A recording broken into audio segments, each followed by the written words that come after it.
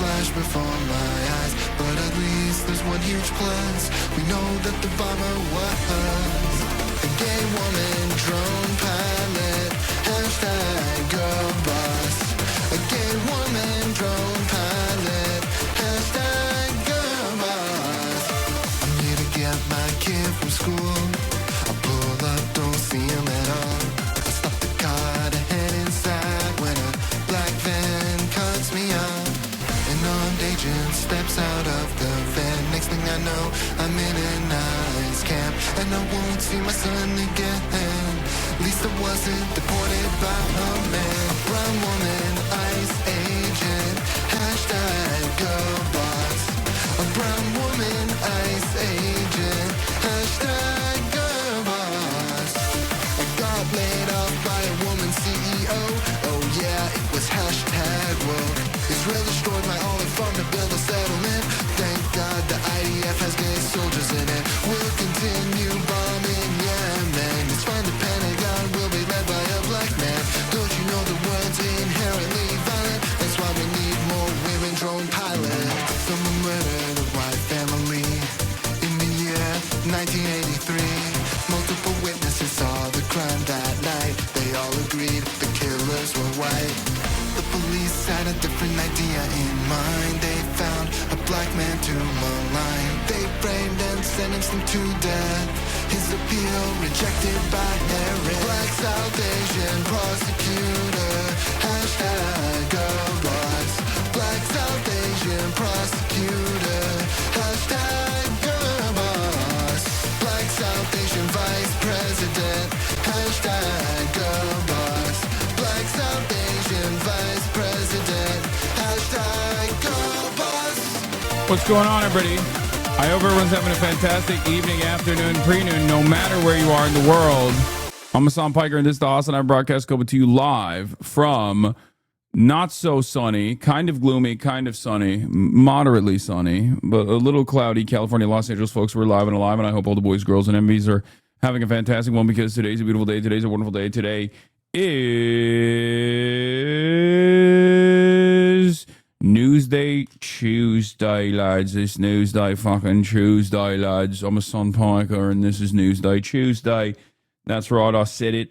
It is July 22nd, 2025, 11 a.m. on the dot, and it's Newsday, fucking Tuesday. It's time for an ice. You already know what it is, yeah, lad. You already know what it is. Are you in shit camp 3? I mean, I haven't been invited, but probably. Anyway, folks. This is the part of the broadcast where I tell you about my personal news about what's going on in the world of HasanAbi Piker in between the time period where I press the stop streaming button and press the start streaming button. So help me God, that's what I'ma do. Watching from France, really enjoy the content and character. Thanks, Hassan, for the show. You're welcome. Okay, so it's my birthday in 3 days, as a matter of fact. It's my birthday in 3 days. It's my birthday, so you know I like to ride. But yeah, I saw the IG story. We get in the flight footage soon. The raw data, the raw flight footage has been sent, but it's not as good. I'm waiting for the edited one, because that one has like the G forces and things like that in the footage. So I'm, it's in your desk. Can we glow up with you at Anime Expo? What is this? It's my birthday, so you know her not to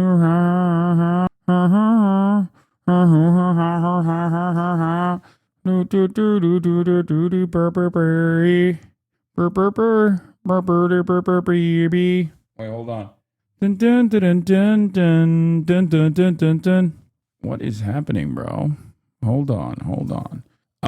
Anyway, personal news wise, multicam would be great for having rants, doing multiples in the rants. Okay. Personal news, ladies and gentlemen. Last night I ended the broadcast. You're late. It dropped. Oh, good one.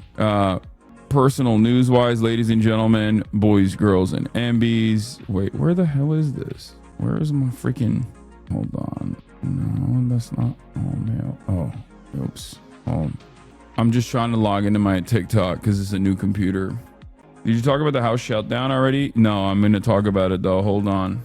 There's I have like a 8-step verification to get into everything lately. So it's just like, it's like difficult to log into even TikTok. Okay, boom, I did it. Wait, what? Session expired? No, it didn't. Shut the fuck up. What the hell? What the helly? Okay, this is weird. Okay, maybe I can do it this way. Hold up. Did you see? We are on our way to the Hunter Biden interview. Wait, what the fuck? This is not even the correct TikTok. I just logged in with the wrong TikTok. What the hell? How is this even possible? That's weird. This is weird. This is weird. Look at this recent image of taking of Karl Marx's grave and see if you can.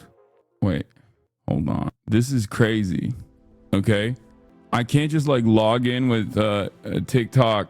I can't just log into my TikTok easily. Like, there's like multiple steps of verification that I need to enter, and I need to enter it in like a super fast fucking period of time. And therefore it just like runs. If I don't do it in the super limited time frame, I get cooked and the session expires. What the hell? Session expired. Bro, I'm losing my mind right now.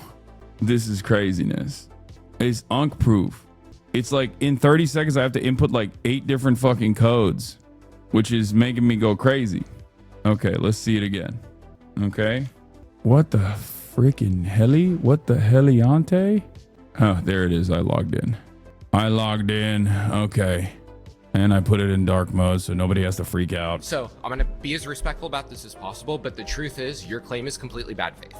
Okay, Hunter literally almost said word to word the same thing you complain about the Dems is crazy, but he still glazed his geriatric father nonetheless. Philly D is lapping your ass in the workout world. I know, dude. He's cooking. He's looking sexy. He's looking brolic. He's looking sexy.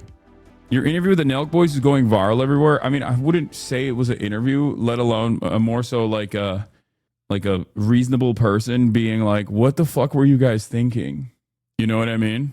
Like, it was just more so me saying, "What were you guys thinking?" Like, that's crazy. It's a UNC lecture style situation. Anyway, personal news wise, yesterday was obviously action packed, slammed, so much happening, so much going on. And I ended the broadcast and I basically just hung out with my cousin, my brother, his fiance a little bit. And then that's it. I just went to sleep, woke up early this morning. I did not work out as I normally would. So the Philip DeFranco sexy Phil footage that you guys sent me hits even harder. Hits me right in my fucking soul because I wasn't able to work out this morning, but for good reason. And that reason is because I did NPR. I did an NPR spot. Yeah. New Souls game from China coming out tomorrow. Wu Chang, Fallen Feathers. Okay, I'll look at this. Wu Chang, Fallen Feathers. I like it. Need me to relink King Wholesome, I promise. Here. Some of you will act like this is not sufficient cosplay. I think this is sufficient cosplay. It's cosplay. See, the sleeves are rolled up, so it looks exactly like Luffy. I couldn't do Clark Kent because like Clark Kent requires full-blown suit. No, it's just like a button-up shirt. I have to, because Will is there as Batman. I don't have a Superman shirt. This is an iconic fit instantly. Bro dressed up as Ketchup. Bro cosplaying a condom. Bro looks like he got a mustard sponsorship. Nikki O, thank you for the 10 gifted. That's Hasan right there. And so it begins.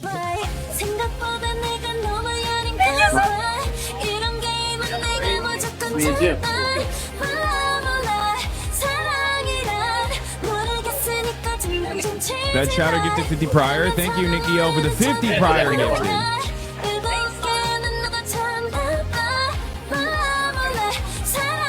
Thank you so much. Thank you.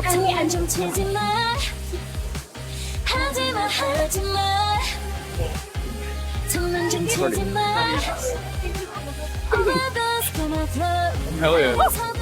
I was just about to say, I hope this doesn't turn into a meet and greet. Oh, it's Miku. We're gonna get swarmed. I'm already leaving him. Yes, They have scratch and sniff stickers. I'm just doing it for scientific reasons. Oh, they're getting free smell. Okay, I'm gonna cop a free smell. Why can't I like this? How long does the smell last? Do they all smell the same? The panty ones smell different than the feet ones? Do each individual panty one smell different than the others? Wait, let me see. Thank you for watching. Oh god.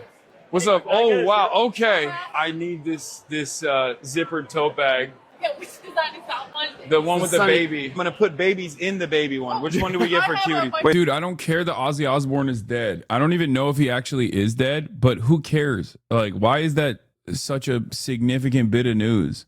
I don't get it. Like, even if who cares? Dead, alive, who cares? Bad take us on? I don't understand why that's like newsworthy. This one said I love you. I don't want that. That's too much. You know what? I'll get the I love you one too. I like this one. That one's for me. You look really cool. Oh, thank you. She's Hear lying. that, chat? Hi. Oh, Will's calling. I told. Shame. I know. Which one's the newest, rarest Labubu? Son. You know how you owe me $400? You want this? Yes. The $550 one. Okay, get that too. Get that too. That's $1,000. Listen to War Pigs, you will understand. Dude, I listen to Black Sabbath. I listen to Ozzy Osbourne. I know. I'm very familiar with his music. I'm just still saying, like, who cares, you know? Does that matter? I don't know. Maybe I'm crazy. Anyway, that was beautiful. That was a beautiful video, chatter. Okay, so personal news wise, L take. Okay, sorry. I don't care. Personal news wise, where was I? Chat. This is the part of the broadcast where I tell you about my personal news about what's going on in the world of Hasan, HasanAbi, Pike Green between the time period where I press the stop streaming button and press the start streaming button. So help me God. And that's exactly what I'm gonna do. Okay. Woke up this morning, did an NPR slot, came back here, immediately started the broadcast. As a matter of fact, after doing some big business deals, some phone calls with the manager. You know, I guess we'll talk about Ozzy Osbourne dying in a second. It's not Hunter Biden attacking the Pod Johns for no reason. We haven't blasted off yet. I'm gonna do that right now. Okay, hold on. You went on NPR? Yes, I did. Okay. NELKBOYS interview Benjamin Netanyahu receive backlash. Israel continues starving Gaza. Jubilee fascist ambush of Mehdi Hassan. Reacts. F5 incoming. They're calling them the NELKBOYS now. Twitch news, more Twitch news than political news, but as V shows Joe, a company is basically dead. Yeah, I saw that. I will obviously talk about that as well. MAGA or Trump will. Your obese incel NELKBOY homie you work out with calling Zoran anti-Semitic and hosting modern day Hitler. You should be roasting the fuck out of him. Dude, I don't understand this conversation that's taking place in my chat right now because I already did. Like, what more do you want me to do? I don't understand. Do you want me to like fucking arrest them or something? Do you want me to put them under citizen's arrest? Like, what the fuck? Like, I literally did that. Did you not watch? I did that to their faces. Like, I had a conversation with them right after where I was like, this is a fucking, what is this? What is this, the attitude, this argument, this fucking insane shit that people get mad at me over? I don't get it. Anyway, NELKBOYS interview Benjamin Netanyahu received backlash. Israel continues starving Gaza. Jubilee fascist ambush of Mehdi Hassan reacts. Will Trump pardon GHISLAINE Maxwell?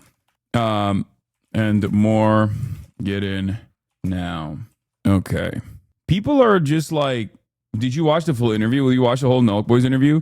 I will. But what's interesting is like, I didn't have to watch that interview to know that it was a fucking spectacular shit show, right? Because I know that the very reason why that interview is taking place is because they're not going to ask like contentious questions and they're not going to have any follow-ups. And that was my major issue with it, even without seeing the interview. And it's so funny that like, Redditors are so invested in certain narratives, like, for example, saying that Hasan sucks, Hasan is bad at his job, and he's like the worst person that's ever existed, that a lot of the criticism I saw on Reddit was either people going, says you interviewed random Yemeni teenager, or classic Hasan, not watching the subject matter footage and then deciding to debate people on something he hasn't watched. It's like, am I wrong? Am I wrong? Was any of the criticisms that I issued incorrect? No, it wasn't. So what the fuck are you guys talking about? Some of these guys unfucking ironically have no capacity to think on their own. Like, it just it doesn't make any sense. It just does not make any sense whatsoever. And I don't get it. Times of Israel lumped you in with the worst influencers. U.S. podcasters host anti-Semitic influencers after backlash over Netanyahu interview. Myron Gaines, Sneeko, and then like one of these things is not like the others, I think, right? Like, I guess I know if you're Times of Israel and you're like, oh, this guy's an anti-Zionist, but it kind of feels a little crazy that I get added onto the fucking pile. Wait, did they delete that I joined the stream? What the fuck? This does not make any sense. Random, do you have any political stances or opinions that have changed or evolved over the years since the birth of your political commentary career? Yeah. This doesn't matter. Talk about the Gaza starvation and AOC, please, in all caps. First of all, I have been talking about both of those things. And secondly, I think one of these things is not like the other thing as well. Okay? Like, I like that you think your version of drama is more important than this other version of drama. You're like, oh, don't talk about this like drama. Who gives a shit that like a podcast is like doing PR for a war criminal like Benjamin Netanyahu, what that means, what this implies. Don't talk about that. Talk about my own personal pet issue, which is that AOC has betrayed the revolution. Like, stop. I already did talk about that. I already covered that extensively yesterday, including the NELKBOYS thing too. Ay, ay, ay. Okay, we're not even 30. We're just 30 minutes in at this point, and I'm already getting fatigue from chat. Chat fatigue is real. Okay, we got the V Shoujo stuff as well, but you know, we'll get to that too. Off topic, Ozzy Osbourne died. Yeah, I know. I heard. R.I.P. to Ozzy Osbourne. His wife sucks, for sure. This guy did so bad that other Iranian monarchists online are saying the Ayatollah sent him to make them look stupid, despite him just reiterating their views. In some cultures, after embarrassing your people like this, it would be appropriate to end your life. Jesus Christ. We got the Jube reacts. It's right here. I didn't do the Gaza one yet, because I didn't have enough bandwidth for it, because I had already, you know, I just didn't have enough bandwidth to fucking go through the Jubilee react in its entirety. I left the Gaza part. I left the Gaza part to a separate react today. In any case, that's it. We're blasted off. We're doing the dang thing. Ryan Grimm, new October 7th report investigated by Ryan Grimm with some interesting findings. Okay. We'll take a look at that as well. Okay. Kind of sad that you have to get all four Hassans together. You can never get all four Hassans together anymore. Who's the fourth Hassan? You got Mehdi, you got me, you got Hassan Minhaj. Who's the fourth Hassan? Maggie Hassan? Who's the fourth Hassan? There's only three Hassans. Oh, you mean Hassan Nasrallah? Yeah, I don't think the other two Hassans would be ever be around Hassan Nasrallah. Let's be real.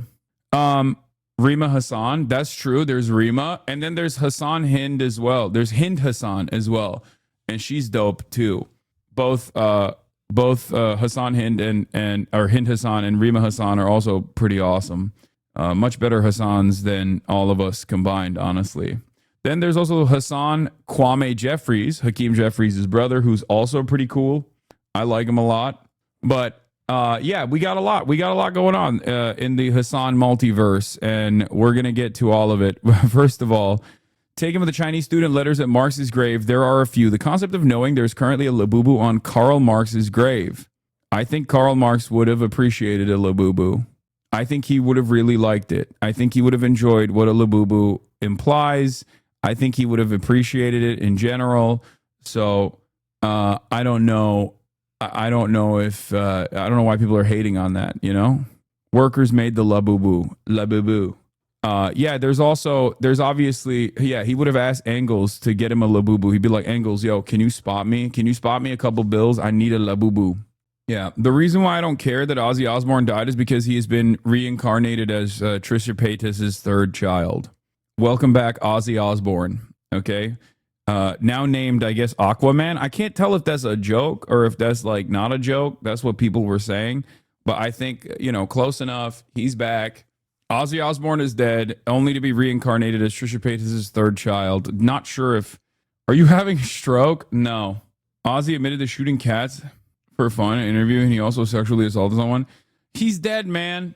Like, this is part of the reason why I'm like, I don't really care about Ozzy Osbourne, but it's so funny for me to be like, I don't really care about Ozzy Osbourne, and then someone being like, I hope you know he's done a fuck ton of awful things. It's like, okay, he's dead now, so take it up with God, okay?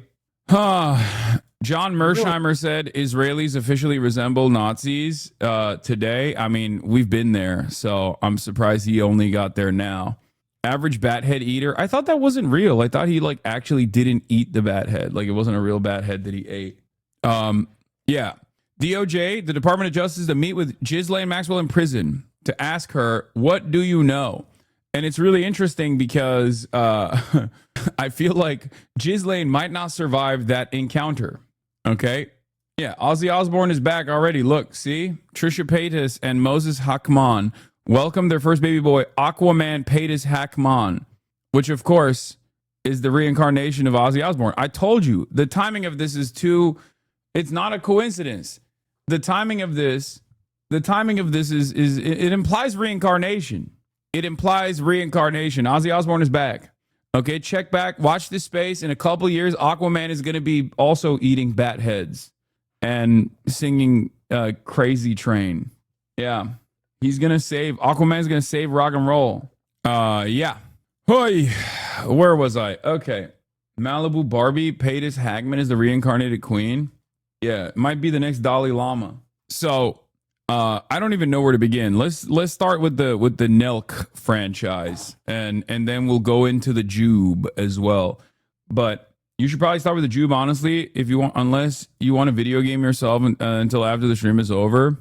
Yeah, I mean, there's a lot I want to talk about, but yeah, the JUBE, for the record, JubeTube, Jubilee hosted 20 fascists, like self-described, self-identified fascists, and did their surrounded sequence with like 20 fascists. Maybe a couple aren't like actual fascists, but I guess like at that point, if you are around those guys, you might as well also call yourself a fascist. There was like one confused DACA recipient in there, and then like one Iranian magician in there as well.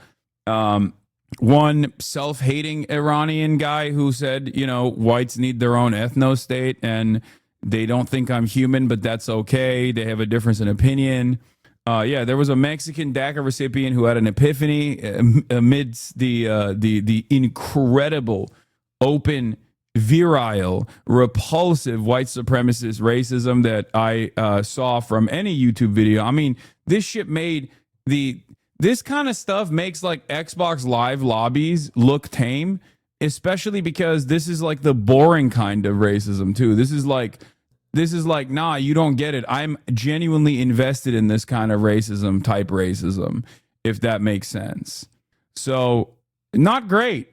That's all I'm going to say. All I'm going to say is not a great situation overall. Okay? Just not good. Not good at all. Very bad, as a matter of fact. And yeah, Northern Line was glazing you. Oh, I saw this. The Banh Mi's, my king. He was complimenting me eating banh mi's in New York City. Yeah, but he's also 6'3", 185, 9% body fat and natty, bro. Like I'm not on that same wavelength. I'm mostly just on the bike. I like bread. Banh mi's are so good. 185. I wish. The racism to Mehdi continued on after the participants, who was literally a Nazi. Oh yeah, this guy. I didn't go up during the Jubilee debate because Hasan smelled like shit, he says. Except this is perhaps the biggest self-own of all time, especially considering that this motherfucker literally traveled all the way to California to do a goddamn Jubilee stream surrounded by other Nazis, and he was too much of a pussy to go up on stage. And then he has to like do this kind of racist cope after the fact to be like, oh, you remember he's brown. He smelled bad. And he's got the Burger King like hat, t-shirt too. That shirt is the guy that said the N-word that wore the Burger King crown on the plane. It's just, how are you going to be the biggest loser? How are you going to be the biggest loser in this field of losers? It doesn't make any sense. Okay? One of the guys literally got fired. That's how big of a fucking loser these guys were. One of them actually got fired, bro. Okay? Fired from his job. This guy, Nazi influencer Pine Sap, fired for being racist after viral Jubilee video, which I didn't even know he had a job. Okay? These guys are all at the loser convention, and this guy somehow was like an even bigger loser than the other ones. I don't even know how it was possible. But hey, guess what? There is obviously a lot of clout to be had for being an open, out and about fascist, white supremacist, racist piece of shit. Because guess what? Apparently, he has a fired for my political beliefs give, send, go account, which is now at $30,000. He made 30 grand. America is in a deep, dark cesspit, dude. I don't know how to contend with this. I don't know how to deal with this. I'm telling you right now, we're in a scary place, bro. We are in a bad place. These motherfuckers will literally fundraise off of being racist. It is probably not a good thing, okay? It is probably not a good thing when people can just, get fired from their job for being racist and then fundraise off that. Like, you're basically making money for being just openly racist. I don't know if that's like sustainable. Like, this is a country that went to the moon. What are we doing? Actually, I mean, we went to the moon, man. How is that possible? Like, the USSR was literally stealing our lunch money on the space race, and we just went to the fucking moon. And look at us now. We were at the peak of innovation. Okay, this was the country that was the recipient of the brain drain. People from all around the world would come here for prosperity. And now all of that mental fortitude, all of that collective might goes to inventing new ways of, inventing new ways of being racist and making money off of being a fucking white supremacist. Like, this shit's sad, dude. How do you look at this goddamn country and think like, nah, things are good, actually. This is good. I don't understand. I do not understand. Like, maybe it's because I will explain something to you. I was spending a whole lot of time with rocket scientists this past weekend at Murad's bachelor party, not bachelorette. And one of the things that was like shocking is I've heard this before. I've heard this concept before that we can't really go back to the moon, partially because like we've lost the sauce, like we've lost the recipe. Okay. And I've heard this before, but I did not realize that there is so much research that is shelved in the aerospace industry that they just simply cannot recreate at all. They genuinely cannot recreate it. They do not know. They do not know how to remake certain things. Like, we've just straight up lost it. Isn't that crazy? Part of the deal to fund the space shuttle required destroying the plans to the Saturn V rocket. Like, there's just a bunch of rockets that we just made and then we burned, literally and figuratively, and just we can't recreate them. That is crazy to me, okay? That's an insane thing. Like, the expertise is gone. Yes, the expertise is entirely gone, and we don't really have a way of recreating it. Like, we don't know how to reverse engineer it even. And also, we don't have enough, we don't even have enough financing to, or the wish, the willing to recreate these things. That's what's so crazy. There's a loss of institutional knowledge. And there's just so much going on with like old tech that is in some weird ways better than the current tech, like the new tech out there. But hey, guess what, dude? We are finding new ways of being a piece of shit online, okay? So at least we have new technology. We are reaching new technological, innovative fields in terms of being an asshole online and then making money off of it. Jubilee saw Pine Snap and knew they had to get him to represent the far right. Same thing with Louis Theroux and Beardson. What is this? This video is not even loading because guess what? Also, that sucks too. Everything sucks, including Twitter video. What works? What works? That's right. Nothing. Nothing fucking works, dude. Nothing. There's always money in the genocide industry, though, so at least that's good. That's good. Elon Omar says the genocide of the people of Gaza continues as members of Congress vote to fund Israel's defensive and offensive military capabilities. This is immoral, and no amount of excuses will ever make it okay. To which I say, fantastic. That's where we're at. Great. This is the only thing we have money for. This is the only thing we have any sort of initiative for. Being a fucking racist asshole, making money off of being a racist asshole, and also simultaneously, simultaneously funding other racist assholes overseas doing a genocide, which is like the peak of being a racist asshole. Fantastic. We have to wonder. Here's Mersheimer on Israel. The rhetoric that the Israelis use is so Orwellian. You know, they talk about voluntary transfer, as if the Palestinians are voluntarily going to leave. Right. They talk about a humanitarian camp, as if this were a humanitarian camp. The more time goes by, Judge, and I hate to say this, and I say it reluctantly, but I believe it's true, the Israelis look like the Nazis. Their rhetoric, their behavior, it's truly appalling. And it's hard to believe that a Jewish state is behaving much the way the Third Reich did in the 30s and 40s. You really have to wonder about the rhetoric that the Israelis use. It's so Orwellian. You know, they talk about voluntary transfer, as if the Palestinians are voluntarily going to leave. Right. They talk about a humanitarian camp, as if this were a humanitarian camp. The more time goes by, Judge, and I hate to say this, and I say it reluctantly, but I believe it's true, the Israelis look like the Nazis. Their rhetoric, their behavior, it's truly appalling. And it's hard to believe that a Jewish state is behaving much the way the Third Reich did in the 30s and 40s. Adam, you did a good job reacting to the NELK boys. Yeah, except people are too busy. Hold up, you made it to the Reddit vanilla front page? Dude, please, why are you boosting LSF posts in this chat? Nobody cares, dude. Nobody fucking cares. Okay? Yes, these guys, the more I get, like, the more I refuse to fucking engage or entertain these guys, Destiny's community is all up in this fucking bitch, okay? Like, look at LSF, dude. Look at what you just posted. This is a fleshlight for all of my fucking haters to utilize. Look, Hasan says that even liberal Israelis are bloodthirsty when/if they're only inbred and are educated are only inbred and the uneducated are left. This doesn't even make sense. Okay? Clearly something that they fucking clipped to massage this way. Piers Morgan wanted Destiny to answer why he tweeted out what he did about the victims in Texas. 18 plus 18K upvotes.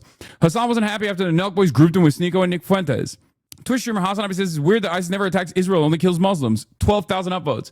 What? Like, this is a clip from fucking 9 months ago, Chad. Are you fucking stupid? It's like they're trying to manufacture outrage. None of it fucking matters. Keep pushing, okay? They can keep pushing all they want. Just be normal. I don't understand why any of that on Reddit, which is an incredibly desperate attempt to try to be like, this guy is bad, guys. Remember, at a time when like everyone has come to the same conclusion, they're like, no, you don't understand. This guy's actually really racist. Like, they're doing the same thing that like annoying fucking social justice warriors did for years and years and years. Except in this circumstance, I'm on the fucking right side of history and they're on the wrong side of history. They're just trying to desperately be like, no, you don't understand. Hasan actually arrived at this conclusion ahead of time because he like secretly holds enmity towards Jews or something. That's it. So please stop. It's not. Yeah, they only do this because they get mad that I get interviewed by the fucking New York Times or CNN or NPR or numerous other places. They know that there is no. They know that there is no way to fucking stop that kind of thing from happening. So they just have to desperately cling on to anything and everything they possibly can, which includes like clips from fucking 9 months ago out of context. It's a dead sub that they only use to boost shit that they can try and get to the fucking front page. That's it. Please. There is no reason. Keep pushing. Just be like, okay, dude. It's very simple. Okay? It's very simple. Do you love Israel? Is the actual question. Okay? Do you love Israel? A lot of these guys are too afraid to openly say that, at least at this point. But they've held on to that mentality for the past 2 years. So instead of actually defending their own indefensible positions, now that like the overwhelming majority public opinion is obviously completely against Israel, all they can do is just like attack someone like myself by saying, oh, he only hates Israel because he hates Jews. I promise. Please, please, please, please, please, please. They have no other space where they can just like pollute the airwaves with this shit. It's only Reddit. That's it. They can't even do this on fucking Twitter. It's just washed.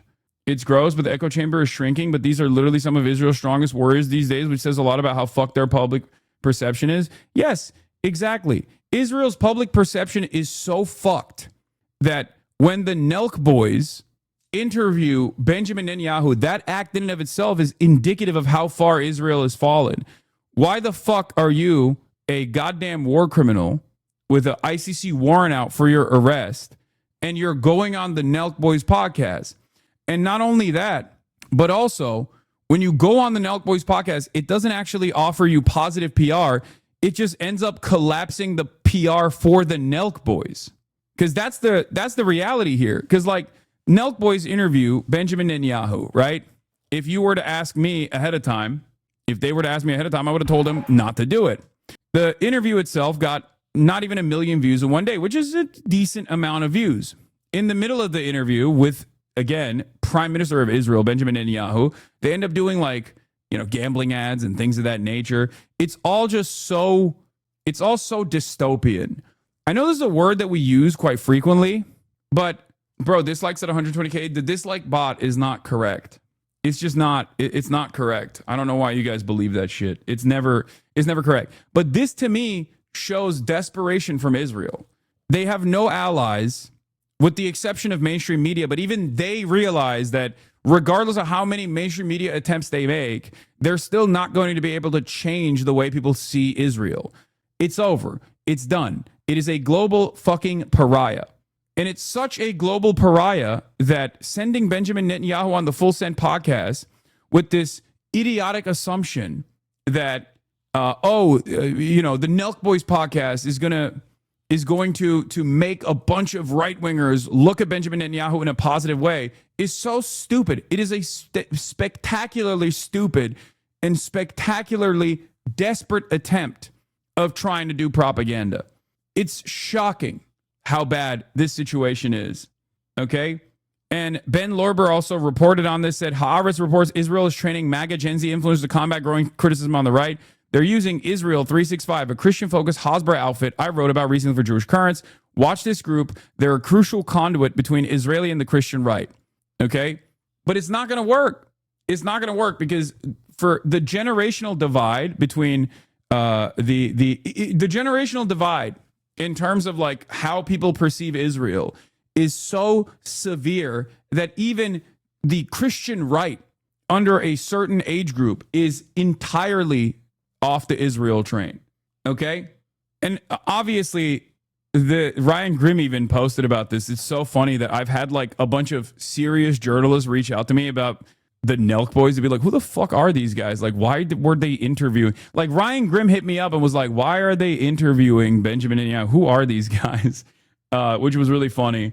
But not the best post-game interview if you are the head of the Israeli state when you had this conversation with these guys and they had to play catch-up and they had to play defense and do crisis PR, as Adam Friedland called immediately after this interview. It's so controversial that they literally had to turn around and be like, yo, we're kind of sorry that we did this. My bad. It's a good point. Someone said having Netanyahu on is like having modern day Hitler. No, I saw that.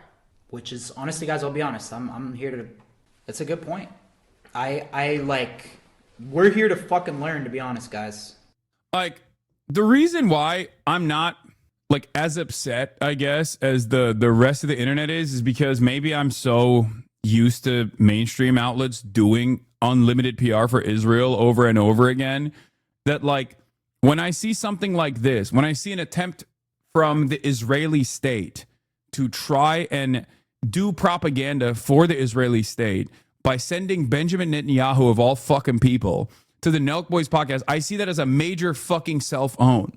And it's also yet another indication that not only have they fallen apart in terms of the PR, that their reputation is so bad that when you have a head of a state, like a head of a foreign state, if you were to just like remove the fact that he is a genocidaire, if you have this head of a state on a fucking podcast, and instead of people's reaction being like, "Oh, dude, this is sick," their reaction is incredibly negative, and it literally hurts the NELK boys more than it helps Benjamin Netanyahu and more than it helps the NELK boys.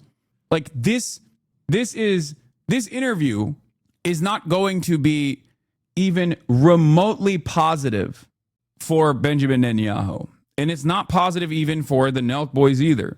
And if I were to put myself in their mindset for a second, okay, slamming fucking happy dads and, ripping lip pillows, upper deckies, and doing crypto gambling or whatever, okay? And I've already interviewed Donald Trump multiple times. I've been on his plane, Air Force One, Trump Force One, and I've interviewed Elon Musk. Like, I've interviewed people that other people have considered villains. In my mind, I'm thinking, what's the difference? You know what I mean? What's the difference? I'm just looking for, there's like content to be made out of interviewing a foreign head of state. The only difference, however, is that while Trump is also a villain, and so is Elon Musk, what these guys don't understand is that the only thing Benjamin Netanyahu is famous for is doing a genocide. At least Trump is like a TV guy. He's more telegenic. He's an American president. You're, an American facing podcast, all this stuff. And so there's a greater defense for interviewing someone like Donald Trump, even though many people would consider that indefensible as well, especially given that they're very clearly ill-equipped to even call into question a bunch of stuff that Trump has done. Okay?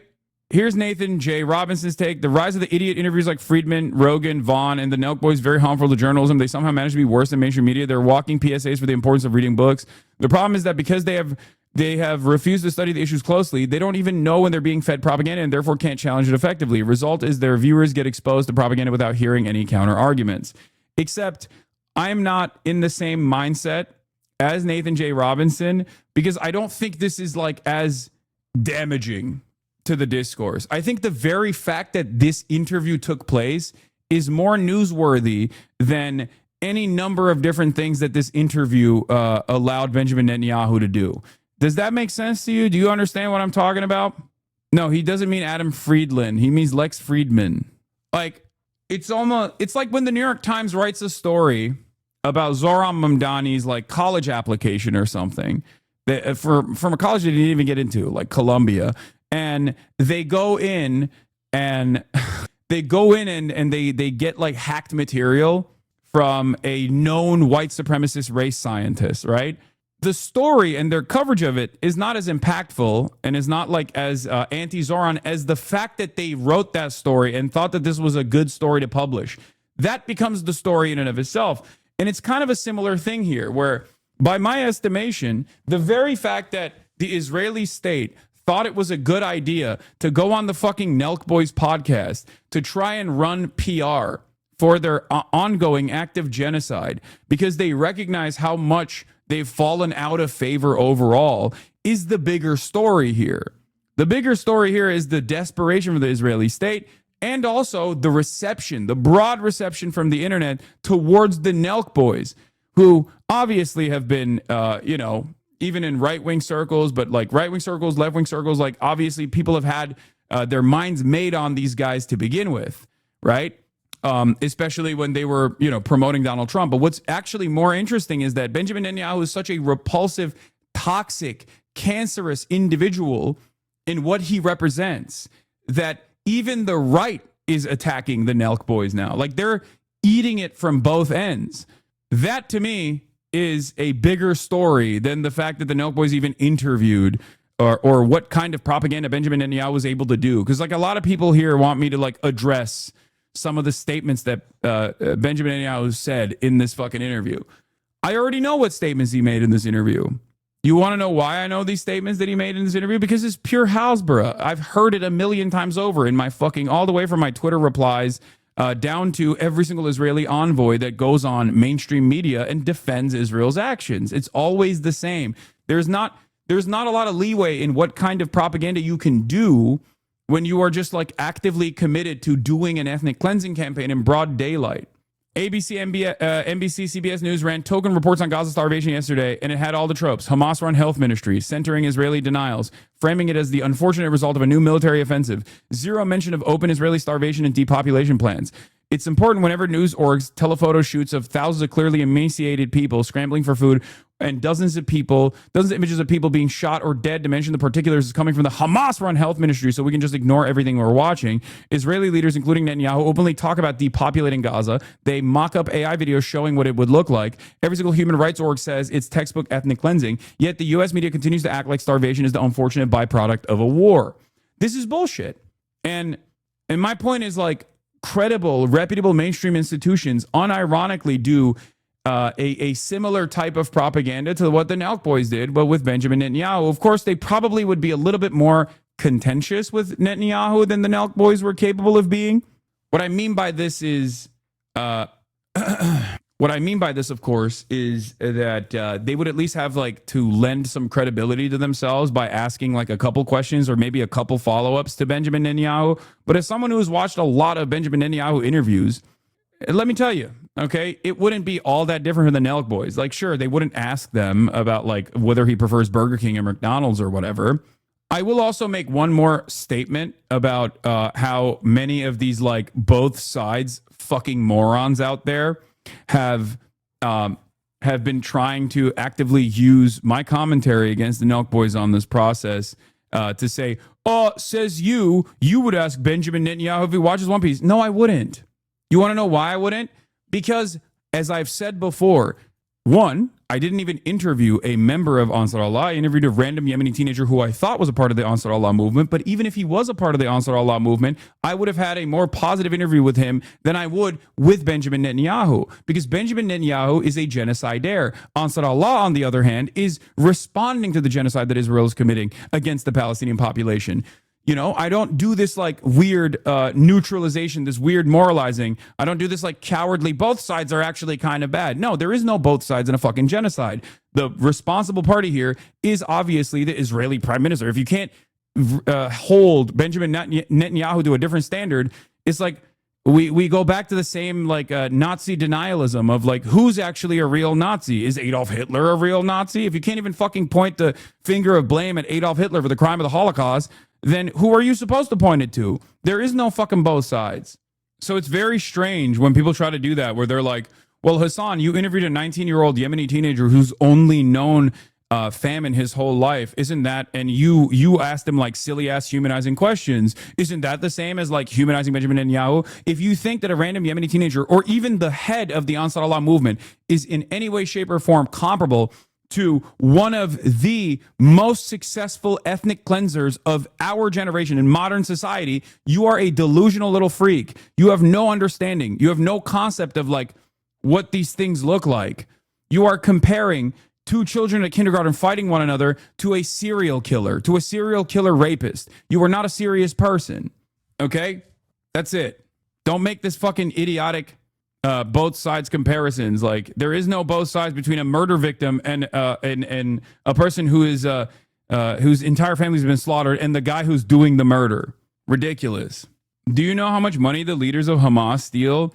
Like, this is what I mean. People still try to do this dumb fuck bullshit. Dog, the leaders of Hamas are dead. Israel killed them. Okay? What the fuck are you talking about? How much money the leaders of Hamas steal? Both parties want the war to continue while the regular Palestinians suffer. Shut the fuck up. Okay? One, you have no evidence for this, okay? You just don't have any evidence for this. The only evidence you have, in air quotes, is whatever the fucking Israeli state is churning out as propaganda. And two, even if it was real, what difference does it make? It's still a fucking genocide, dumb fuck. It's also hilarious to fucking say, do you know how much money Hamas steals? Okay, do you know how much money Israel takes from us? Your tax dollars and my tax dollars? It's to the tune of billions. I would rather fucking give that money directly to Hamas so they can fucking at least fund some semblance of a civil governance program in the Gaza Strip than fucking Israel so they can use it to melt Palestinian children every day. Shut the fuck up. What money? What leaders? They're all dead. Oh my God. And even if it was real, even if it was real, even if this is like, oh, Hamas is like stealing all the fucking aid or all the resources, like, okay, then stop the genocide and then we can deal with that. Okay? It's so strange that like people still think this is a claim that holds any weight, especially when matched with the magnitude's worse violence of ethnic cleansing. You know, none of this makes sense. And yet people still do it, where people are like, well, Hamas is stealing money. What are they doing with the money? Where are they going with the money? They can't escape the Gaza Strip. What can they possibly do with this money? Is there a secret merchant in the tunnel systems that they can go to purchase weapons or something? Are they buying Labubus? Did Hamas buy the 24 karat gold Labubu? Is that what you think is going on? What could they be doing with the money? Every single thing in the Gaza Strip is destroyed. Yeah, what are you buying? What are you selling? That's what's going on. There's a Resident Evil merchant in the fucking tunnel system, okay? And he's just like giving them weapons. Can you say we've laundered the Labubu in your Palestinian accent? No, I can't. All right, let's continue. Here. This is fucking nuts. This is so crazy. We are so not qualified to do this. No. That's what's interesting about this. We're just not. We just should not be doing this. Well, we're too far too gone. Here we have the Prime Minister of Israel. What? This is definitely going to be clipped out of context. I'm sure somebody already posted you saying give American tax dollars to Hamas. I hate weird people. No, I don't. That's not out of context. I'm saying I would rather have my tax dollars go to Hamas that ends up literally rebuilding the civil governance affairs of the Gaza Strip than to fund the ethnic cleansing of the Palestinian population. What do you think humanitarian aid? How do you think humanitarian aid works? That's how it works. I would rather it go to UNRWA. I would rather it go to the Palestinian population. The Gaza Strip is still, at this stage, controlled by Hamas and its civil governance division. I don't care if people get mad at that. It's like whenever I say, when I say it's not even comparable, okay, that Israel is magnitudes worse than Hamas ever could be, that Israel is a significantly more evil entity than Hamas ever could be. People go, oh, dude, that's going to hurt people's feelings if you say that. It's just the truth. Address the argument. Explain to me why I'm wrong. Benjamin Netanyahu, he's about to walk into the podcast right now. This is probably one of the most, if not the most controversial podcast we For sure the most have we've ever done. Yeah, 100%. Maybe not the most controversial we'll ever do. You're not the center of the world. I agree. I don't think so. I'm not the one who's centering myself in this. Chatters are, and I'm addressing their concerns. Maybe not. But maybe though. I mean, this issue is just like, and by the way, I want to say too, I'm not claiming to be an expert on this issue or anything like that. I've kind of just probably like a lot of you guys that, you know, you read stuff online. And I feel like on the internet now too, it's like, you don't even know what's real anymore. Like you read shit and it's like, you see a headline and it's like, is this true? Is this not true? So I see so much. Imagine if the story was Jewish people stealing money to buy arms to resist the Reich. We'd call them heroes. I mean, there are stories like that. The Jewish partisans did that. They literally intercepted railroads and sabotaged supply lines. Of course they did. And they had every right to do so. And they are hailed as heroes in Israeli history, ironically enough. The only difference here is that the people that are doing it are brown and scary. Shut the fuck up, you ignorant piece of shit. How do you interview someone not knowing what they've done, especially when they're televised every single day? They misrepresented to you the intro yesterday. Anyway, yeah, this is like they're starting off talking about how ill-equipped they are to have this conversation. And then they have this fucking demon sit down to see this thing, right? Yeah, Prime Minister Netanyahu with us. He's like, hello, I'm here to have slam some brewskis, you know? Fuck bitches, get money.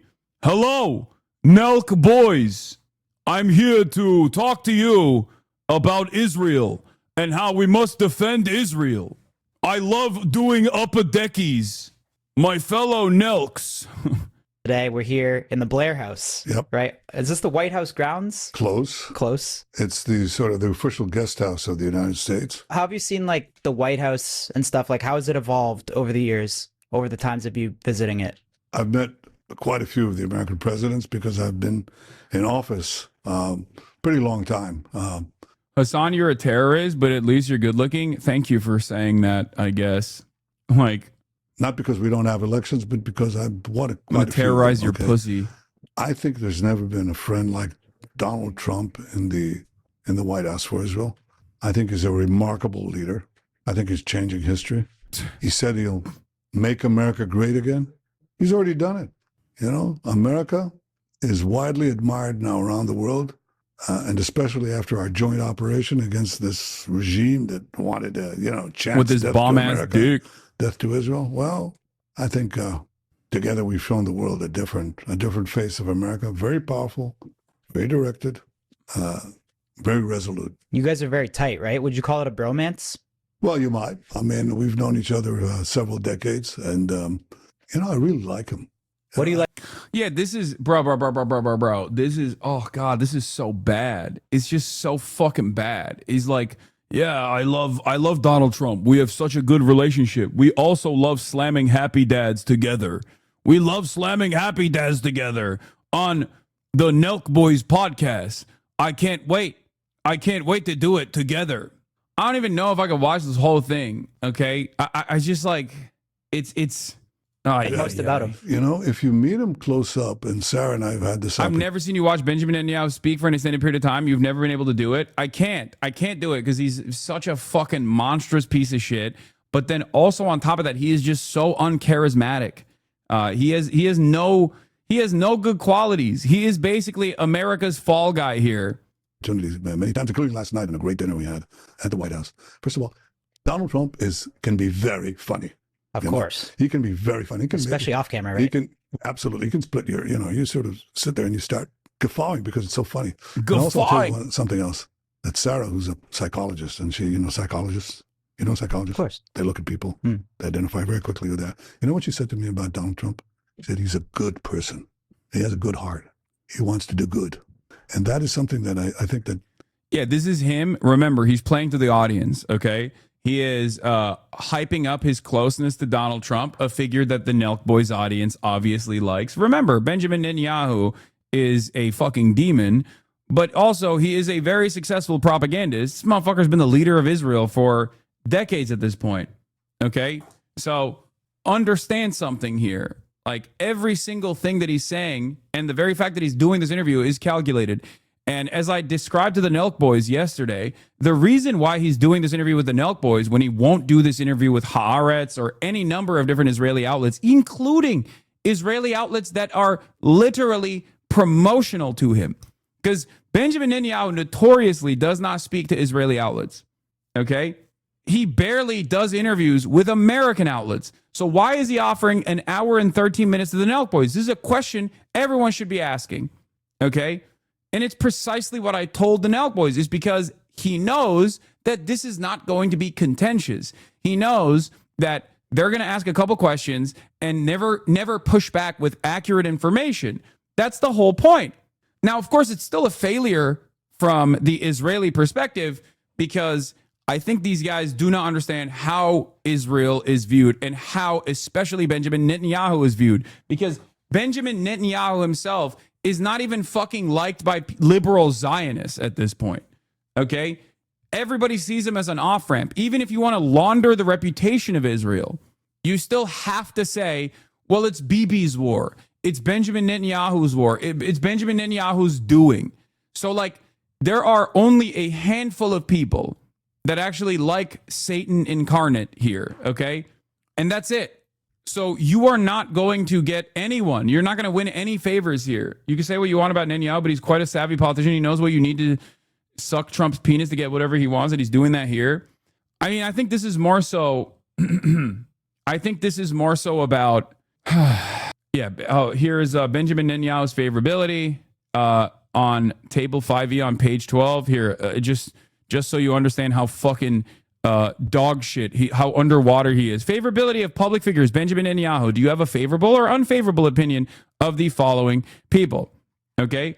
Benjamin Netanyahu's favorability, total favorability is at 24%. His unfavorability is at 44%. Okay. 44% unfavorability. He is underwater. It's a net negative. And his favorability, when you look at men versus women, is women 50% unfavorable, men across the board 30% favorable. When you look at the races, 30% favorable by white people. White people are carrying Benjamin Netanyahu's favorability here. Hispanic people are at 18%. Black people are at 9%. And his unfavorability for white people is also at 44%, 42%, and 43%. Okay? So he is incredibly unpopular. He is such a repulsive figure. He is such a repulsive figure that when you associate with him, you don't actually end up doing propaganda for him. You can't flip these numbers. You can't flip these numbers in the eyes of Americans. And when you look at the younger population, especially the 18 to 29, which is like the NELK demo, his unfavorability is at his highest, 52%.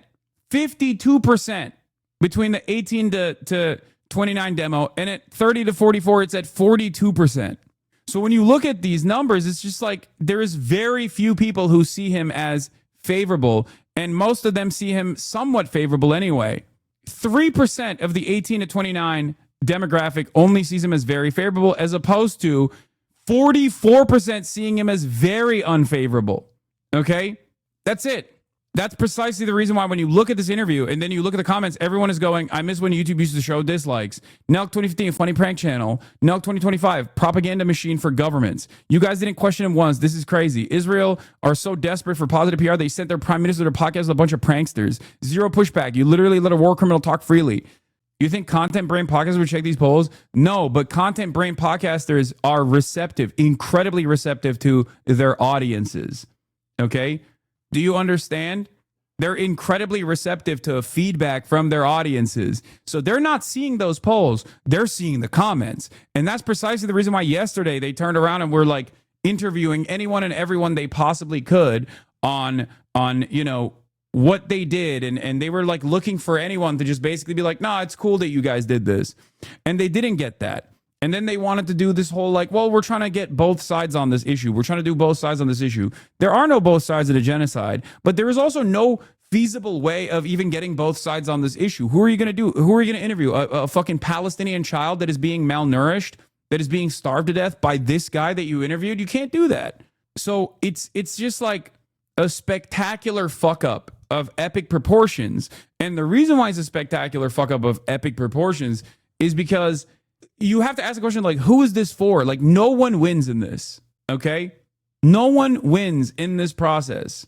The NELK boys don't actually get any sort of positive clout out of this. They only get ridicule and negative associations. People in their audience are going to be like, oh, you are bought out by, like, the anti-Semitic people in the NELK boys audience are going to be like, oh, you're bought out by Jewish money, blah, blah, blah, all this shit. And the other people that are also anti-Israel for understandable reasons beyond the anti-Semitism are going to look at this and go, you've done propaganda for a fucking genocidal welfare state that relies on American tax dollars. And you guys just like, you know, had this guy on and allowed him to fucking yap. And I know they wanted Motaz. They reached out to me, or their producer reached out to me to link them up with Motaz, and I told them Motaz would never do that. I tried to tell Steiny that as well.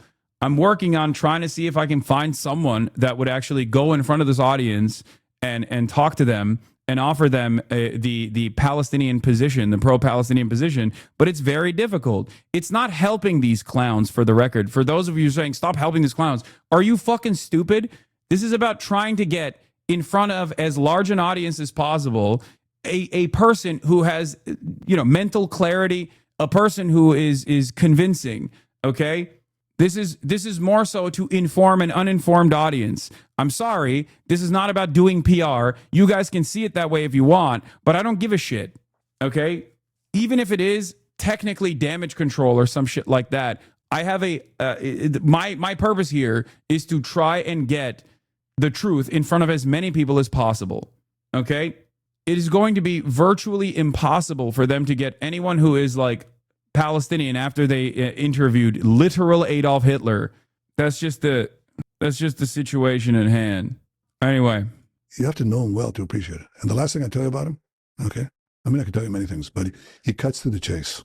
You know, he cuts through the BS. You have to spell out what BS is. He cuts through the BS. He goes right to the point, to the heart of the matter. And sometimes he says things that get right to the things that people don't want to really think through. And he cuts to the bone. And that is an amazing quality because it lets you focus on the things that are important. So it's been an incredible partnership, both personally, but also for our two nations. Did you have any type of relationship with Biden? Not the same. I've known Biden for, 40 years? Almost as long. Well, both of them. Over the decades, it was a different relationship. It was a friendship, but also it evolved into, how shall I say this? Severe disagreements. Mm. Like, what's severe disagreement? This is bullshit. Biden gave him everything he wanted and more. This is, once again, him trying to hit a partisan angle here to make it seem like there was any sort of fucking daylight between the Biden administration and the Trump administration. Okay? The only reason why he's saying that is so that he can win favor in his mind off of the NELKBOYS audience by being like, oh yeah, we had severe disagreements. Really? Because it didn't bear itself out in the fucking conflict. What was it? It was unlimited genocide then, and it's unlimited genocide now. Fantastic stuff from the Biden administration, by the way. Throwing everything in the tank, including the fucking election, losing the election to a goddamn monster, an idiotic, incompetent monster, as a matter of fact, who is accelerating American fascism in broad daylight so that they could continue Israel's genocide. Great stuff. And with Donald Trump, we've had powerful agreements. And where there's no daylight between an American president and an Israeli prime minister, amazing things can happen. Like our common enemies who chant death to Israel, death to America, and want to develop atomic bombs and the means to deliver them to this city and to every part of America. All of a sudden, they're not so intimidating. All of a sudden, Biden didn't let him bomb Iran. That training started under Biden. The training, the military campaign for bombing Iran and the training by the U.S. Air Force to bomb Iranian nuclear sites, that mission that was conducted under Trump literally started under Biden. So, but of course, this is precisely the reason why Benjamin Netanyahu is never going to come to someone like myself, okay, and have a conversation like this with someone like myself, which was what the NELK boys were asking as well to me yesterday. And I was like, there's obviously a difference between you and me in terms of like interviewing someone like Benjamin Netanyahu. There's a reason why he would never do this. There's a reason why he's doing the NELK Boys podcast instead. Because when he says stuff like this, no one is going to call that into question. Yeah, we can defeat them. All of a sudden, you can use these brave American pilots who come from around the world, drop it right over the bunker, and help us end the amazing feats of our soldiers and pilots. That's an amazing thing. It's good for America. It's good for the security of every single American. How do you feel about the Americans' opinion on Israel right now? Well, look, I think the broad segments of the American public support Israel, but I'm concerned that the young people in America, some of them are getting the wrong picture of Israel, vilification, demonization. You can feed them a lot of... They're getting the wrong picture of Israel, which is why I'm here to address the right picture of Israel. And I'm doing a spectacularly bad job at it because everyone sees the one picture, and that is murdered, mutilated, starving children. That is the only picture. That's the only thing that is on people's minds. Israel's association with rebuilding, recrafting, and popularizing a previously like religious language like Hebrew, its nation state project, its advancements in pharmaceuticals, all this stuff gone. It's done. It's done. You are a cartoonishly evil Nazi country that is doing a child holocaust in broad daylight, in real time. Of course it's going to breed enmity. Of course it's going to breed resentment. And there's no amount of podcast that you can go on that will change that reality. Okay? It's just not. It's not gonna change anything. and NELK boys are doing sympathization for them, yet we infantilize them doing this. I'm not, and I don't think anyone here is either. I don't know why you're saying we infantilize them doing this. I think you have to match this desperate attempt for from Israel with like the impact that it's having. And if the goal here from Benjamin Netanyahu is to try and win favors and curry favors in the NELK boys crowd, because in his mind he unironically thinks, I guess, or at least someone in his circle thinks that NELK boys were directly responsible for Trump winning. Okay, someone told him that the NELK boys were the ticket to Trump's electoral victory. And this fucking moron believed that, okay? That's why he's doing this. And that fucking moron is probably Dana White, for the record. It's probably Miriam Adelson, and it's probably Dana White. Literally. These guys on the Republican side don't even know how they won the goddamn election. It's clear. Because of how you coddled them yesterday, you wouldn't be doing this for anyone else who platforms Sneeko, Tate, Trump, Netanyahu, etc. What are you talking about? Okay, what are you saying? I think a lot of you have a complete misunderstanding of fucking coddling. Why aren't you hunting people I disagree with for sport? Yeah, like, I don't think you know what that word is. I told them that I told the NELK boys that Benjamin Netanyahu used them like a fleshlight, that they gave the equivalent interview of like CNN, and that they would be tried in Nuremberg under normal circumstances in a similar fashion to journalists that actually propagandized for the Nazi state, and that they had basically done the equivalent of an Adolf Hitler interview. What part of that is coddling? I don't understand.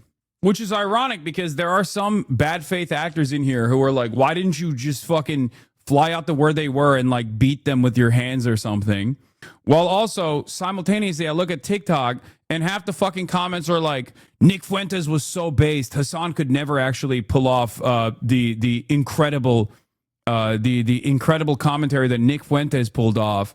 And there are still dumb fucks who are hyper woke in my goddamn community who think that like I wasn't aggressive enough in my commentary. Lies. So the only way you can fight lies is with the truth. How do you fight lies? You tell the truth, and you have to tell it as often and as intensely as the lies that are leveled against you, and that requires an effort. It's like another battlefield, you know. And I'm doing this podcast among other things to reach young people. Of course, you guys are pretty young. I mean, 30 years old. 30. That's young. Yeah. What do you think the biggest misconceptions are about Israel? Well, first of all, they don't know what kind of an open society it is, how pluralistic. I mean, we live in the heart of the Middle East, okay? Iran is not that far away. In Iran, they hang gays by cranes.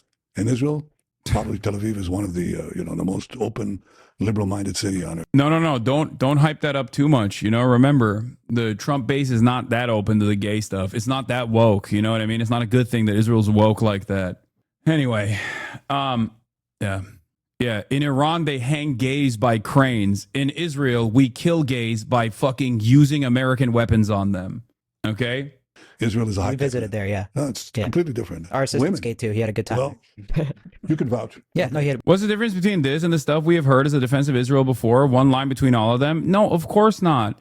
There is no difference because there is no way to differentiate between Hasbara, because the more people are aware of Israeli violence against the Palestinians, the less avenues Israel has to propagandize. So all of the fucking arguments basically become one.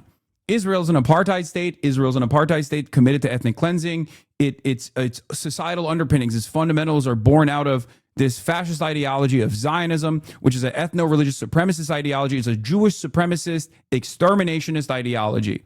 Okay? It is no different than what the Nazis believed, but instead of the outgroup being Jews and socialists, communists, and the Roma population and whoever was not a part of the in-group of the Ubermensch or the Volk, okay? In this circumstance, Jews are a part of the in-group, and the out-group is everyone else in the vicinity, okay? That's it. It's the same exact fucking ideology with the victims being swapped out for someone else. But that is precisely the reason why this, like I said, is no different than any other interview that any other Israeli envoy has on any other mainstream outlet. Okay? and it's actually being directed towards a group of like a demographic that is even more resentful and more repulsed by Israel. Okay, so it's a spectacular failure on every front. That's what I mean. So, you know, I mean, look at that. How about women? Okay, women in Iran, they shoot the women. They shot this extraordinarily brave and beautiful woman, shot on the sidewalk because she showed too much hair. In Israel, women are, you know what women are. They shot Masa Amini. I think they can't even remember her name. Okay, how many fucking Palestinian women have you shot? How many Palestinian journalists have you assassinated? They killed Shireen Abu Akleh, who's an American citizen, dude. They did that in 2021. And then they raided her fucking funeral. Like, these guys have nothing. Israel has nothing. They can't be like, oh, Iran is so violent. Iran is so brutal. It's like, bro, you literally had a rape riot, a January 6th for rape, okay? It is a cartoonishly evil society by every fucking metric. What are you talking about? What are you even talking about here? Oh, look at Iran. Don't look at us. Look at Iran. All of our enemies are so much worse. Okay? All of our enemies are so scary. They're so much worse. They're so barbaric. They're so backwards. It's like, dog, we're not funding the Iranian government. We're funding your government. Okay? We're funding you. You are getting unlimited ammunition to kill Americans. You're getting unlimited protection from the United States of America at the global stage to continue doing shit that Iran could never do. Iran would not be able to pull that off. I'm sorry. It's just the truth, okay? People will talk a big game about Iran's domestic affairs or Iran's intervention in the fucking region, and that is not an adequate substitute for the conversation that we're having about Israel's intervention, because Israel's intervention half the time is why Iran is also intervening as a retaliation. This is not a value judgment on Iran's intervention, mind you. Okay? I'm not saying that at all. But there is no comparison. There is no comparison. It's always getting back to silly ass substitutes to be like, well, look at Iran. Iran is doing this. Iran is doing that. It's like, bro, you're Israel. Okay? Let's talk about what Israel is doing. Say what the difference is. Okay? So I had this young woman officer in my military secretariat. You know, the prime minister has military secretariat, and usually has a general and it has staff assistants. One of the staff assistants was this young woman pilot, navigator, on leave from the Air Force to do this work in the prime minister's office. You know what she did now? She was flying over the skies of Tehran, you know, attacking this horrible regime that tyrannizes the women in Tehran. That's a difference. The women there get shot on the sidewalk, and an Israeli woman pilot helps up. Yeah, they're stopping the Iranian women from being terrorized by the regime by doing what? Killing them with American bombs. Sick. We got woke girl boss pilots doing the bombing campaign that is woke to liberate the Iranian women from their horrible circumstances. Thank God. Liberate Iran, quite the women of Iran. And boy, that's a big difference. And that's true of everything. It's true of nightlife. It's true of the startup nation, the incredible ingenuity and entrepreneurship, incredible freedom. Israel is a paragon of freedom in an area that doesn't exactly enjoy freedom. And to have young Americans march and support these mass rapists, these people who beheaded men, who burned. Once again, mass rapists. I don't know if you're talking about Israel, because you should be talking about Israel, because Israel had a policy where they tried to prosecute at 6 of the concentration camp guards at Sidi Tayman prison, okay? It is a concentration camp where they would pack up Palestinians from the Gaza Strip and then ship them off into this concentration camp, okay? 6 of the concentration camp guards were caught on camera, on CCTV footage, raping the Palestinian prisoners to death, okay? Raping them to death. the Israeli government knew that there was an ICC prosecution being conducted into war crimes. So they wanted to use the principle of complementarity to defend themselves as a shield, to be like, see, we're actually investigating ourselves and we won't find any wrongdoing, but we're investigating ourselves nonetheless. So you can't investigate us because that's how international organs of justice work. International organs of justice can only investigate and prosecute you for war crimes if you are not sufficiently dealing with the war crimes that you are committing. So knowing that, they literally, knowing that there was a UN report coming out on sexual violence that the Israeli state was committing to, was committing against the Palestinians, that they tried to at least prosecute some of these rapists. Okay? What happened? Israeli society got out and did a pro-rape riot, and they forcibly released all of the concentration camp guards that had done a rape. They literally had a pro-rape January 6th. They were armed and they forcibly released these concentration camp guards. There was an emergency session in the Israeli Knesset where one of Benjamin Netanyahu's own party members unironically said that their concentration camp guards had a right to rape Palestinians. They had a right to rape them. That's what he said. This is all on camera. It sounds made up because it's so insane, but it's not made up at all. It is literally on camera. Many people, obviously, are completely oblivious to this fucking reality because Western media does not cover it. And the reason why Western media does not cover it is because if Western media did cover it, the Israeli approval ratings that are already incredibly fucking low would be so goddamn low that people would be demanding military intervention. If your parents knew what you knew about what goes on in Israel, they would be demanding military intervention. They'd be like, we have to invade. We have to invade Israel with our military force to put an end to this fucking madness. Okay? Western media understands this reality, which is why they literally outflank Israeli publications when it comes to covering all of the fucking madness and all of the violence that unfolds in Israel. Okay? That is precisely the reason why, like Haaretz or even Ynet, which is a right-wing institution, it's a right-wing outlet, it's a right-wing Israeli newspaper, has better coverage on all of the affairs of the military and the misconduct in the military than fucking the New York Times does. Because the New York Times has the New York Times understands its readership and does not want its readership to despise Israel. So it cannot accurately convey events that are unfolding in Israel.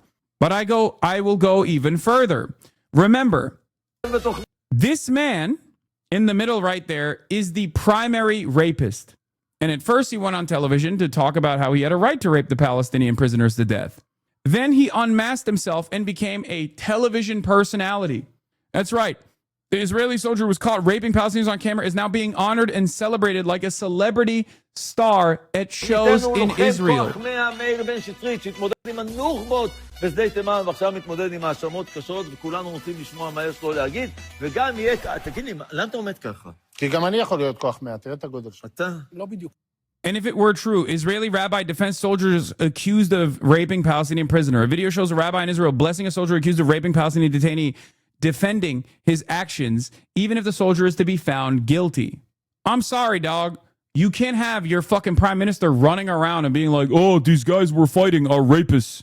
They're rapist beheaders. Yeah, over a year after their arrest, 5 Israeli soldiers accused of beating and sexually abusing a Palestinian detainee at Sdei Teiman have yet to face trial. Now a military judge recommends mediation instead. The Israeli military has offered more severe penalties to Israeli Jewish soldiers in the military that cook hot dogs on fucking Saturday than rapists who raped Palestinian prisoners in a concentration camp on CCTV. Yes, because Jews are obviously not supposed to work on Saturday. It's Shabbos. So when the Israeli occupying force soldiers actually went to a fucking kitchen and cooked up hot dogs, they got a more severe penalty than these fucking rapists did. This is also precisely the reason why someone like Benjamin Netanyahu is never going to do a fucking interview with someone like myself, obviously. Babies alive. I'm talking about the Hamas monsters. Is that their ideal? They don't know nothing. I mean, they don't know what they're talking about. And I want to bring that truth to them. So Israel is a great free society and the best partner that America has anywhere on Great earth. people there for sure. When we visited, everyone was so welcoming and people were inviting us over for dinner and stuff. But I see, like, that's the thing too. I'm not claiming to be an expert too, but I'll just read stuff on like X and like people will say like Israel's killing babies or like they're starving people. That's completely false. In fact, the reason we have civilian casualties in Gaza is because Hamas, who are basically horrible murderers and killers, okay, committed to our... Oh my God. What a different opinion from Benjamin Netanyahu. NELK boys don't even like actually call into question whether he's like murdering children, something that we know is happening without a sliver of doubt here. Okay, that is 100% happening. We know it's happening. We see it happening every fucking day. According to reports from the UN, Israel is killing a classroom full of children every single day. Israel has killed a classroom full of kids every single day since October 8th, 2023. Okay? Oh, well, I see comments on Twitter of people accusing Israel of like, slaughtering children. It's like, that's not comments on Twitter. It's just an accurate reflection of reality. But of course, he instantly turns around and says exactly what any Israeli official would say on any other fucking mainstream media outlet. He turns around and says, oh, Hamas are using children as human shields. Bullshit. It's fucking bullshit. Destruction and your destruction. They say so openly. I mean, they say the big enemy, the real enemy, the great Satan is America. And Israel is the small Satan. But it's a small Satan that is standing in their way of conquering with other Iranian proxies, conquering the Middle East, and then we move on to you. So America is the great Satan, and America, needs to disappear. And we stand in their way. But one of the things you have to understand... Hamas is a national liberation group. Okay? Their goals are simply to end the Israeli occupation.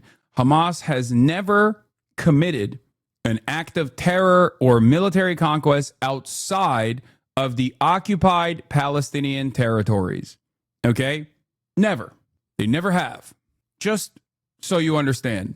He doesn't even make an effort to lie. Like he went in there knowing these. Exactly. He used them, as I said, and I didn't watch this interview, but I knew that this was going to happen. He used them as a fucking. So what was the October attack then? October 7th? Did you not hear me say occupied Palestinian territory, like historic Palestinian territory? Wasn't that Hamas? I'm losing my mind. No, that wasn't just Hamas. That was the entirety of the Palestinian liberation groups, okay? It was the entire resistance front. And that is literally within the confines of historic Palestinian territory. What the fuck are you talking about?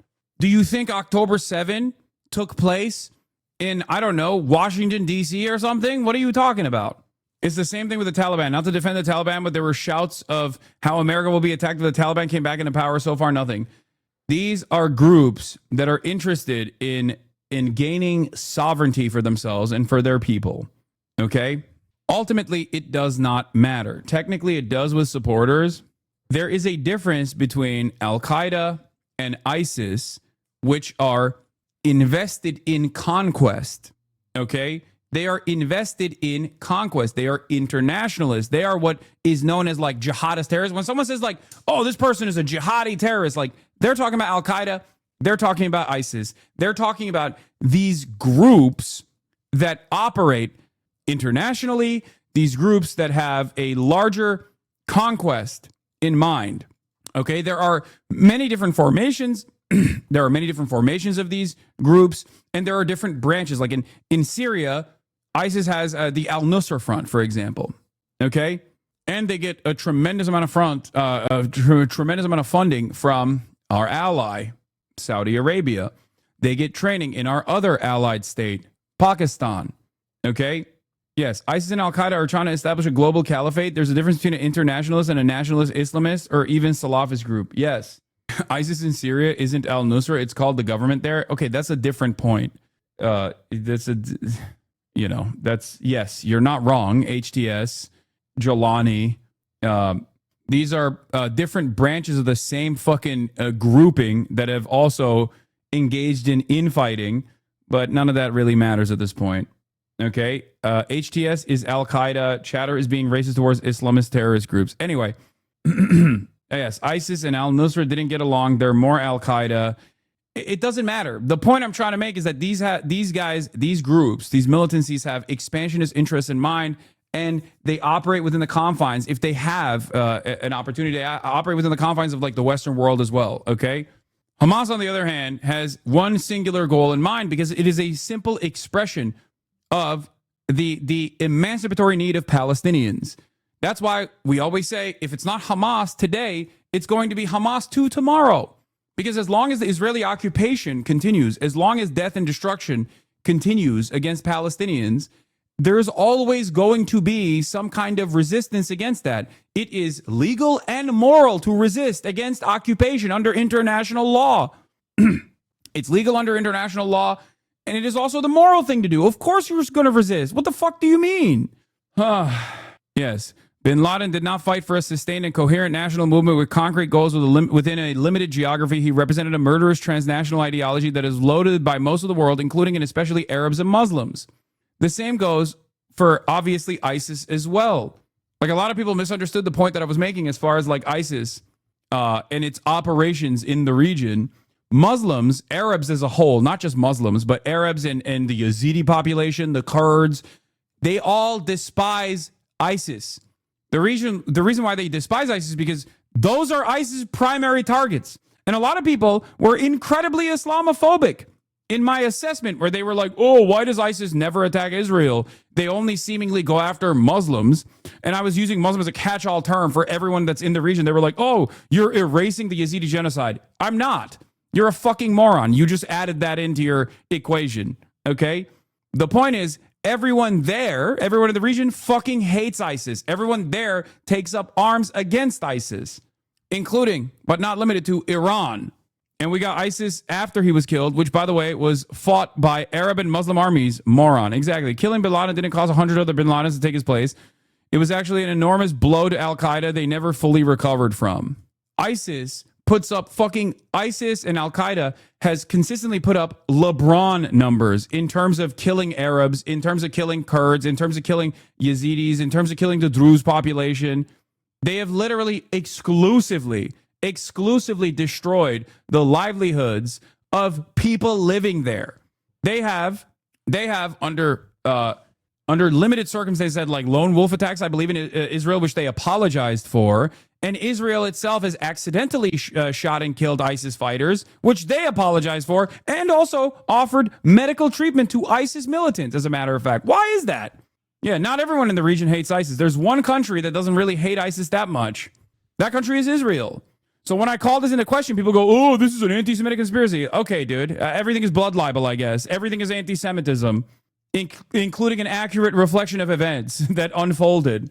Gaza is the densest urban environment you can find, and Hamas embeds itself in the civilian population of Gaza, the Palestinians, okay? We tell the Palestinians, hey, leave, because after they butchered us and raped our women and beheaded our men and burned our babies, we have to remove this threat. So we come in to take care of the Hamas terrorists. But the Hamas terrorists don't leave the civilian neighborhoods. And we say to the civilians, we call them up because we have their telephone numbers. We say, leave, please leave. We send them leaflets, millions of leaflets, please leave. Dude, you guys are so nice. Oh, the illegal occupation and blockade that you have over an entire 2 million population of indigenous people that you have literally pushed into the Strip, which is one of the most densely populated open prisons on the fucking planet. You send leaflets before you bomb their homes. That's sick. Yeah, they have their telephone numbers. Exactly. One must call into question how you have the telephone numbers and the population registry of all of these people in this supposedly sovereign state. How is that possible? And if you have this level of intelligence, how have you bombed every single fucking building in the Gaza Strip? Why have you bombed every single building in the Gaza Strip? That's the question. Real confusing. Perhaps it's because this is not a military conquest or a military campaign at all. It is just pure ethnic cleansing. That is the goal here. That's it. This is what happens when you have an entire population, an entire indigenous population under the thumb of brutal military occupation, criminal military occupation. They do not get trials under the civil governance division. They do not go to a regular court. The judge, jury, executioner is a random fucking Nazi dipshit that's 19 years old and hopped up on fumes that wants to do permanent fucking ethnic cleansing in the strip. That's the judge, jury, and executioner. And everyone that is in the crosshairs is an enemy. I don't think the medical assistance thing is really proof. Every country has a responsibility to treat wounded combatants, and every group and country active in the region has treated wounded ISIS fighters. Israel is actively funding ISIS affiliates in Gaza. Though, so you're not far off. Yeah, Israel famously always takes its responsibility of treating wounded combatants so seriously. Like when they treat wounded combatants by fucking killing them in their hospital beds, either by drone fire or by directly fucking directly dressing up as doctors, entering a West Bank hospital and fucking shooting a militant to death in their hospital bed. One must ask the question why ISIS soldiers get different treatment than anyone that actually resists against the state of Israel. That's the point. Israel is not particularly known for following the rules of combat and the rules of war. We do everything that is possible that no army has done. They want to leave. You know what Hamas does? They shoot them. You say, we want you to... that's fucking bullshit. Hamas shoots them. Okay, dude. Like, it's so crazy. It's so crazy to me that, like, Hamas, everything is filmed on the Gaza Strip, every single thing. And yet, for some reason, there's no footage of this. There's no footage of, like, the Hamas militants lining up Palestinians and just shooting them for the crime of wanting to leave. It's so strange that the only thing we see is Israeli bombs. Israel has 24/7 surveillance. Israel has drones all over the Palestinian civilian population. They're constantly surveilling the Palestinian civilian population. They're constantly assassinating the Palestinian civil population.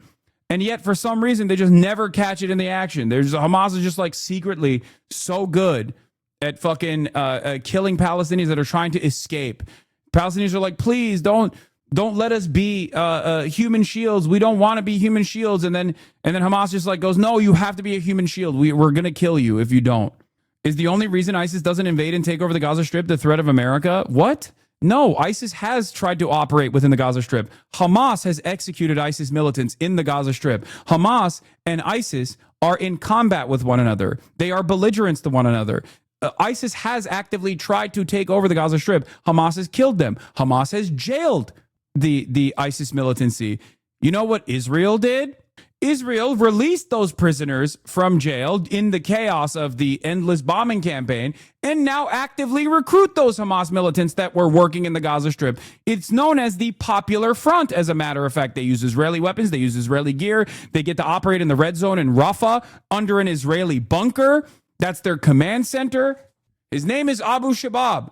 Drug dealers and ISIS, did I say Hamas militants? Sorry.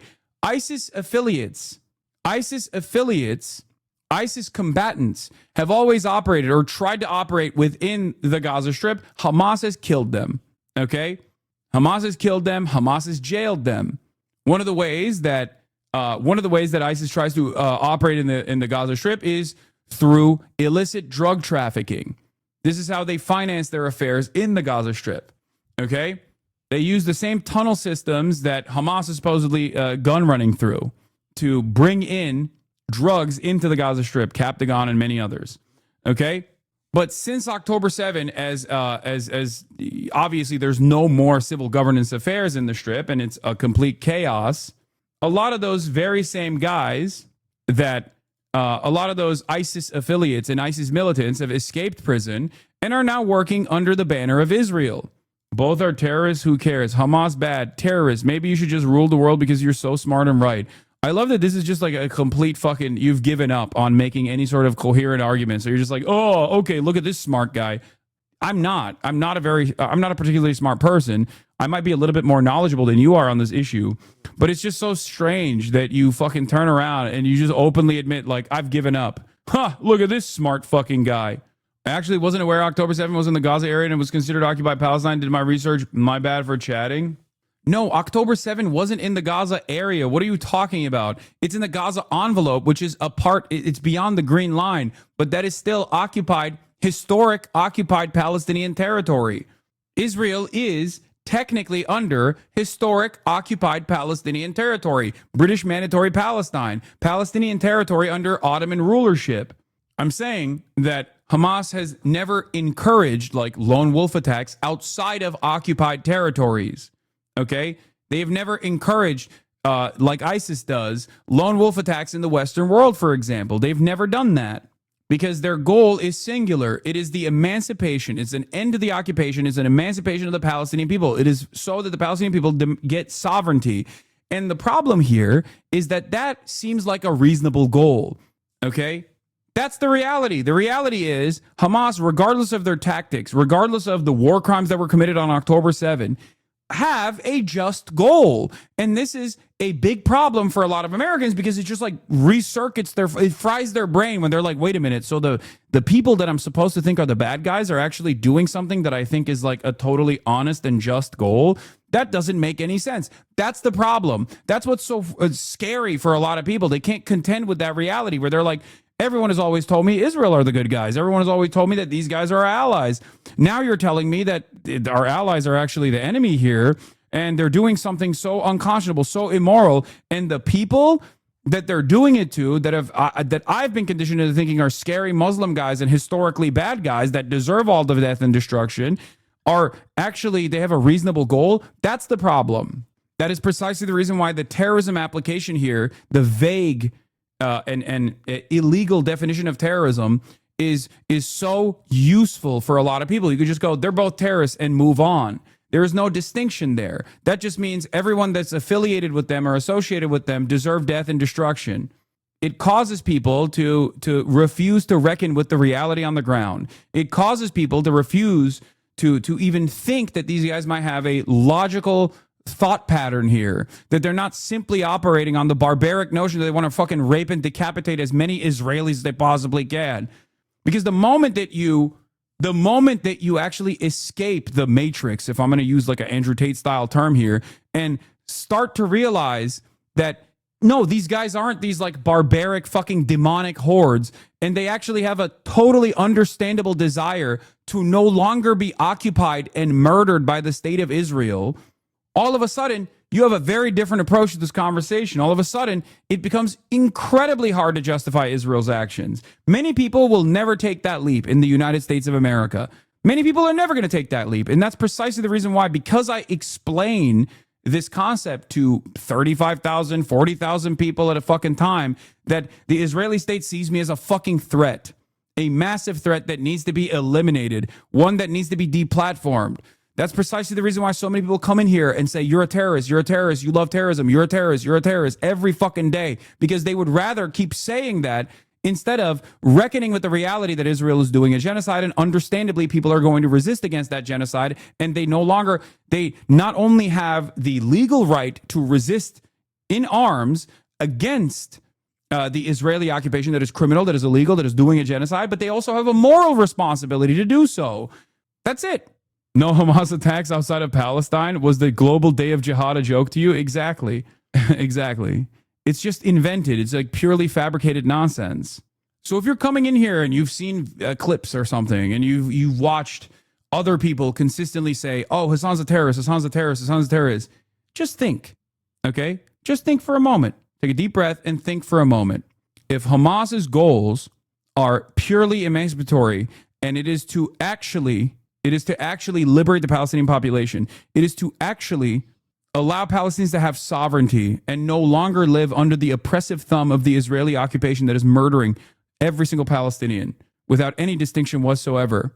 Do you think this contextualization of Hamas's goals and all of the Palestinian resistance goals, which is unified, is a unified front, regardless of their ideological differences, regardless of their differences in tactics, don't you feel like you were maybe wrong initially in the way that you approach the subject matter? Because many people understand that Israel's doing a genocide. They see it. They recognize it. Okay? They see that. But then they have no solution to it, where they're like, they're doing a genocide, but I guess every single person has to just sit idly by and take it. Okay? No resistance here, please. Do not resist against an occupational force that has been murdering your family and stealing your homes for 80 fucking years, because God forbid if you do that, you'll be branded a terrorist and you're a scary bad guy. That's it. They don't want you to take that leap. They don't want you to look at this with with a logical framework. I don't know how you can follow the news and not think it unless you're totally in the throes of exceptionalism. A lot of people are. A lot of people are in the throes of exceptionalism. That's the problem.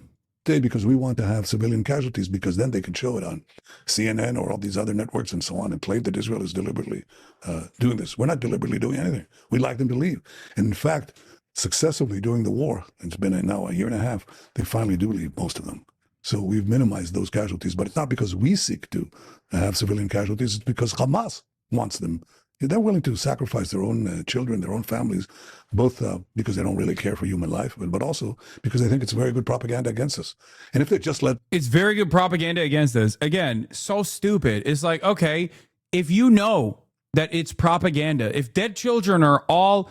Because that's the only negative consequence of like murdering children from Benjamin Netanyahu's perspective, because he's a truly repulsive, evil man.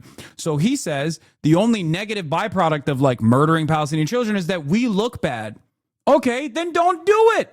Don't murder the fucking children. What an incredible way to solve this issue. It's so dumb. Oh, oopsie. I guess I fucking fell into the trap again. Here I go again. You know, Hamas knows I have an insatiable appetite for baby murder. Like, it doesn't even make sense within the logical confines that they're trying to develop because it's such a stupid fucking argument. You're not a natural disaster. You are a nation state, a criminal nation state that has an endless bloodlust for the ethnic cleansing of as many Palestinians as possible, regardless of whether they're men, women, or children. And you make it seem as though you have no control over your own fucking actions. Like, oh, Hamas duped us again. Okay, well, you're the dumbest person on the planet then, I guess. It's the easiest thing on the planet not to kill children, okay? Billions of people do it every day. Them leave the war zone, get to the safe parts, safe havens that we've created in Gaza. No one would be hurt. And the minute Hamas lays down its arms, surrenders. By the way, all of this is bullshit because, like, in Israeli media, they very openly maintain the position that they are invested in the permanent occupation of Gaza and the permanent ethnic cleansing of Gaza. So when he says, oh, we're putting them in safe havens and safe zones, that's bullshit. They move the entire population around deliberately over and over again, and they bomb the fucking safe zones. Okay? They don't even call them safe zones because there's a legal distinction. That is a legal designation, so they call them safer zones. Okay? And they do. They bomb them. They bomb the tent cities over and over and over again. They concentrate them into an increasingly smaller area, and then they bomb that small-ass area. And there are no more fucking flyers that they release anyway. It's complete fucking bullshit. Many reports in the field say Israeli soldiers are mainly just doing home demolitions, not searching for the hostages American media portrays. Netanyahu said he ramped up home demolitions to push people to permanently leave the Strip because their goal is the permanent ethnic cleansing of the Palestinian population of the Gaza Strip. They have made that clear. They have said it over and over again. They've been saying it since October 8, as a matter of fact. They've been saying it since October 7, as a matter of fact. Every single day, they openly say we have to kill every single one of these demons. Every single day, there's another Israeli official that's like, we want to do genocide. We are doing genocide. We want to keep doing genocide. We love doing genocide. We love killing Palestinian children. And the American media goes, I can't hear you. What did you say? Did you say that you have a honest and just goal, an honest and just military goal here to release the hostage? Is that what you're saying? To release the hostages militarily? Okay, that's what we're going to report on. And it's so fucking crazy because it's become this undeniable reality. Even the dumbest guy you know has seen enough murdered children that are starving in the fucking Gaza Strip that they obviously, this kind of messaging doesn't work anymore, regardless of the fucking media interest in it, in defending Israel's unjustifiable ethnic cleansing campaign. Maybe we let them leave Gaza. That's the end of the war. No one gets hurt. What would your message be to Palestinians that just want to have like a peaceful life? Get rid of Hamas. Help us get rid of Hamas. They torment you. They oppress you. They shoot you in the back of the head. If you want to leave the war zone, they kill you. And if you say a word in protest, they'll kill you. If you're gay. Hamas is not a fundamentalist religious group. A Hamas fighter could literally be a Christian or atheist. You don't need a religious reason to join Hamas when you're facing annihilation and genocide. It's not also just Hamas either. Al-Qassam is only one wing of the Palestinian militant resistance. Okay, you have the Democratic Front for the Liberation of Palestine, DFLP. You have the Popular Front for the Liberation of Palestine, PFLP. You have the Palestinian Islamic Jihad movement, They have their own military wing. These are all different parties that are unified under one goal, which is the emancipation of all Palestinian people. Okay? That's it. Hamas is just a catch-all term because they've been branded as like the arch villain here in this story. That's it. This is something that I kept repeating over and over again since October 7. Okay? That this wasn't a military conquest or a military campaign simply conducted by Hamas or Al-Qassam, if you want to be specific with it. Okay? It is a nationalist front for the liberation of Palestine. It is an emancipatory movement. It is comprised of every type of Palestinian ideology. Okay? The only people that are not participating in it are collaborators of the Israeli state. Even fucking Fatah was a part of it, a part of October 7. Like, it's ridiculous. Yes. PIJ and Al-Qassam are the most relevant at this point. PFLP and DFLP barely exist. One must ask the question why PFLP and DFLP barely exist. Many of them were the Christian Palestinians, for the record. I wonder why. Well, the reason why is because Israel fucking killed them. Israel assassinated them over and over again. You're in bad shape, really bad shape. And if you are a woman, chattel, you're nothing. You're property. That's the opposite of everything we believe in. I say it's not only Israel, it's you. So we're the same. How do you respond to, like, I'd say there's a lot of American support from the females, from the gays towards Palestine. So how does that make any sense? That's, gays for Gaza is like chickens for KFC. I mean, that's insane. The whole thing is absurd. Chickens for KFC, right? Gays for Gaza. Yeah. Repeat it again, dude. It didn't hit the first time. Maybe if you repeat the joke, it'll come across funnier. Oh, it's like chickens for KFC. Allyship is not transactional. I don't give a fuck what someone's point of view is. Okay? I don't care. Like, I don't look through the logs of every Jewish person that was slaughtered in the Holocaust to be like, I wonder if they've had any problematic opinions. No, that is a fucking crime regardless. You know what I mean? It's so stupid. Many people understand this reality. Not only is it fucking overblown, like the mistreatment of gays is completely overblown. Israel itself has a litany of different issues, despite the fact that it presents itself as a Western liberal moral democracy. It has a litany of different homophobic problems. Israel is a nation state where like race mixing is technically not allowed, okay? Let alone interfaith marriages, let alone fucking gay marriage. You have to go to Cyprus to get gay married, okay? And not only that, but the largest number of LGBT Palestinian population murders have come in the hands of the United States and Israel, not Hamas. Okay? It's so fucking stupid. None of this makes sense if you are even a little bit knowledgeable about Israel's activity, Israel's behavior, or Palestinian existence in general. First of all, as far as sodomy or homosexuality being criminalized, it's not in the West Bank, just so you understand. And the only fucking anti-sodomy law that is in existence in the Gaza Strip is a fucking holdover from British occupation. It doesn't fucking matter. They overextend. What they use as an argument, if you want to really know about the background of this, is that Israel knows that there are gay Palestinians. So what they do is they'll send in the Mossad, or they'll use they'll use spyware, or they'll honey trap gay Palestinians and blackmail them with footage of them engaging in homosexual acts to collaborate with the Israeli state, which is inherently a very anti-queer action to begin with. They go in and they literally film Palestinians doing gay shit, and then they blackmail them. And they don't blackmail them because Palestinian society is homophobic. They blackmail them in the same way that you would blackmail anyone with revenge porn, whether it's straight sex or gay sex. It doesn't fucking matter. And then the internal affairs of Hamas, Yahya Sinwar's job straight up was this, okay? He was one of the enforcers of Hamas in his history. The job of enforcers within the Hamas movement, within their civil governance affairs, is to find collaborators and then they execute them, which is fucked up. Okay, I agree. It's incredibly fucked up. But to turn around and use that to be like, these guys are homophobic and therefore they deserve death is fucking stupid. Okay? Okay, that sounds anti-Semitic, man. I know. Everything I say about Israel sounds anti-Semitic because it's like a fucking criminal enterprise that is doing like comic book levels of evil. This does not work. This does not make any sense. Nobody cares about the militancy when the much larger crime or the reason for the militancy to exist is the apartheid regime or is the colonial enterprise. In this circumstance, that is Israel. The colonial entity sets the standard of violence. And the more violent the colonial entity gets, in this case Israel, the more violent the resistance gets as a response to the violence from the colonial entity. Okay?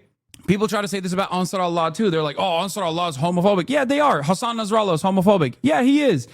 Is that why he was killed by Israel? Because he was homophobic? Is that what we're doing? We're killing homophobes now? We're just like fucking using JDAMs to kill a bunch of people in a fucking crowded neighborhood to get the one guy who's homophobic? No, he was killed because he was resisting against Israel. Okay? People only use the homophobia of Ansar Allah to try and justify any sort of like militant response to them. It's fucking moronic. Okay? Easy Company was homophobic. America was a segregationist, homophobic, misogynistic fucking hellhole in its domestic affairs. Does that take away from Easy Company's actions against the Nazi regime?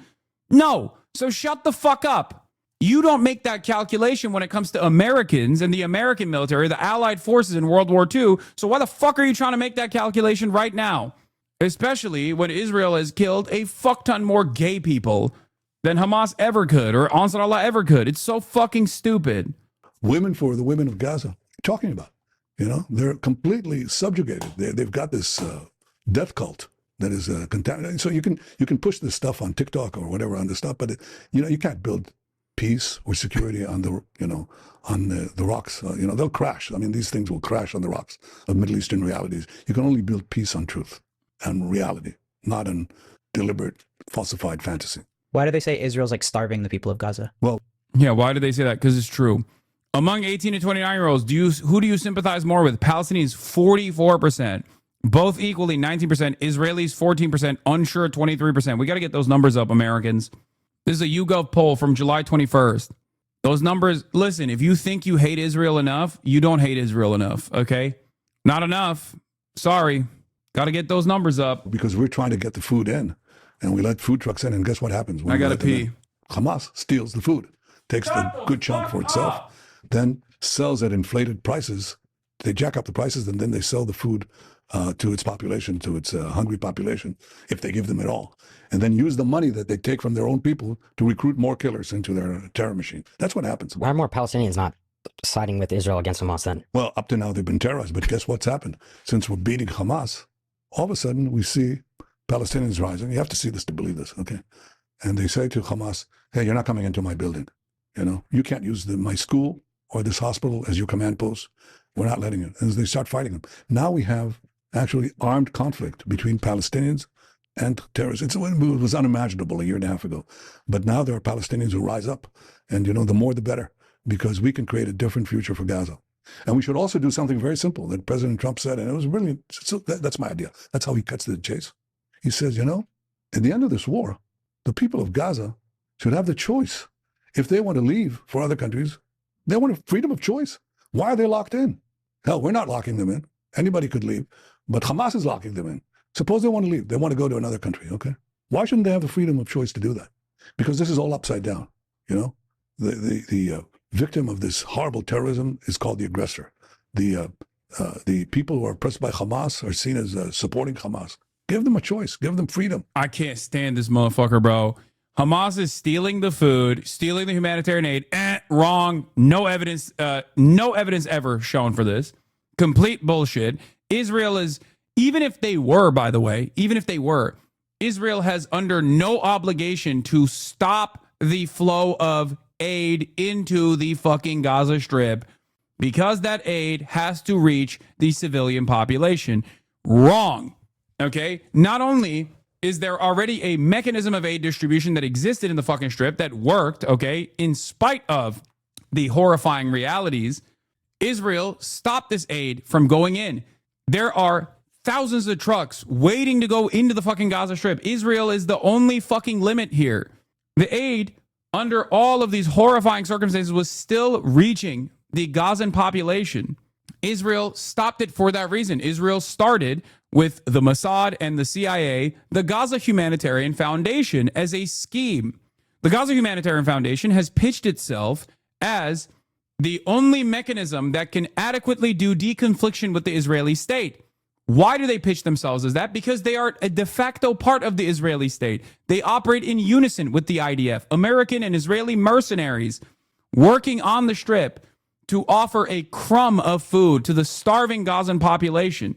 It's literally perfidy. It is illegal.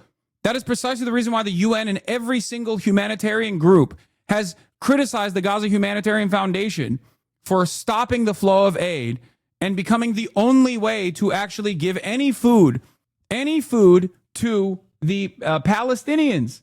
It's fucking bullshit. Give them a life and give them a future. They can't have that with these Hamas stormtroopers. But the amazing thing is, I come here and I see these protests. People who are protesting for Hamas and against Israel, they burn American flags. They're not only Nobody cares. I don't give a fuck if they wipe their ass with the American flag. Okay? I don't care. I don't care. Stop killing them. Stop killing them. It does not matter. Who gives a fuck? I'm serious. Who gives a fuck? It's so stupid, dude. It is ridiculous. Oh, is that why you're doing a genocide? Because they're burning the American flag? Oh, great. Oh, shit. I was so scared. Stop killing children, and maybe they won't fucking hate America any longer. The flag of Israel, they burn American flags. They're anti-American. They're not MAGA. They're not supporters. Who do they support? You know who they support? They support Iran and its proxy, Hamas or Hezbollah. What does Iran do? Just understand, people who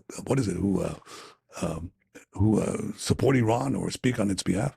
Iran tried to assassinate President Trump. Oh my God, he's trying so fucking hard.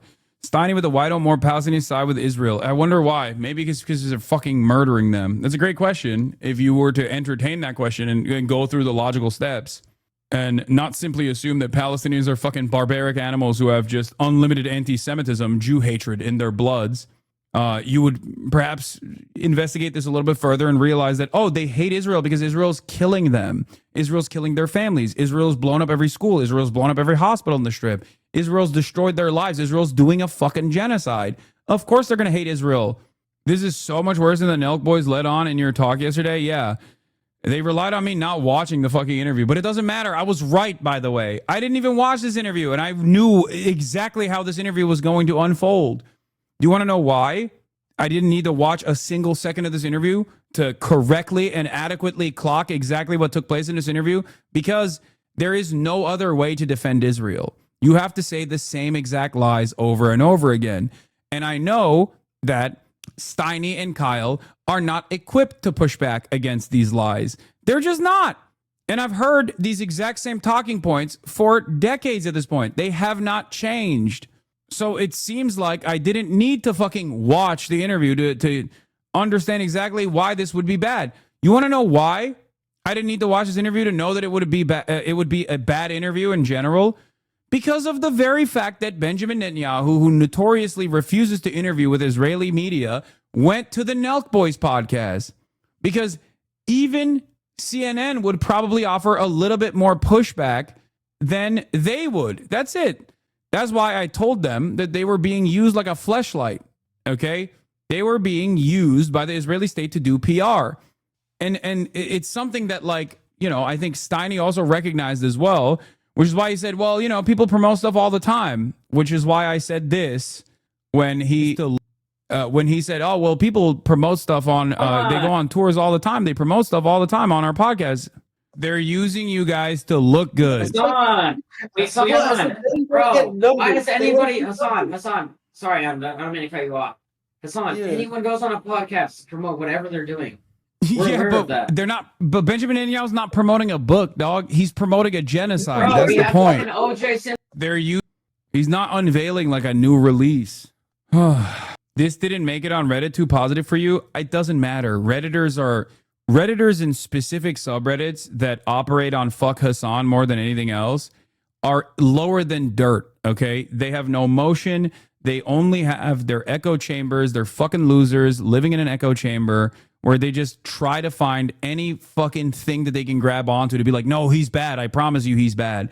But the reason why they do that is because this kind of shit goes viral everywhere else and it reaches the eyeballs of normal people. And that's precisely why they try to do as much propaganda as possible against all of the fucking faucet of all of the unlimited faucet of like normal commentary that reaches a lot larger audiences. That's it. Who gives a fuck? Like, it's not even Reddit across the board. It's just like, it's literally a couple subreddits. Okay, it's a couple subreddits that are used as a vehicle to just like try and astroturf some fuck Hasan narratives. That's it. If you find yourselves duped by this, or if you have friends that are duped by this kind of fuck Hasan framing, all you need to do is ask them to watch directly. Watch one fucking YouTube video or watch one fucking stream, even a piece of a stream, and you will obviously develop your own personal perspective. Ask people why. Ask people why they are allowing others to make up their minds for them. That's it. I don't know if that'll fix it. No, it 100% fixes it. 100%. There's 36,000 people in here. I promise you, tens of thousands of them did not come in here with such a cheery opinion initially. If this kind of like fuck us on narrative was successful, this audience wouldn't have grown over the course of the past 20 months. It literally takes seconds. I used to hate you from what I heard, and then I saw Philly D segment and changed my mind completely.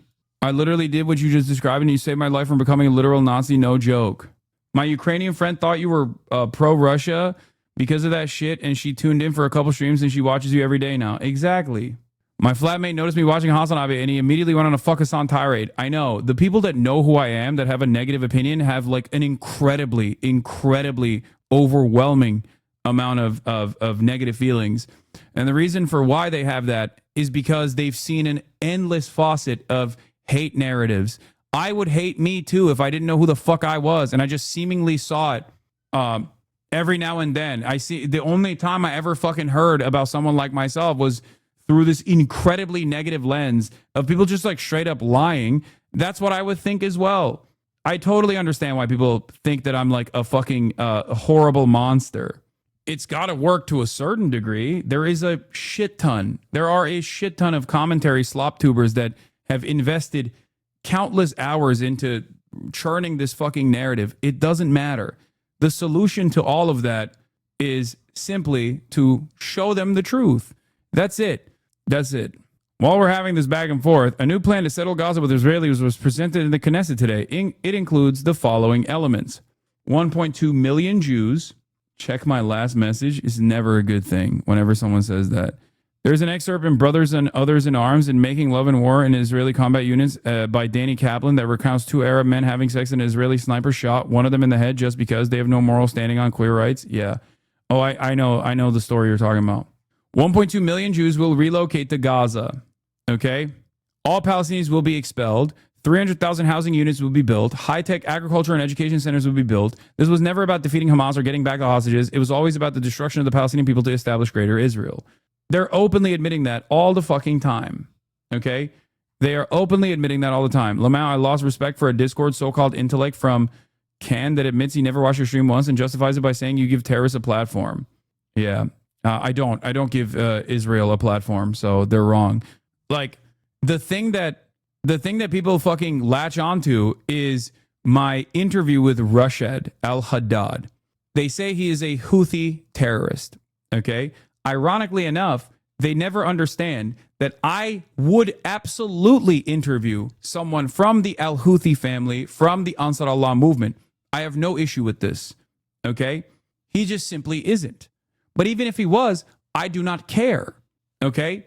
Ansar Allah, in spite of their domestic affairs, is not even remotely on the same moral playing field as Israel. Okay? That's it. That's it. They're like, oh, you interviewed a Houthi terrorist and you glazed them. Yeah, I interviewed a 19-year-old that we found out wasn't a Houthi, and of course I glazed them. There's a 19-year-old who I humanized them, and that's what pisses people off. Okay? What pisses people off is that I humanized him. Victims of endless war deserve humanizing, especially in Western audiences. Okay? Especially in my audience. My job is to offer a voice to voiceless people. Okay? That's what they're mad about. And it's so funny because it's like an incredible nothing burger that they have tried to actively relitigate over and over again, but it doesn't matter. It's meaningless. What would you say to those who say interviewing a Houthi is still bad despite Israel's actions? I'd say that they're fucking delusional. Okay? I'd ask them why they think that, and they would say, oh, well, they've done this, many of which is just like Saudi propaganda from the time when Saudi was like literally implementing a blockade with Western weapons and murdering a shit ton of civilians in Yemen. Okay? And that I would tell them that, of course, I'm going to interview any kind of militancy that I can within the confines of reason that is resisting against the Israeli genocide. Because if you think that Israel is doing a genocide, then of course people that are resisting against said genocide deserve to be heard. That's it. And if you think that Israel is doing a genocide, but you think all of the people that are resisting against that are criminals that are comparable to Israel's actions, then you don't think Israel's doing a genocide. Because there is no crime more severe than genocide. What's maddening is that this has been obvious from the beginning, but there have been so many people pretending that this isn't just happening. In the Israeli Knesset today, meeting of the lobby of the renewal of Jewish settlement in the Gaza Strip topic, the Gaza Riviera, from vision to reality. This isn't just some right-wing fantasy. They mean it. They're planning what comes after the ethnic cleansing in Gaza. Humanizing militant resistance against Israel's genocidal actions is being morally on the right side against Israel's genocide. Humanizing Benjamin Netanyahu or other Israeli officials that are defending Israel's crimes here is literally doing propaganda for the genocide. That's it. Happening right now in Tel Aviv, we march with the pictures of the children in Gaza who were starved to death by our government and our army. We cannot accept it. We call people to refuse the starvation, to refuse the killing, to refuse the annihilation. Twice. They were behind those assassination attempts? They openly admit. By the way, they put out a price on his head. On mine too, by the way. Smaller price. I'm not offended. They actually put a price on your head? Yeah, 2 days ago. Oh my God. I don't care. I don't care about any of this. Oh, I can't watch the rest of this, dude. It's just so fucking stupid. It's literally an hour-long faucet of Israeli propaganda with no pushback whatsoever. Okay? That's it. I can't watch the rest of this. This is just like unproductive overall. Yeah. I will talk about the other thing, though, that they did, which was also bad. After this interview releases, and they're getting a shit ton of, here, I'll show you once again. They're getting like unimaginable backlash, which I could have told them if Steiny had reached out to me before they released this podcast. I would have been like, do not release that fucking podcast. You're gonna get ass blasted into fucking oblivion. Okay? They turned around and they went to like as many right-wing critics of Israel as they could. But of course, the right-wing critics of Israel that they know are Holocaust deniers. Sneeko, Nicholas Fuentes, who is literally an open Nazi. Okay, Sneeko, who's a Holocaust denier, Muslim revert that has questionable beliefs on pedophilia. And Myron Gaines, who is famous for yelling at women on his Fuck Women podcast, who also happens to be a Holocaust denier. And then myself and Adam Friedland. So they added insult to injury in their damage control because of the backlash that they were receiving, which is also insane. In an apparent attempt at damage control, NELKBOYS streamed talk with conspiracy theorists, one of whom denies October 7 atrocities, falsely claims IDF is responsible for most deaths. Pro-Trump U.S. podcasters, the NELKBOYS, streamed conversations Monday with several anti-Semitic influencers after the release of their interview with Prime Minister Benjamin Netanyahu, in an attempt to limit the criticism they received from hosting the Israeli leader. The one-hour interview with Netanyahu on the Full Send podcast hosted by Kyle Forgard and Aaron Steinberg, known as the NELKBOYS, was recorded on July 8th during the Prime Minister's visit to Washington and released Monday. Commenters on the podcast, the host for hosting the Prime Minister amid the ongoing humanitarian crisis in Gaza and not asking Netanyahu tough questions on the matter. Zero pushback. You literally just let a war criminal talk freely for an hour to millions of fans. Just horrible, horrible. You guys are truly, one viewer commented. I am so happy the comment section knows how vicious and evil this man is. I can't believe Kyle's humanizing this man. Speechless, I'm at a loss for words, another wrote. Shortly after, the NELKBOYS began live streaming with influencers Sneeko, Myron Gaines, Hassan Piker, and Nick Fuentes, all known for circulating anti-Semitic and anti-Israel conspiracies who offer commentary on the interview. I love that they just like so easily loop me in with these other dudes. Sneeko, who has been banned from YouTube and Twitch for anti-Semitic remarks, said Trump basically owned Netanyahu because the U.S. president pulled out a chair for Netanyahu after meeting earlier this month. How do you put America first if you send $4 billion to Israel every year, Sneeko asked the host, to which they responded that they agreed that Netanyahu's behavior was making it harder for Americans to support Israel. Myron Gaines claimed Netanyahu lied about a bunch of shit in the interview and falsely claimed a lot of the shit that happened on October 7 was a lie, referring to the 2023 Hamas massacre that sparked the ongoing war in Gaza. Gaines denied the occurrence of mass rapes during the massacre and also claimed the Hamas's goal of the invasion was to capture as many hostages in exchange for prisoners instead of mass killings, adding, a lot of the innocent people that were killed by the IDF in an attempt to prevent Hamas from taking more captives. The ongoing, dude, even when they're talking about like what Sneeko said or what Myron Gaines said, they're not actually talking about the indefensible shit they have said, which is deeply anti-Semitic. They literally are just saying these guys are anti-Semites without explaining why they're anti-Semites. And then the only explainer they offer is because they're saying that Israel killed civilians on October 7, which is literally something that is true, okay? Something that was admitted by former Defense Minister Yoav Gallant when he said the Hannibal Directive was implemented on October 7. It is fucking insane. It feels like I'm losing my mind when I hear Times of Israel or any other fucking outlet reporting on the matter by basically saying, well, you know, these guys are anti-Semitic. Why? Because one of them said, how can you be America first if you send $4 billion to Israel every year? If you think this is an anti-Semitic statement, you are delusional. These guys have said a fuck ton of anti-Semitic shit.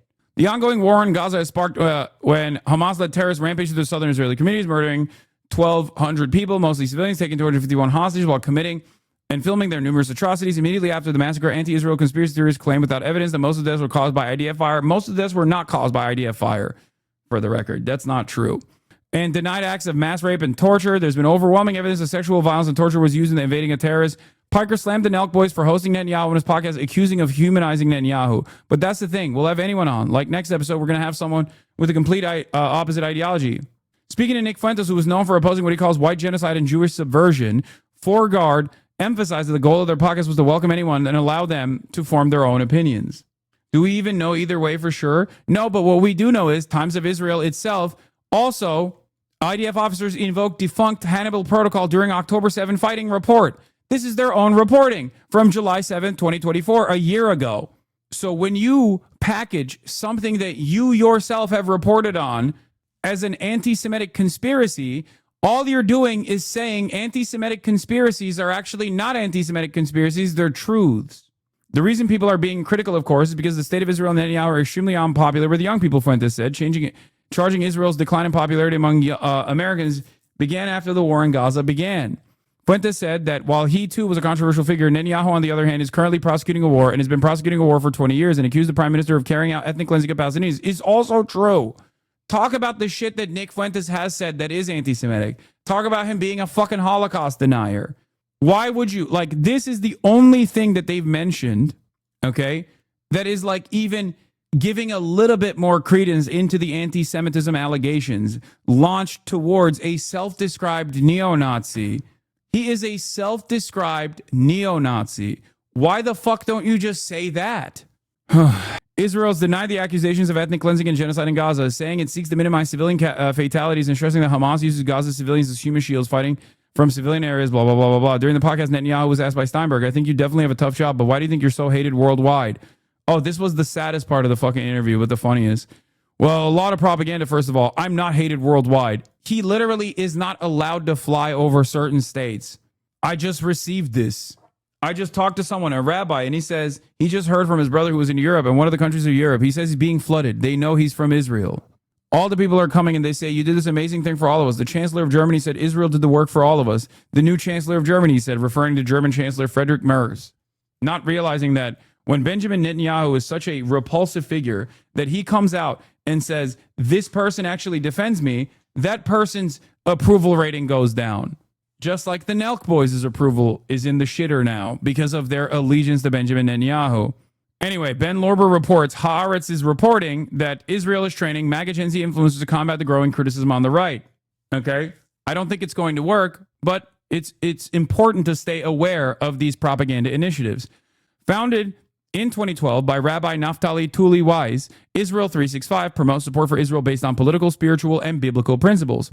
Its affiliated website states that the group stands unapologetically for the Jewish people's God-given right to the entire lands of Israel. I'm going to keep it a $150 with you.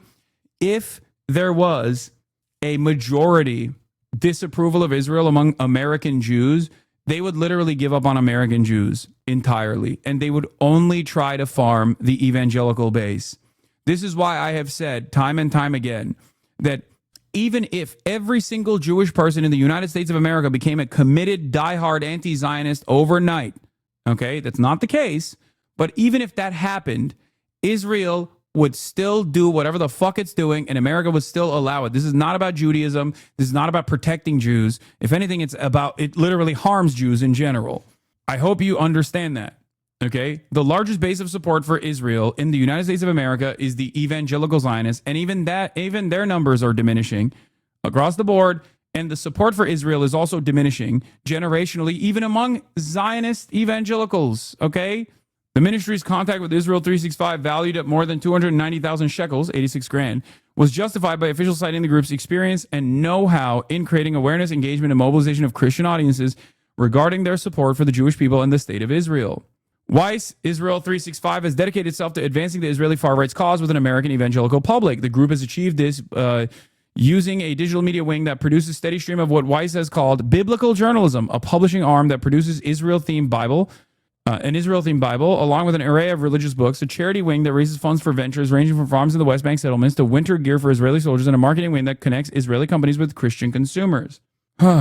West Bank settlements, winter gear, Thanks to this outreach, Israel 365 has become an established face of biblical hospital for U.S. Christians. More significant still, has been using the group's advocacy wing, which seeks to strengthen the partnership between Jewish and Christian Zionist faith leaders, politicians, and influencers by organizing a bevy of campaigns, speaking tours, conferences, and summits, webinars, and prayer calls, sign-on letters, and tours to Israel.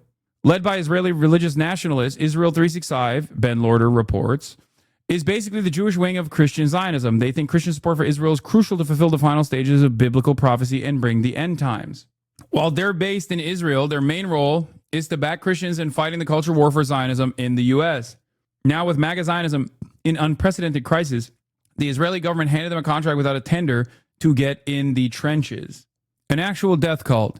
Of course, no Jewish person believes that the end of times is going to take place, where, of course, the end of times prophecy and the theological underpinning for the evangelical Zionist movement relies on the idea that like Israel will be a Jewish state for Jews only, and then all the Jews will go to Israel, and then Jesus Christ will come back and fight the League of Satan in Megiddo.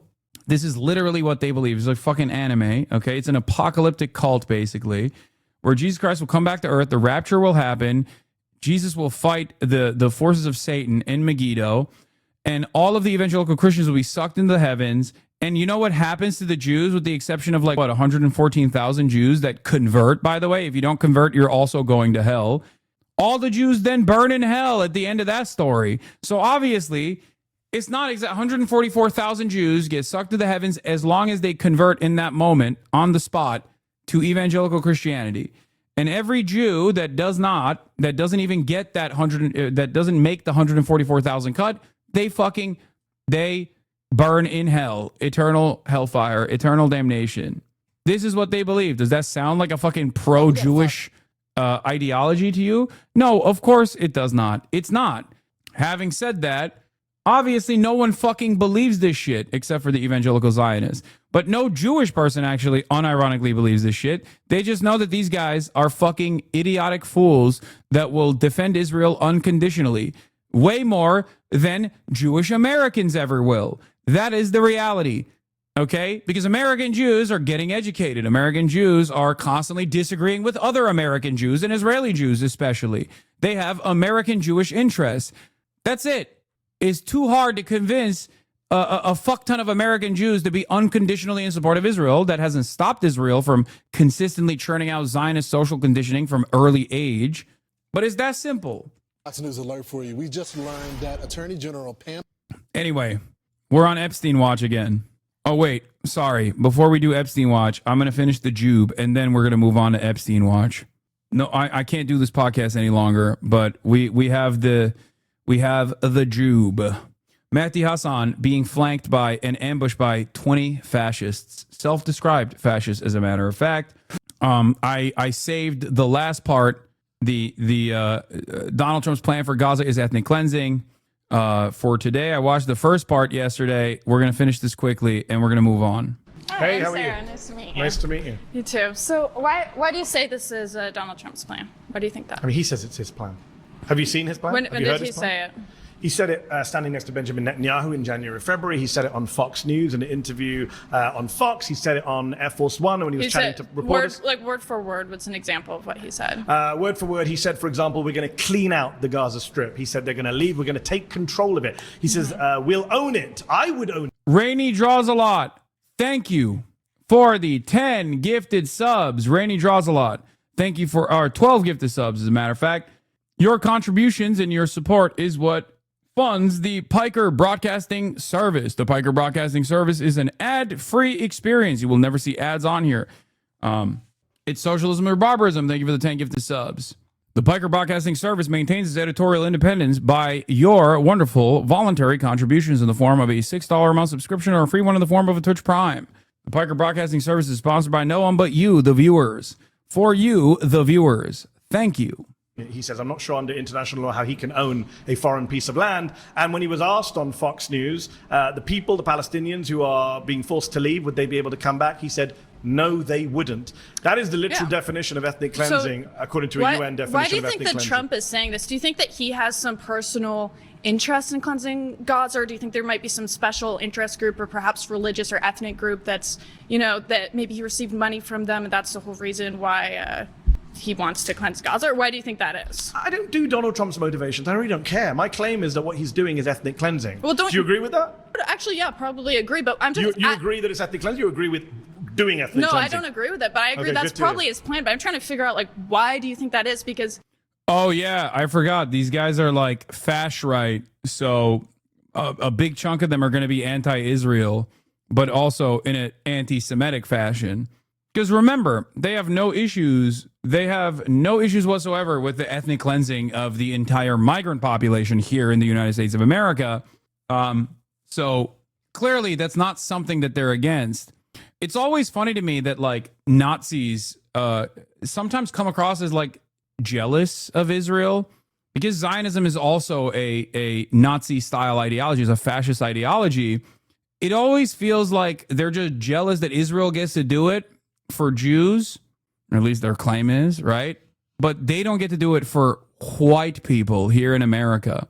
I mean, some of these neo-Nazis are honest about that, like Richard Spencer, who famously is pro-Israel and says, we just want to do Israel here in America. Donald Trump's a white man. He identifies as Christian. I'm not sure if he really is. But what interest does he have in preserving a Jewish ethno-state? Why would he have that? It's a good question. You'd have to ask Donald Trump that question. I've got multiple views. I'm sure you have many views. I'm not sure I like where you're going with your views, but I think Donald Trump is definitely someone who's got financial interests in ethnic cleansing. He's got political interests. He loves the evangelical voters he get. A lot of Christian evangelicals like to support Israel because they think Jesus will come back if all the Jews are gathered in one place with no Palestinians. I think he's going to make money, he thinks, from beachfront property with Jared Kushner. He said something similar in the past. You think that's the real reason? I think there's multiple reasons. Thank you, I think SN financial, Palavan, geopolitical, for the 25 ideological, gifted. evangelical. I don't care. My claim is that what he's doing is ethnic cleansing. Ethnic cleansing is a war crime according to the Fourth Geneva Convention. Yeah, I agree. It's against international law under the Rome Statute. So we shouldn't be part of that. The United States should not be supporting Donald Trump's plan for ethnic cleansing. I agree. Good. What do you That's me in think? What do you think should be done instead with the Israel-Gaza situation? I'm not sure what your stance is on this. I would like to see a ceasefire in Ceasefire, Gaza. two-state I would like to solution see. type I don't thing. really get into debates about what solutions. I would like to see an end to the killing. I would like to see Gazans have freedom. I would like to see the Palestinians in Gaza somehow get their land back. 80% of Gaza right now is under Israeli military control or displacement. I would like to see freedom for the Palestinian people. I'm an American. To go back to the core of this show, I support American values. One person, one vote. Free speech. It really is a religious and ethnic It battle. is not a religious battle. Well, yes. No, it's not. That is what it's obviously it's between not. Jews and Muslims. No, Both it's want not. control of the Holy Land. No, it's not. Yes, it is. No, it's not. What else? What other? Actually, the founders of Israel were secular. They were not religious, actually. And I think some religious Jews, like Bezalel Smotrich, who's the Israeli government minister, religious, it doesn't really is matter. a religious fanatic. My point is, the core of the conflict is over land. It's colonial. It's It's historic. It is not about religion. Colonialism is for a reason. The people who want to steal the land want everyone to believe it's religious. My point is, why are we sitting here? Why are we sitting here? It's like a false dichotomy where we have to argue, do Jews get Israel? Do Muslims get Israel? Why are like we? I've never brought up anyone's religion. How many of us? I didn't here, bring up anyone's religion. How many of us here are Christians? I didn't bring up anyone's trying religion. to pick sides between Jews and Muslims taking over Israel. Like, don't you think that? Hold on. First of all, I didn't bring up religion. Second of all, you know that a lot of Palestinians are Christian, right? Some of them. You're just yeah, reducing it to Muslim small. versus well, Jew. dude, this in and of itself is like also an insane thing that I hear more and more from the right is that like, oh, by the definition of being Israel's enemy, Palestinians are just like automatically considered Muslim, because otherwise, if they were to, if the supposedly Christian dominionist right were to recognize the Christianity of the Palestinian population, then automatically they would have to like offer unconditional support. But once again, as you saw with that Catholic from yesterday when we were watching the same fucking video, the one that looks like a Amish person, they will turn around and say like, oh, we actually love Catholicism. I'm a Catholic nationalist or whatever. But then he's like, but the Catholics that are coming from the southern border need to leave immediately. Okay? Because there is the only through line that holds all of this ideology together is pure tribalism, pure racism. That's all it is. It's white supremacy. They're just trying to repackage it in a way that makes it, you know, permissible to say, makes it less inappropriate, but that's it. It's just whiteness that's holding it together. It's majority Muslim, yeah. It's very. But there are many prominent I agree, yeah, but there's not that many. So it's not worth reducing everything to religion. Well, it is the reason. Why do you think Iran is backing proxies that want to take over Gaza and, you know, back the terrorism in Gaza? It's obviously because they want to Muslim control of the land. You don't think that's why? No, I don't think it's about religion. Is it? I've been following this conflict for decades. It's not about religion. People who say it's about religion, it's a distraction. Well, it's a big part of it, I think. No, it's not. You don't know anything. It's a big part of it, I think, is bullshit. No, of course religion is not a big part of it. It's just about land acquisition, man. What the fuck? The craziest part about it is that so many dumb people say this. Like, even people in this community have repeated this fucking idiotic lie over and over and over again. Okay? You're just eating the propaganda. A big part of it. It's been weaponized by bad faith actors, sure. But I don't think that's the core. The core is that one group of people are dominating another group of people. What group of people is it? But what group of people is dominating another group of people? One ethnic group is dominating another ethnic group. What ethnic group? Jewish people. Yes, dominating. Arabs. Yes. But I didn't say anything about Christian, Muslim, Jew in a religious sense. Okay, Jews define as religion and ethnicity. You know that, right? Well, why do you think that Muslims want control of the Holy Land? You keep saying Muslims. I didn't bring up Muslims. Well, they're Muslim states. Like, what do you think? She does not understand that Judaism is an ethno-religious group, and that there are many different sects under Judaism, ethnic sects under Judaism, some of which were also created later on to make a distinction between Arab Jews and Arab Muslims and Arab Christians, as a matter of fact, because Judaism in and of itself is a religion, but Zionism is a fascist ideology that relies on Jewish supremacy, Jewish supremacist thought. That's like one of the easiest ways to understand this, by the way. Literally, in Israel, you literally have a shit ton of Arab Jews, but they're not considered Arab. They're considered Jews. I wonder why. I think like Iran wants to do with I didn't the bring Holy up Land. Iran. But it's a bit reductive to say religion has no part in here. No, religion is just a justification to garner support. Please, dude.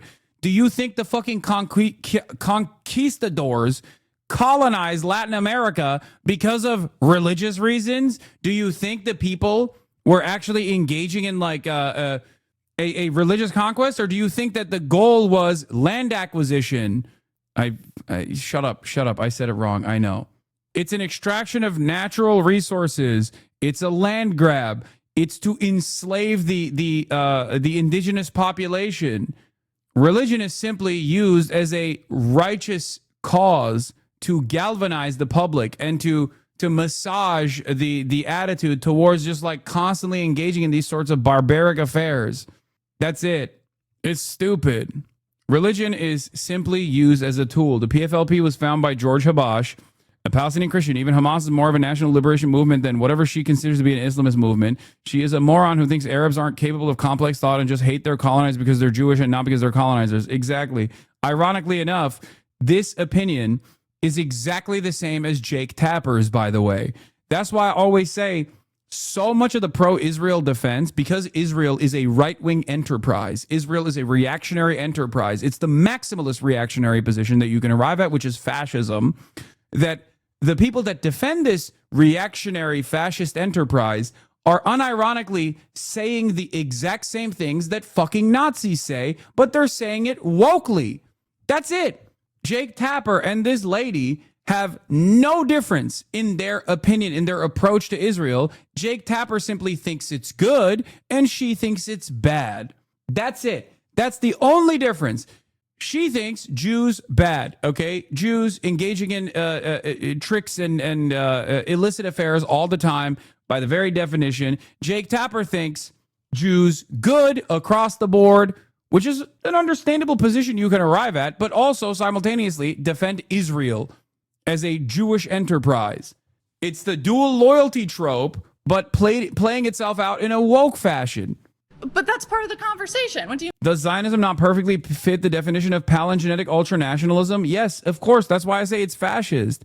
Zionism fits the definition of palingenetic ultranationalism, which is like the what fascism is. Fascism is palingenetic ultranationalism, advocating for the rebirth of Judaism as a nationality, using the Holocaust as a moment of palingenesis, national rebirth. Yes, it does. The only difference here, however, is that in previous iterations of fascism, they did not have a real Holocaust-style event to point to. Okay? That's it. That's it. The only difference is that Israel, in an effort to create propaganda and a national mythos, can actually point to thousands of years of oppression, including the worst singular atrocity that they can point to for that befell the Jewish population, the Holocaust. That's the only difference.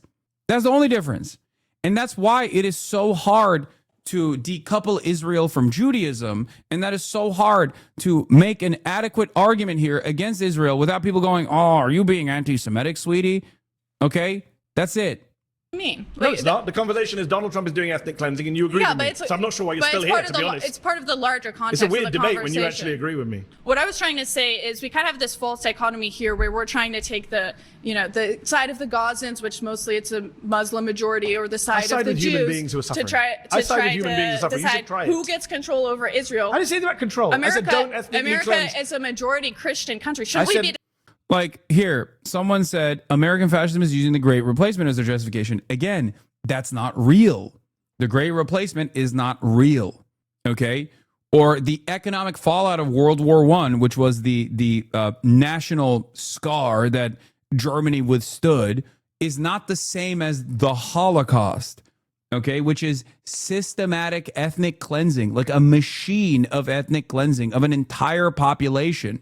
That's the difference. That's why I'm saying that, like, the major difference between Zionism, its inception, and its endless justification is that there is an actual fucking point of real barbaric cruelty that Zionists can always point to in defense of Israel. You have to understand this, because this will help you better address those talking points. Okay? Deciding Christians should have control of the I agree. Holy Donald Land. Trump should not, nothing to do with religion. Donald Trump should not be deciding what happens to Gaza. That's my claim. If you agree with me, great. Let's shake hands. Give the seat to someone who disagrees with me. So are you saying, do you think that America should just cut ties with Israel altogether? What's your definition of cut ties? Like stop funding them, stop being their military arm? Yes, okay, I'm on great. record saying okay. That was an easier debate. Whoa. Welcome back, Richie. You really want to be here? First of all, I really thought that obviously where we started, where it ended up, there's a lot of aggression.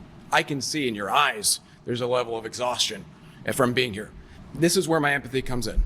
Where it doesn't is, when you have a room full of people that do agree with you, we have this opportunity to come together. And you're kind of mocking people when they do. So you mocked Sarah a little bit when you guys clearly had a common interest and goal to reach. So I can tell you're agitated. I want to bring that all down. Please. I'm guessing you're not going to, but let's see. No, I'm going to. I do want to point out some contradictions. First and foremost, I don't believe you're pro-American in the value system that you claim to uphold. Dude, the point is Donald Trump's plan for Gaza is ethnic cleansing. Just stick to the fucking prompt. Am I wrong to be concerned that we're on the same side as these freaks on the Israel issue?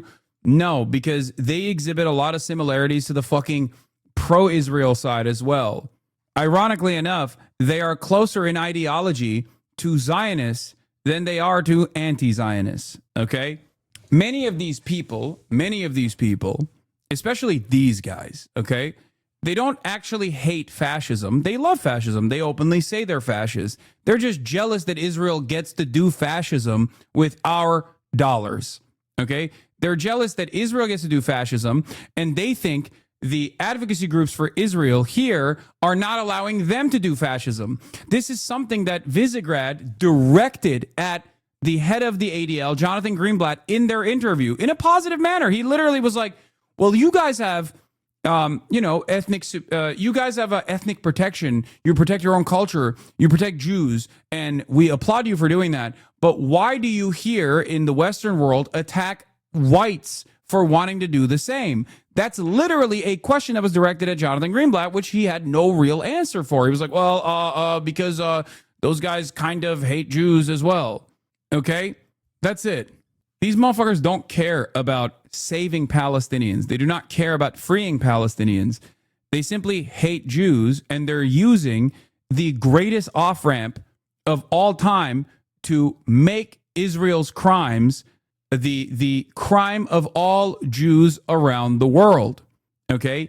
And the reality of the matter is Israel loves that. Israel allows it to happen. Israel is also literally saying, no, these things that we're doing, we are doing for all Jews. So in that way, they're no different.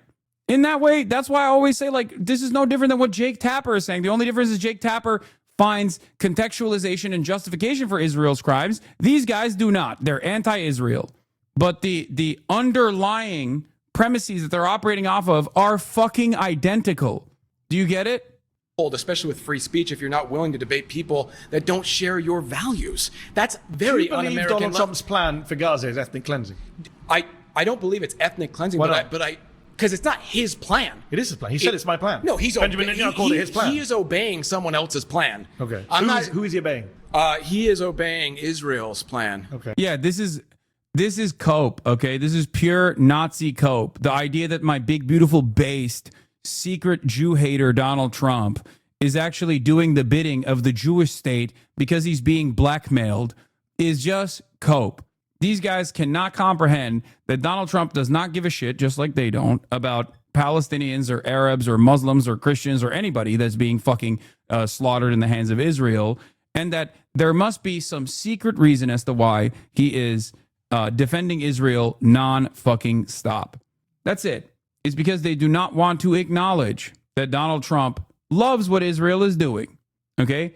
And liberals also do this too. Liberals do the whole, like, Brandon actually is really forcing Brandon is actually really forcing Israel to stop, but Israel is just simply not budging. It's just the liberal version of that same cope. Both of these administrations actually like what Israel is doing. They do not hate what Israel is doing, because if they hated what Israel was doing, they would stop it. For the Greater Israel Project, of which this is one of those things that we can agree on. Why is he doing that? Why is he doing that? Yeah. I don't know. Maybe they have something on him. Maybe they have something on all But Americans. you think it's a bad thing what he's doing? Absolutely. Okay, yeah, good. no, They have something on him. They have something on him. There's a crumb of truth hidden there as well, of course, which is that Mossad and the CIA have engaged in sexual blackmail. So that's a part of the reason why they can just, like, get away with saying shit like that. And it perfectly ties back to the Epstein stuff anyway. But what's interesting about it, however, is that also means Donald Trump is a bad person. Okay? Like, this is the thing that I don't understand with, like, pro-Trump people who are like, well, I want him to release the Epstein files, but, like, he's being blackmailed, and that's why he can't release the Epstein files. It's like, okay, that means he's a pedophile. Like, you're saying you like this guy who is a pedophile, but he's your pedophile? Like, what does this mean? This is why what Alex Jones was saying in defense of Donald Trump made no fucking sense. I agree with you. But see, I don't want to shut down the conversation. I'm agreeing with you. Okay, perfect. But I want to take this opportunity, because I don't know if I'm going to get the opportunity again, to say, you're not American. First and foremost, but you're not. Remember when I said the agitation from you is not going to be lower? What I'm saying, you came to lower the temperature and then make racist remarks. You know that's a racist remark. It's not racist. You tell an American citizen. But okay, perfect. Like this guy won't even talk about Israel. He's just like, yeah, we agree on Israel, but you're not an American. Okay, dude, shut up. It doesn't matter. He is sucks to suck. Okay. Perfect. You just proved your own point. You just said that was a racist position. Yes. Now you're I can't stand this motherfucker. He's like a crybaby, dude. Oh God, me. You have an accent. Using the I'm not genocide. Wish we could have. You just don't like the color of my skin. We're having a different conversation. Also Canadian. That motherfucker's Canadian too. The blonde one was Canadian. The blonde lady was Canadian too. We're having a different conversation. All right, you've been voted out. Please return to your seat. Okay. I really wish we could have got. I mean, you believe in white genocide, so it's very hard to. Hello. Hey, how's it going? Nice to meet you. Hello. So, I'll switch over to the Gaza thing in a second, but first off, I just wanted to touch on that. You said that you support free speech, of course, right? So, what I'm confused about is you've refused to debate people that have disagreed with you because the.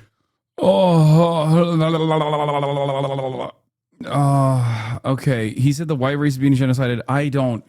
Why are these guys so fucking? They just stay on the premise, man. That's right. See, idea. You don't debate people that disagree with you. Like he's literally sitting in front of 20 fascists. What are you talking about? He is clearly doing that. Kick out all the people. Also, that's the one thing you can't say about Mehdi Hassan is that he doesn't debate people who disagree with him. That's literally the thing he does the most. That is what he is known for. People. That is the definition of ethnic cleansing. So, isn't ethnic cleansing killing people? Because it seems like you're. No, you can ethnic cleanse people without killing them. And by the way, wait, hold on. Debate, okay. I'm sure as well. We're going to start debating. So everybody here in the street everyone here has hygiene standards, as do you. There are people you wouldn't debate, I'm sure as well. Okay. So, can you please describe why you think Trump is supporting ethnic cleansing of Gaza just because he wants to take over the land there? How does that equate to killing them? Not just take over the land, kick out all the people. That is the definition of ethnic cleansing. So, isn't ethnic cleansing killing people? Because it seems like you're. No, you can ethnic cleanse people without killing them. And by the way, they have been killed. More than 50,000 people in Gaza have been killed by the Israelis, by people like Bezalel Smotrich, who said recently, the finance minister of Israel, we are going to Gaza to conquer, cleanse, and remain. We're going to annihilate the place. We're going to disassemble Gaza, he said. We're going to leave it behind as piles of rubble. That's the guy Trump's funding, supporting. That's the guy praising Trump. So yes, Trump and Smotrich are ethnically cleansing Gaza. I cannot deny that thousands of people are dying in Gaza, but you need to realize, why are they dying? Is it possibly that they're attacking another country? No, just because the people who are dying, we're not attacking another country. Just because Israel is killing more Gazans than Gazans are killing Israel doesn't mean Gaza is righteous and Israel is evil. I never said anything about evil or righteous. Israel I said ethnic cleansing. You said don't have to be killed. I said they are being killed, and the criteria for what's happening to them. If Donald Trump says these people have to leave and never come back, is that not ethnic cleansing? What is your definition of ethnic cleansing? I would think ethnic cleansing is when you're killing off a large part of an ethnic group. That's genocide. You're confusing. It's ethnic cleansing. I mean, Israel's doing a genocide, for the record. It's not just doing ethnic cleansing. Ethnic cleansing is removing one ethnic group using a deliberate policy by violence or terror-inspiring means to remove another population, another ethnic group from a certain geographic area. That's the UN definition of ethnic cleansing. That is what he's doing. When he was asked Donald Trump, can they come back? He said, no, they cannot. That is ethnic. I've heard all these. We've had people talk about white genocide today. You guys are nationalists. But how would you feel if somebody came, a president of France came and told you to leave your land and not come back? Would you not feel you'd been ethnically cleansed from your home? From America? Yeah. Well, because my ancestors were settlers here, not immigrants. They actually Palestinians are not immigrants in Gaza. They are indigenous people to the land. Didn't Israel just give Gaza the land like a few decades ago? No. I'm pretty sure Israel used to. Lord, for one day, give me the confidence of this fucking pimple face white boy. For one day, the things that I would do. God damn, dude. These motherfuckers are just like, how? How can you be so confident in your stupidity? It makes no sense. You don't know anything. You just put on a fucking suit and tie and you're like, nah, I'm about to cook, dude. Didn't Israel give Gazans the land? Have that land. I'm pretty sure you're wrong.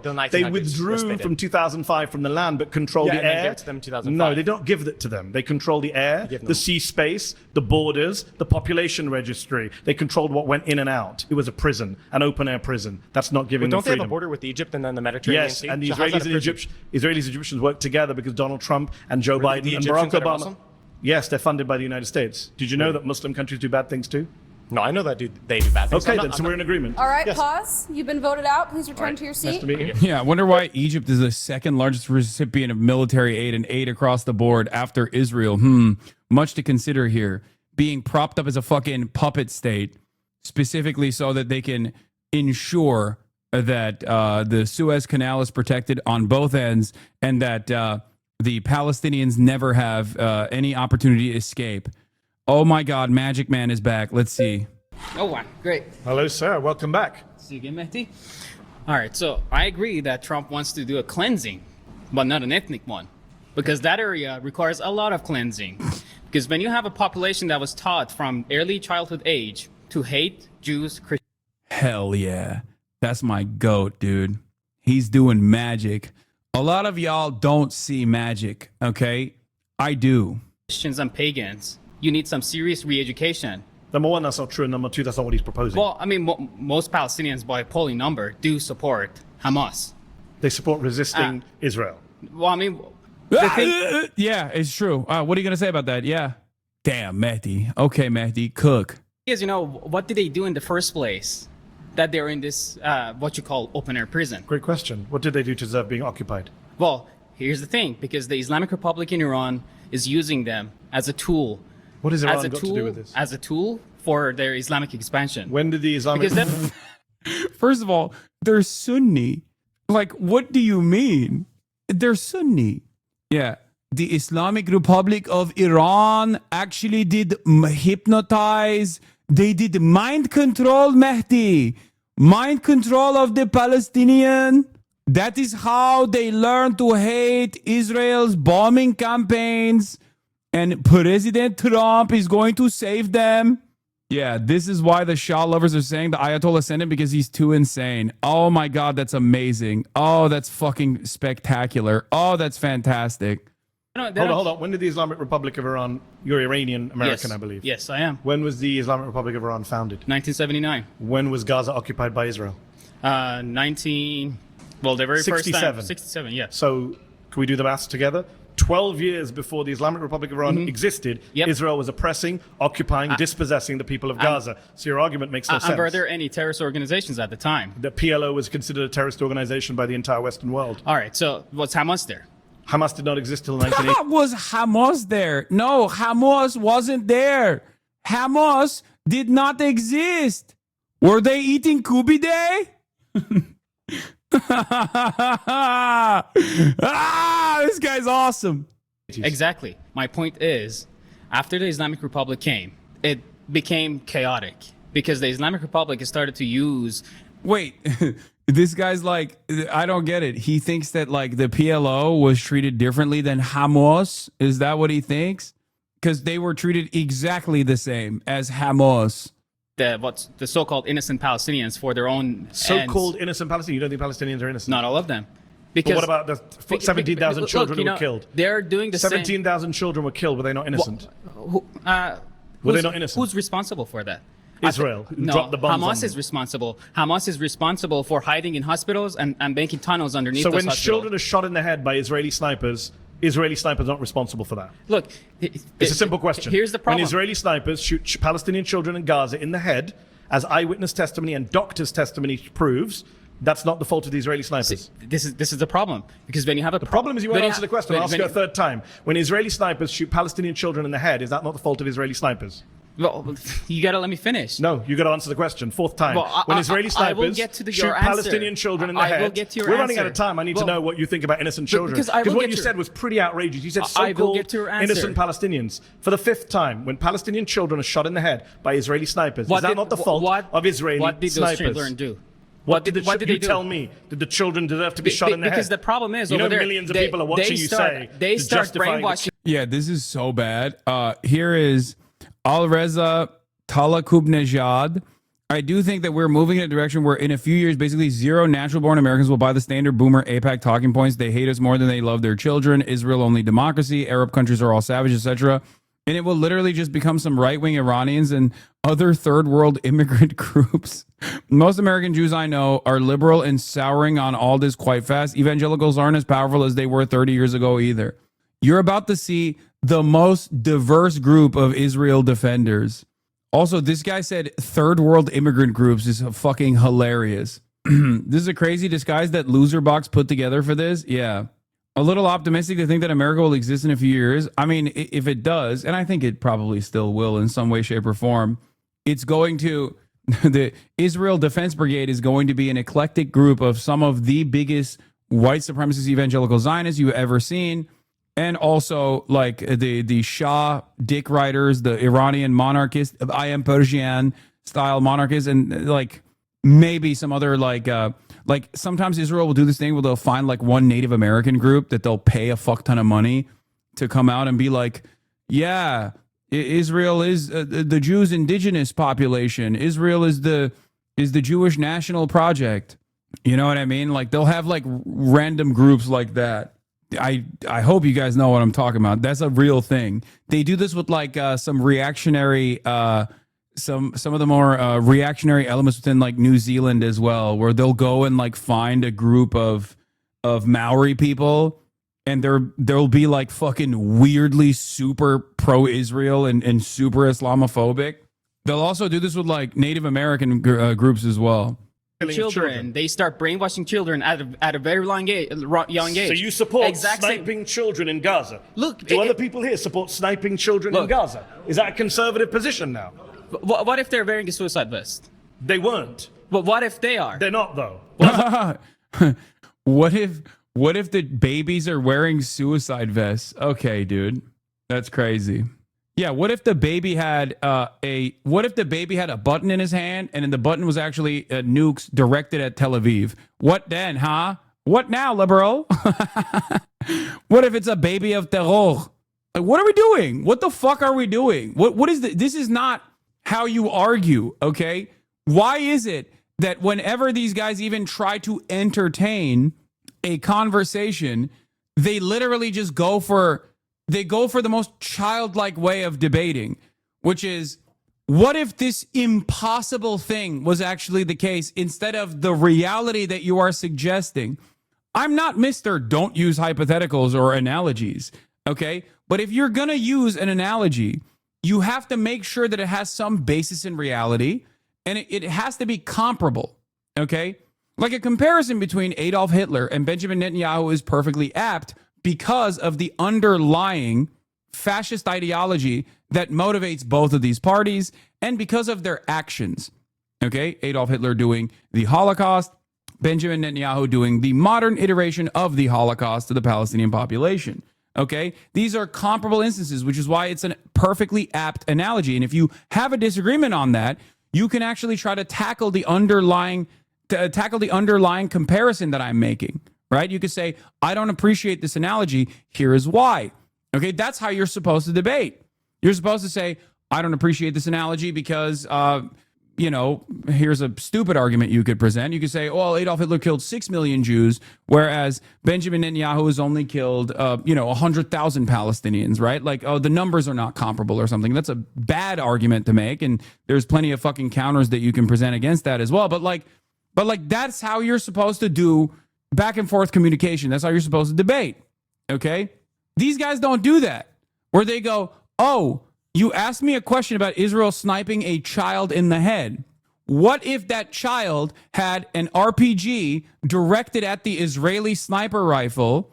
And what if that child also simultaneously had a nuclear bomb strapped to its chest and was entering the Gaza envelope to detonate itself right in the middle of Tel Aviv? What if then? What now?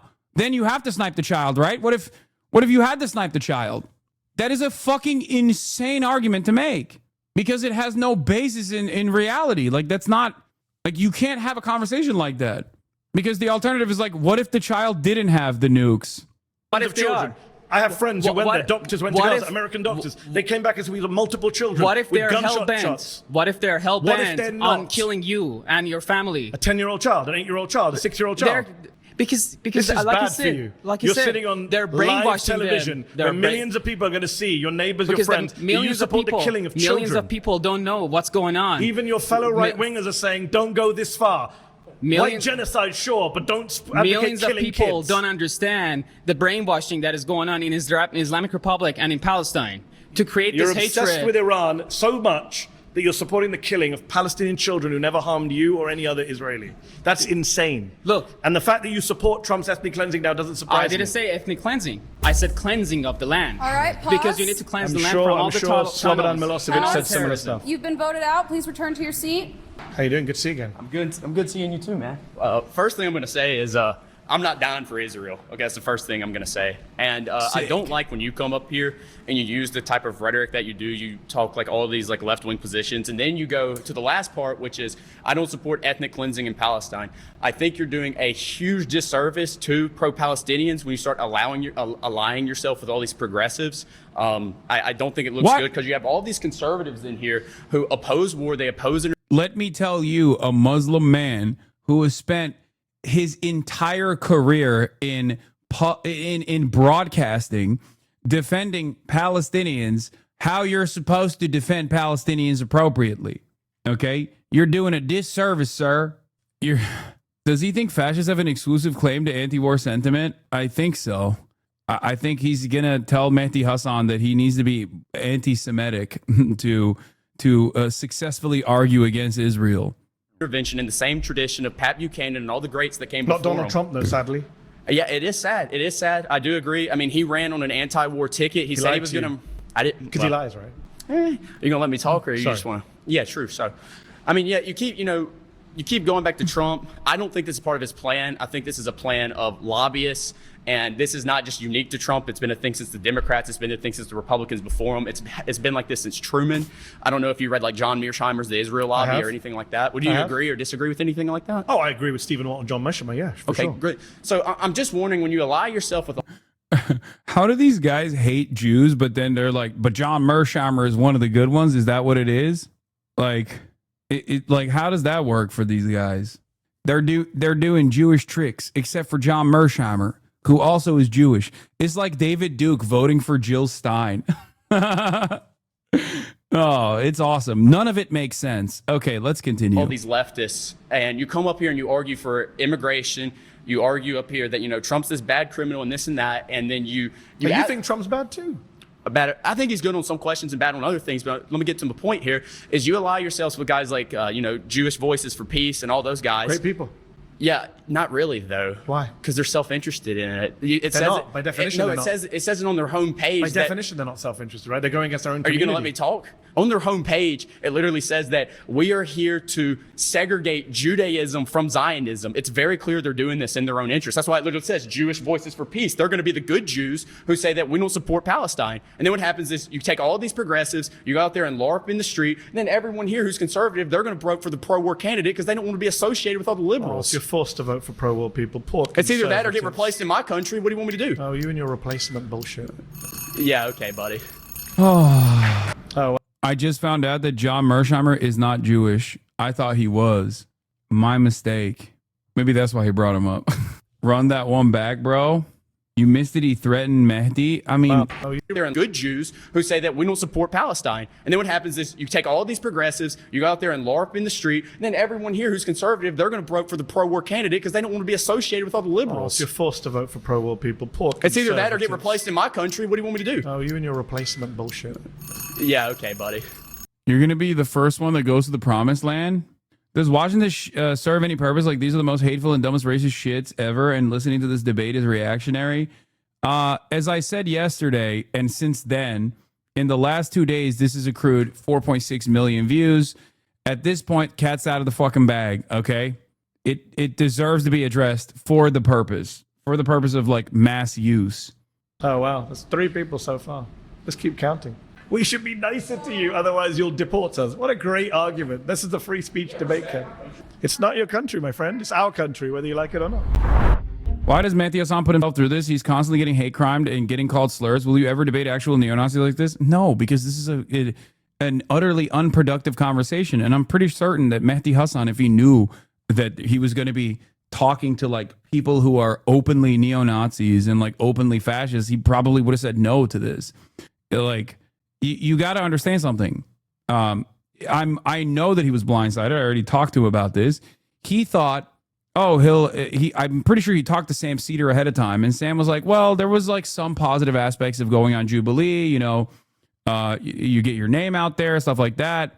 but Jubilee has farmed the depths of the Nazi well so hard at this point that these are people who are just like openly being like, I'm a fucking neo-Nazi. Like, that's crazy. It's a crazy fucking person. It is about as productive as like talking to, people hallucinating, like a bunch of people who are unfortunately going through like a schizophrenic attack, exhibiting delusions and paranoia. I thought Kai was, he smiled, he laughed, he disagreed. He did it I felt like it was good faith. Let's see. I appreciate it, Matty. He seemed to be in good faith. He seems kind of smart. And, he's one of the few people who doesn't want to deport me. Or maybe not. We're going to find out. My claim is we should get rid of birthright citizenship. Why do you want to get rid of birthright citizenship, and how, by the way? Because it's in the Constitution. I'm so glad you brought this up. Yes. Because it was one of my... The 14th. 14th. I mentioned it to a bunch of your friends, and nobody wanted to engage in the 14th. Yeah. Let's talk about the 14th Amendment, Exactly. the Citizenship Clause, which says that if you're born here, you're a citizen of the United States. Yes. I chose this because it's an extension of the original debate and the immigration debate. Okay. I think birthright citizenship, first of all, when it was originally argued, among the people who were actually voting on the clause, right? It was argued that the birthright citizenship was not automatically extended to everybody who was just born here. And we have a long history of that as well, for example, with the Native Americans, who had particular laws that applied solely to them. What I think we're seeing in this country is not everybody is so similarly under the jurisdiction thereof of the United States, right? And by allowing for birthright citizenship and not interpreting the Constitution as we're legally allowed to and restrict, the automatic citizenship of anybody who's born here, we actually remove the issue, for example, of family separation, because there is no incentive of a family to come over to this country illegally and then have a child, which is contributing to the awful situation we have in America of breaking up families. This is not something that I imagine you or I agree with. No. The issue is birthright citizenship has incentivized that. So even if I were to concede that in some cases birthright citizenship has incentivized that, I don't like the phrase anchor babies, but I'm not naive enough to pretend that there are not immigrants who come here and time the pregnancy in order to get. Of course, you and I can agree on that. Yeah. But that doesn't mean you then rip up a constitutional principle that goes back centuries, goes back before the 14th Amendment. 14th Amendment came about, I think, in 1868, if memory serves me correctly. But the principle underlying it is actually from my other country, the UK, ancient English common law, right? Now, the reason why you don't, I don't even think that there needs to be any sort of defense of this on constitutional grounds or common law or anything like that. It's super simple. Does this harm America in any way, shape, or form? If the answer is no, then why would you change it? As a matter of fact, it not only doesn't harm the United States of America, it actually helps the United States of America keep a younger population. It's not about the Constitution. I don't care about the Constitution. Disagree. Constitutional argument is very crucial. I care about it only as far as it's a fucking appropriate line of defense among constitutional scholars so that the Supreme Court doesn't fuck the bag up. But ultimately, the reasons why I think birthright citizenship is good is because it is good. It's because it actually keeps the American population youthful. It's the way that it will change or stay. No, I understand that. That's why I'm saying the constitutional argument is only as good as it is useful. But the real reason why is because the real reason why I don't care about it is because who gives a fuck about the Constitution? What you're supposed to do is what's best for America. What you're supposed to do is what's best for everyone involved. It's a useful tool. It should be just a means to an end and not the end in and of itself. Okay? Because there are, the Second Amendment in its modern interpretation has been incredibly dangerous for American welfare, for American safety. It should be reinterpreted. It should be readjusted or outright thrown out, because I care about public welfare than I do about holding on to whatever kind of fucking interpretation we've decided now is the appropriate way to interpret the Second Amendment. That's it. So this was always the case. The 14th Amendment, as you know, because you seem well read, came along and codified what was already a principle in American and English law, that if you're born in the country, you are a citizen. Now, you mentioned the point about jurisdiction. There is that little bit in there where it says subject to the jurisdiction thereof.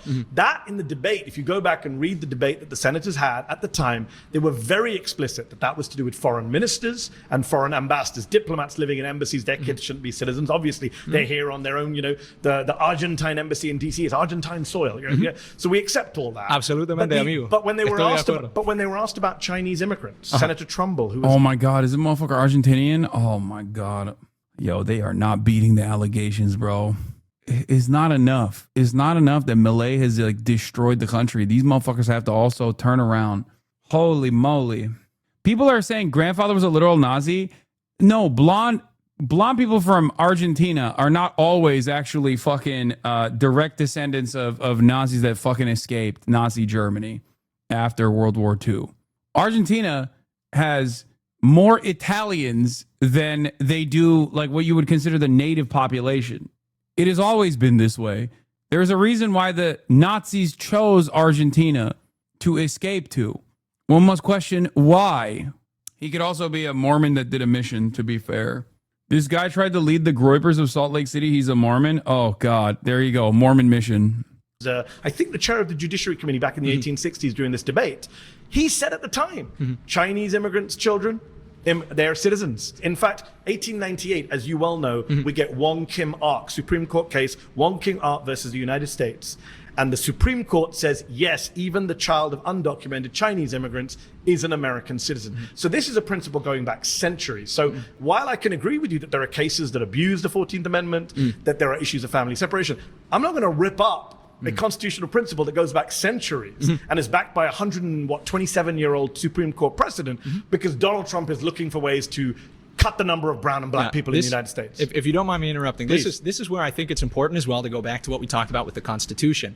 When we're analyzing, and admittedly, I'm not as interested in the legal argument. There's obviously many ways to interpret the Constitution, but I don't think, especially among conservatives, that it is positive to use the Constitution to dismantle it. When we analyze the original context, like you were saying, in the late 19th century, our immigration law was absolutely different, including, in respect with the Irish and Chinese immigrants that were coming over. It was absolutely... Again, why?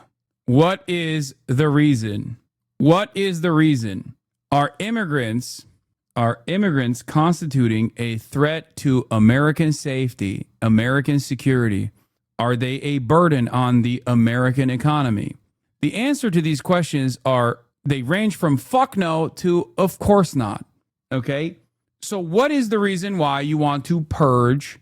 What is the reason why you want to purge the ranks of people that you consider to be immigrants that are less worthy of being here? That's it. He says yes, but it's not correct. There is guys, if you say yes to those, you have to answer why you think that is the case, which is ultimately arriving at the point that I was making. It's some other secretive reason as to why immigrants are constituting a threat to American safety. Because if they were to say immigrants are more likely to do crimes, that's wrong. There's information on this. It is the exact opposite. Okay? Undocumented non-citizens and documented non-citizens alike. If you add all immigrants into the fucking pile, the numbers don't even compare to the natural-born U.S. citizen crime rates. Okay, the underlying reason as to why so many of these people have enmity towards migrants is just racism. That's it. They're just scared. They've been told that these guys are bad and wrong. Some people legitimately believe that. Some people know better and still make this argument because they just want to purge the ranks and basically make the gene pool clean and pure. Do you understand? That's it. Different. Changed. We had open borders, my friend. Some people in this room would hate it. We had open borders for half of American history. Well, I don't think that's very true. It's 100% true. Well, hold on. If you're comparing the open borders, which I don't concede to, but if you're comparing the open borders prior to like 1910 and prior to the Hart-Celler Act, and you look at the amount of immigration and who was coming over. Nice deflection. Amount is irrelevant. We did have an open border. It is absolutely relevant. Why? Because the Constitution, like the founding fathers. Hold on. Your argument is we had open borders, but there were fewer immigrants. I was about to answer. Okay. It's important to analyze the context wherein these laws and parts of the Constitution arise. The original founding fathers said the Constitution was made only for immoral and religious people and is wholly inadequate to the government of any other, which means the people that wrote this document understood that it would not be able to properly... Super secular people, but let's just be clear on that. Well, no, that's not true. They were deists. A lot of them were super secular. No, the majority were deists. But they were secular. Secular doesn't mean atheist. You know what that means. I understand that, but deist doesn't mean secular or atheist. It means they believe in a God, but not a God that's particularly present. I didn't say anything about whether they're deist or theist. I said they're secular. Okay, but secular means you separate church and state. Okay, well, let's talk. We could even talk about that. That's a perfect example. You're going to run out of your own time making your argument, which you haven't made so far. I understand, but the separation of church and state is now completely differently understood than originally proposed. Thomas Jefferson, who talks about the wall of separation, which doesn't even exist in the Constitution, understood it in a different way. Supreme Court precedent, as you well know. Yeah, sure, but the precedent of the last 100 years, wherein the country has been completely different from its founding, should not overrule the original intent of the people who wrote the document that you and I are both citing. Okay. Which means, but I'm not locked into what the people who wrote that. We've had amendments to the Constitution. You know that, right? I understand that, and this is our fundamental disagreement. Yes. Is that I don't believe you think you can read the minds of people in the 1770s. That's not true. I'm stuck. I just believe this country ought to be more like the country we originally had, and I don't think that's your opinion. You're entitled to it. I understand that, but there's a factual basis to it. Well, let me try to see what you believe. Okay. If we are voting on these constitutional amendments, if we are interpreting them, and our interpretation becomes absolutely, let's say, a 180 from what the original intent of the authors of that document is, are you in favor of that? I guess it depends on the issue. Okay, I would say no matter what. So, for example, take the Second Amendment, which we kind of danced around. It's not been come up here and there. Yeah. You know the debate about the Second Amendment is the fundamental debate is one side says it's unlimited, and the other side says no. What they meant was the militias. Yeah. They didn't, and they had muskets. They didn't mean AR-15s, right? So we can have that endless debate, which I really don't care for about that. But to come back to your point about the constitutional principles, the 14th Amendment comes along in the 1860s, so it's pretty old. It's not as old as America, but it comes along, and it's been around for 150 years. So if you want to get away with it, it was around. It was around before 150 million Americans. And I'm saying it was around before the United States was even created. It's part of ancient English common law. If you're born in a place, you're a citizen of that place, unless you're the child of a foreign diplomat or on a Native American reservation. English common law did not exist simultaneously as millions of people coming across the border in a year. Just to get to principles, your argument is numbers change everything.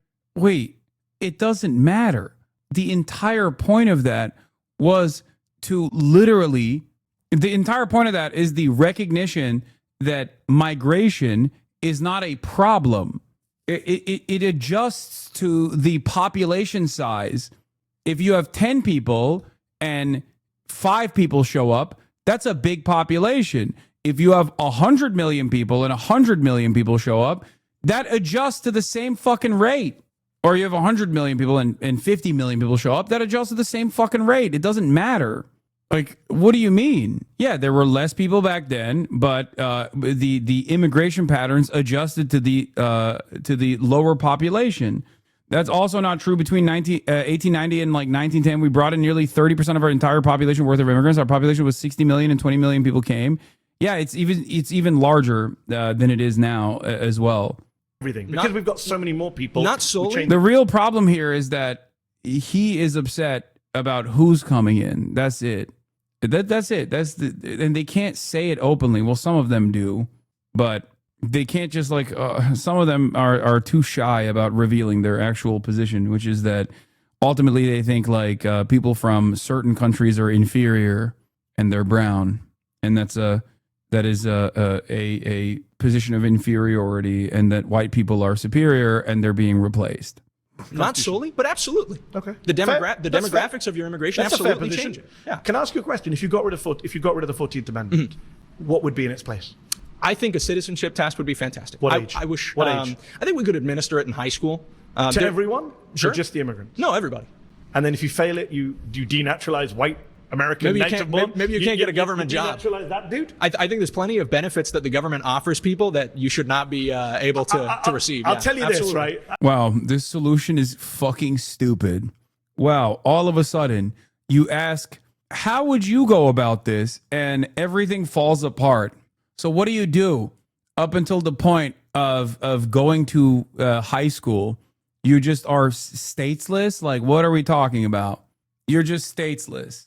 There's nothing you can do. No amenities. How do you go to public school? How do you even go to high school? You're statesless.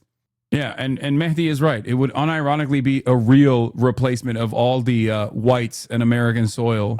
This might sound bad, and I think people care for me anyway. So let me say something you might not like. Nobody would pass it. If you have a high school immigration citizenship test for everyone, I think people will take citizenship more seriously. I'm guessing the immigrant kids are going to outperform the white kids, and you might actually end up denaturalizing some of the white kids, and then people here will be really upset. And well, hold on. And I like to be consistent about this. That's possible. But what I think it would do is it would give everybody a larger sense of the importance of citizenship. So you would say no one born in this country is a citizen? No one? Automatically no. Automatically no. Wow. I think we could. This is so stupid. Oh my God. It's so fucking dumb. I mean, I don't know what I was expecting from this guy, but holy shit, I didn't think it would be that dumb. Could extend that, people who have a heritage in the country What of are like they until they pass the test? Undocumented? I suppose, yeah. They are not able to receive government benefits. They're not able to receive government benefits. They're not able to apply for these jobs. But their parents are citizens. Okay, well, hold on. We're talking here about the way that we would implement it. Yeah, it's pretty important. If you're trying to get rid of the 14th Amendment, I'm going to ask about the practicalities of it. And we're not. Trump's doing it right now. And I'm not going to be able to explain it to you in 10 minutes. But what I can explain to you is that right now in this country, we have a crisis of people not hold on. We're not understanding what citizenship is. Dude, no, like, every person on U.S. soil is stateless until they reach high school and they take a citizenship test is so stupid because they literally can't take advantage of any of the amenities. Like, they can't go to school. They can't travel. And also on top of that, that unironically would open up the floodgates of migration. Okay? That literally would be the great replacement. You would only have America would overnight turn into an Asian country. And it should. Take advantage of that. You know what I mean? Every white person would fail the citizenship test, and dudes from Uttar Pradesh would be flying in here to just ace that test so goddamn hard for upward social mobility that it would make people's brains explode. Okay? Finally, America would be a Chinese Indian state. Okay? A collaborative, half Chinese, half Indian nation state. Yeah, I support this guy's idea. People should fight really hard for it. It's ironic because it literally, yeah, and then it would be a quarter Nigerian. And then I don't know what happens to the white Americans who failed the citizenship test. I don't know what we do with them. The way that you've referred to citizenship makes everybody who hasn't come to the United States an undocumented American citizen until the time they come over here. That's how a lot of countries are, right? You know that birthright citizenship is operated by multiple democracies around the world. I know Trump lies and says, we're the only country that does it. He lies. That's not true. Multiple countries have Do you think it ought to be that way? Do you think everybody in the world is an undocumented American? Hold on. Well, or undocumented Canadian or undocumented Brit, right? Or undocumented. Sure. Well, I'm an American, so I say America. But yeah, but I'm saying, right, the principle is you immigrate. We have free movement of people. I support free movement of people around the world. But do you believe they're all are you Kim Jong-un? You think people should only stay in one country and never leave and be blocked from leaving their country? I think that's a very illiberal and conservative position. I think there's a big room to move between being Kim Jong-un and saying that not really. Hold on. In practical terms, if you accept, I gave one side. I want to give the other. There's a big room to move between being Kim Jong-un and saying that everybody in the world is an American, they're just not on our soil yet. I think being an American that's a ridiculous citizen, statement, right? Because everyone in the world is not heading for the United States of America. Yeah, but in fact, right now, numbers of people coming in is dropping a lot. But the idea that you are supporting is that the moment you come to this soil and that you're born here, you become an American. And so I'm not saying at the moment you come to the soil, you become an American. I didn't. I had to do the test. Right? Okay. I had to do the naturalization process, which is guaranteed by the 14th Amendment. But the 14th Amendment also says if you're born here, then you automatically get it. And I'm not saying, I think the problem we have, it's a hill I'm going to die on. The problem we have is we don't appreciate citizenship.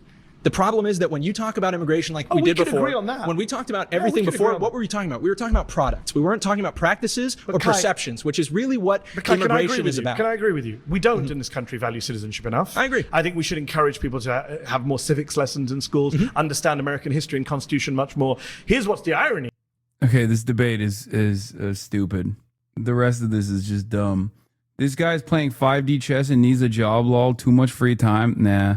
It's just like, this is done. It's cooked. We saw the Israel stuff. All right, finally, let's get to Jeffrey Jedediah Epstein. Okay, I'm clapping at 2 minutes 2 minutes to the end. We got a Fox News alert for you. We just learned that Attorney General Pam Bondi has ordered her deputy AG to go meet with Ghislaine Maxwell, Jeffrey Epstein's former associate, in prison. Todd Pyro joins us now with the latest. Hey, Todd. Hey, good morning again, guys. Deputy Attorney General Todd Blanche saying the following, quote, President Trump has told us to release all credible evidence. If Ghislaine Maxwell has information about anyone who has committed crimes against victims, the FBI and the DOJ will hear what she has to say. I have communicated with counsel for Ms. Maxwell to determine whether she would be willing to speak with prosecutors from the department. I anticipate meeting with Ms. Maxwell in the coming days, end quote. Blanche also saying, quote, justice demands courage. For the first time, the Department of Justice is reaching out to Ghislaine Maxwell to ask What do you know? FBI Director Kash Patel also signaling his support for the move, reacting online earlier saying, get it. Ghislaine Maxwell is the only associate held criminally or civilly liable in connection with the allegations against Epstein. President Trump called for grand jury transcripts to be unsealed, and the DOJ filed the motion for that on Friday. Back over to you. All right. Thanks, Todd. Thank you, Todd. Epstein back in the headlines. I'm Steve Ducey. I'm Brian Kilmeade. And I'm Ainsley Earhart. And click here. Maxwell attorney says, we are grateful. Attorney for convicted sex trafficker and minors Ghislaine Maxwell, we are grateful to President Trump for his commitment to uncovering the truth in this case. And says they're already in discussions with the administration. I can confirm that we are in discussions with the government and that Ghislaine will always testify truthfully. The fix is in. We are grateful to President Trump for his commitment to uncovering the truth in this case, David Oscar Marcus says. We have no other comment at this time. Oh, my God. Oh, my Lord. The Justice Department now putting out a new statement and saying it could meet with Ghislaine Maxwell in the coming days. She is the longtime associate to the late and notorious sex offender. Maxwell is currently serving a 20-year prison sentence. She said 2 years ago that the Prince Andrew pic is fake. That's so crazy. After she was convicted of conspiring with Epstein to sexually abuse minors. The Justice Department now saying, and it's a lengthy statement, but in the part of the statement saying this morning, if Ghislaine Maxwell has information about anyone who has committed crimes against victims, the FBI and the DOJ will hear what she has to say. President Trump, to this point and before this, they cannot be trying to sell that our intelligence services are so fucking bad they didn't think until now to interview Maxwell. No one is buying this. It's so transparently an attempt to collaborate with her to cover all this up with her true testimony to the point as proved they'll provide nothing else. Yeah, I don't think people will eat it though. I don't think people will believe it because there's going to be a lot of contradictory information that we know of in this situation, especially if you're trying to present Trump as like completely separate from Jeffrey Epstein. That either, I mean, I could see this going either way. Either they try to like fix it up, nip it in the bud by having Ghislaine come out and be like, all of this was lies. Jeffrey Epstein was like a vociferous, he had a major appetite for child molestation, and no one else, none of the people that were, on his jet ever had said appetite for child sex trafficking, and that I didn't even play a role in it personally. It was just him and him alone, and especially not Donald Trump. Another one could be only Hillary Clinton and Bill Clinton did pedophilia with Jeffrey Epstein. No one else. Not Alan Dershowitz. Not Donald Trump. Certainly not Donald Trump. Just Hillary and Bill Clinton. They were just doing all the pedophilia with Jeffrey Epstein. Nobody else. Or the third option, which is they just kill her. I mean, sorry. She gets really sad all of a sudden and does suicide by getting shot twice in the back of the head. By shooting herself twice in the back of the head. Has made very clear that he is ready to move on from what he called just the last few days the Jeffrey Epstein hoax, though it's very clearly not. She can't even point to Obama and Biden in this because they were just non-entities. They have no connection to Jeffrey Epstein beyond people that they've hired that were connected to Jeffrey Epstein. Whereas Donald Trump, Bill, and Hillary obviously have direct relationships with Jeffrey Epstein, like very direct relationships. Obama and Biden, they did not have that. Oh, I was going to talk about Mike Baker's timeline and then additional subsequent information on the Epstein connections, which is really interesting. It's interesting seeing like New York Times reporters like finally talk about this because it's not like a TrueAnon anymore. You know what I mean? It's not relegated to text. It's not relegated to like journalists, independent journalists, like piecing together details. Now you have like a fully fleshed out narrative coming from the paper of record. But yeah, amid all the noise, it can be hard to figure out the facts on the Epstein-Trump relationship, says Mike Baker, national correspondent for the New York Times. Here is year-by-year timeline thread summarizing the connections with sourcing and documentation from 1990 until present. In 1990, Jeffrey Epstein buys a property 2 miles north of Mar-a-Lago. 2 years later, in 1992, NBC video shows Epstein and Trump partying at Mar-a-Lago at an event featuring Buffalo Bills cheerleaders. A tape in the NBC archives of a Mar-a-Lago party shows Trump giving Epstein his personal attention. The footage, shot in November of 1992, before Trump opened the resort as a club, shows the future president surrounded by cheerleaders for the Buffalo Bills and Miami Dolphins, capturing Trump's fun-loving bachelor lifestyle for an appearance on Faith Daniels' NBC talk show. We're going to get great ratings in your show. After a while, Trump goes to greet 3 new guests, among them the financier Jeffrey Epstein. Come on in, go inside. More than a decade before his guilty plea on state prostitution charges. Donald Trump knew the cameras were there. In the video, he makes a point to draw Epstein's attention to them. And the video captures Donald Trump and Epstein chatting while watching a group of women at the party dance. It's not an image that matches Trump's declaration that he was not a fan of Epstein's. Weeks later, still in 1992, another Mar-a-Lago party was for a calendar girl competition. Epstein and Trump were there. Jill Harth later accused Mr. Trump of sexually assaulting her that night. Trump denied the allegations. Reporting from the New York Times. In a lawsuit, Ms. Harth said that Mr. Trump took her into a bedroom and forcibly kissed her and fondled her and restrained her from leaving. She also said that a 22-year-old contestant told her that Mr. Trump later that night crawled into her bed uninvited. Real fucking demon Trump was. And it still is, but certainly was back then too. In 1993, Stacey Williams said that Epstein brought her to meet Trump at Trump Tower. She told the New York Times that Trump groped her in the meeting, touching her breasts and buttocks. Trump denies it. That year, he was listed as being on Epstein's jet 4 times. We saw an interview, a recent interview she conducted as well, recounting the incident. In 1994, he was listed as being on Epstein's plane on 1 day. In 1995, Maria Farmer said she encountered Trump at Epstein's office. She said Epstein entered and said, "She's not here for you." The White House says he was never in Epstein's office. Trump was listed on Epstein's plane once that year. Ms. Farmer said she recalled feeling scared as Mr. Trump stared at her bare legs. Then Mr. Epstein entered the room, and she recalled him saying to Mr. Trump, no, she's not here for you." The 2 men left the room. Ms. Farmer said she could hear Mr. Trump commenting that he thought Ms. Farmer was 16 years old. After her encounter with Mr. Trump, Ms. Farmer said she had no other alarming interactions with him and did not seem engaged in inappropriate conduct with girls or women. In 1996, records show Farmer complained about Epstein to New York Police Department. She said she told the FBI to look at the powerful people in Epstein's world, including Clinton and Trump. She said she had no evidence of them doing anything criminally wrong. In 1997, Trump and Epstein are spotted at a Victoria's Secret Angels party in Manhattan, the left photo here, and also photographed together at Mar-a-Lago on the right photo here. Trump was listed on Epstein's jet once that year. In 2000, Trump and now wife Melania were at Mar-a-Lago with Epstein and Maxwell. Epstein victim Virginia Giuffre was working at Mar-a-Lago and said that Maxwell approached her that year, inviting the 16-year-old to be Epstein's traveling masseuse. Remember, as I told you, Epstein used Mar-a-Lago as a hunting ground for young girls. In 2002, Trump tells New York Magazine that Epstein is a terrific guy. He's a lot of fun to be with. It is even said that he likes beautiful women as much as I do, and many of them are on the younger side. This was a positive article in New York Magazine. International money man of mystery, Jeffrey Epstein, and all of his wonderful friends. He's pals with a passel of Nobel Prize winning scientists, CEOs like Leslie Wexner of the Limited Socialite,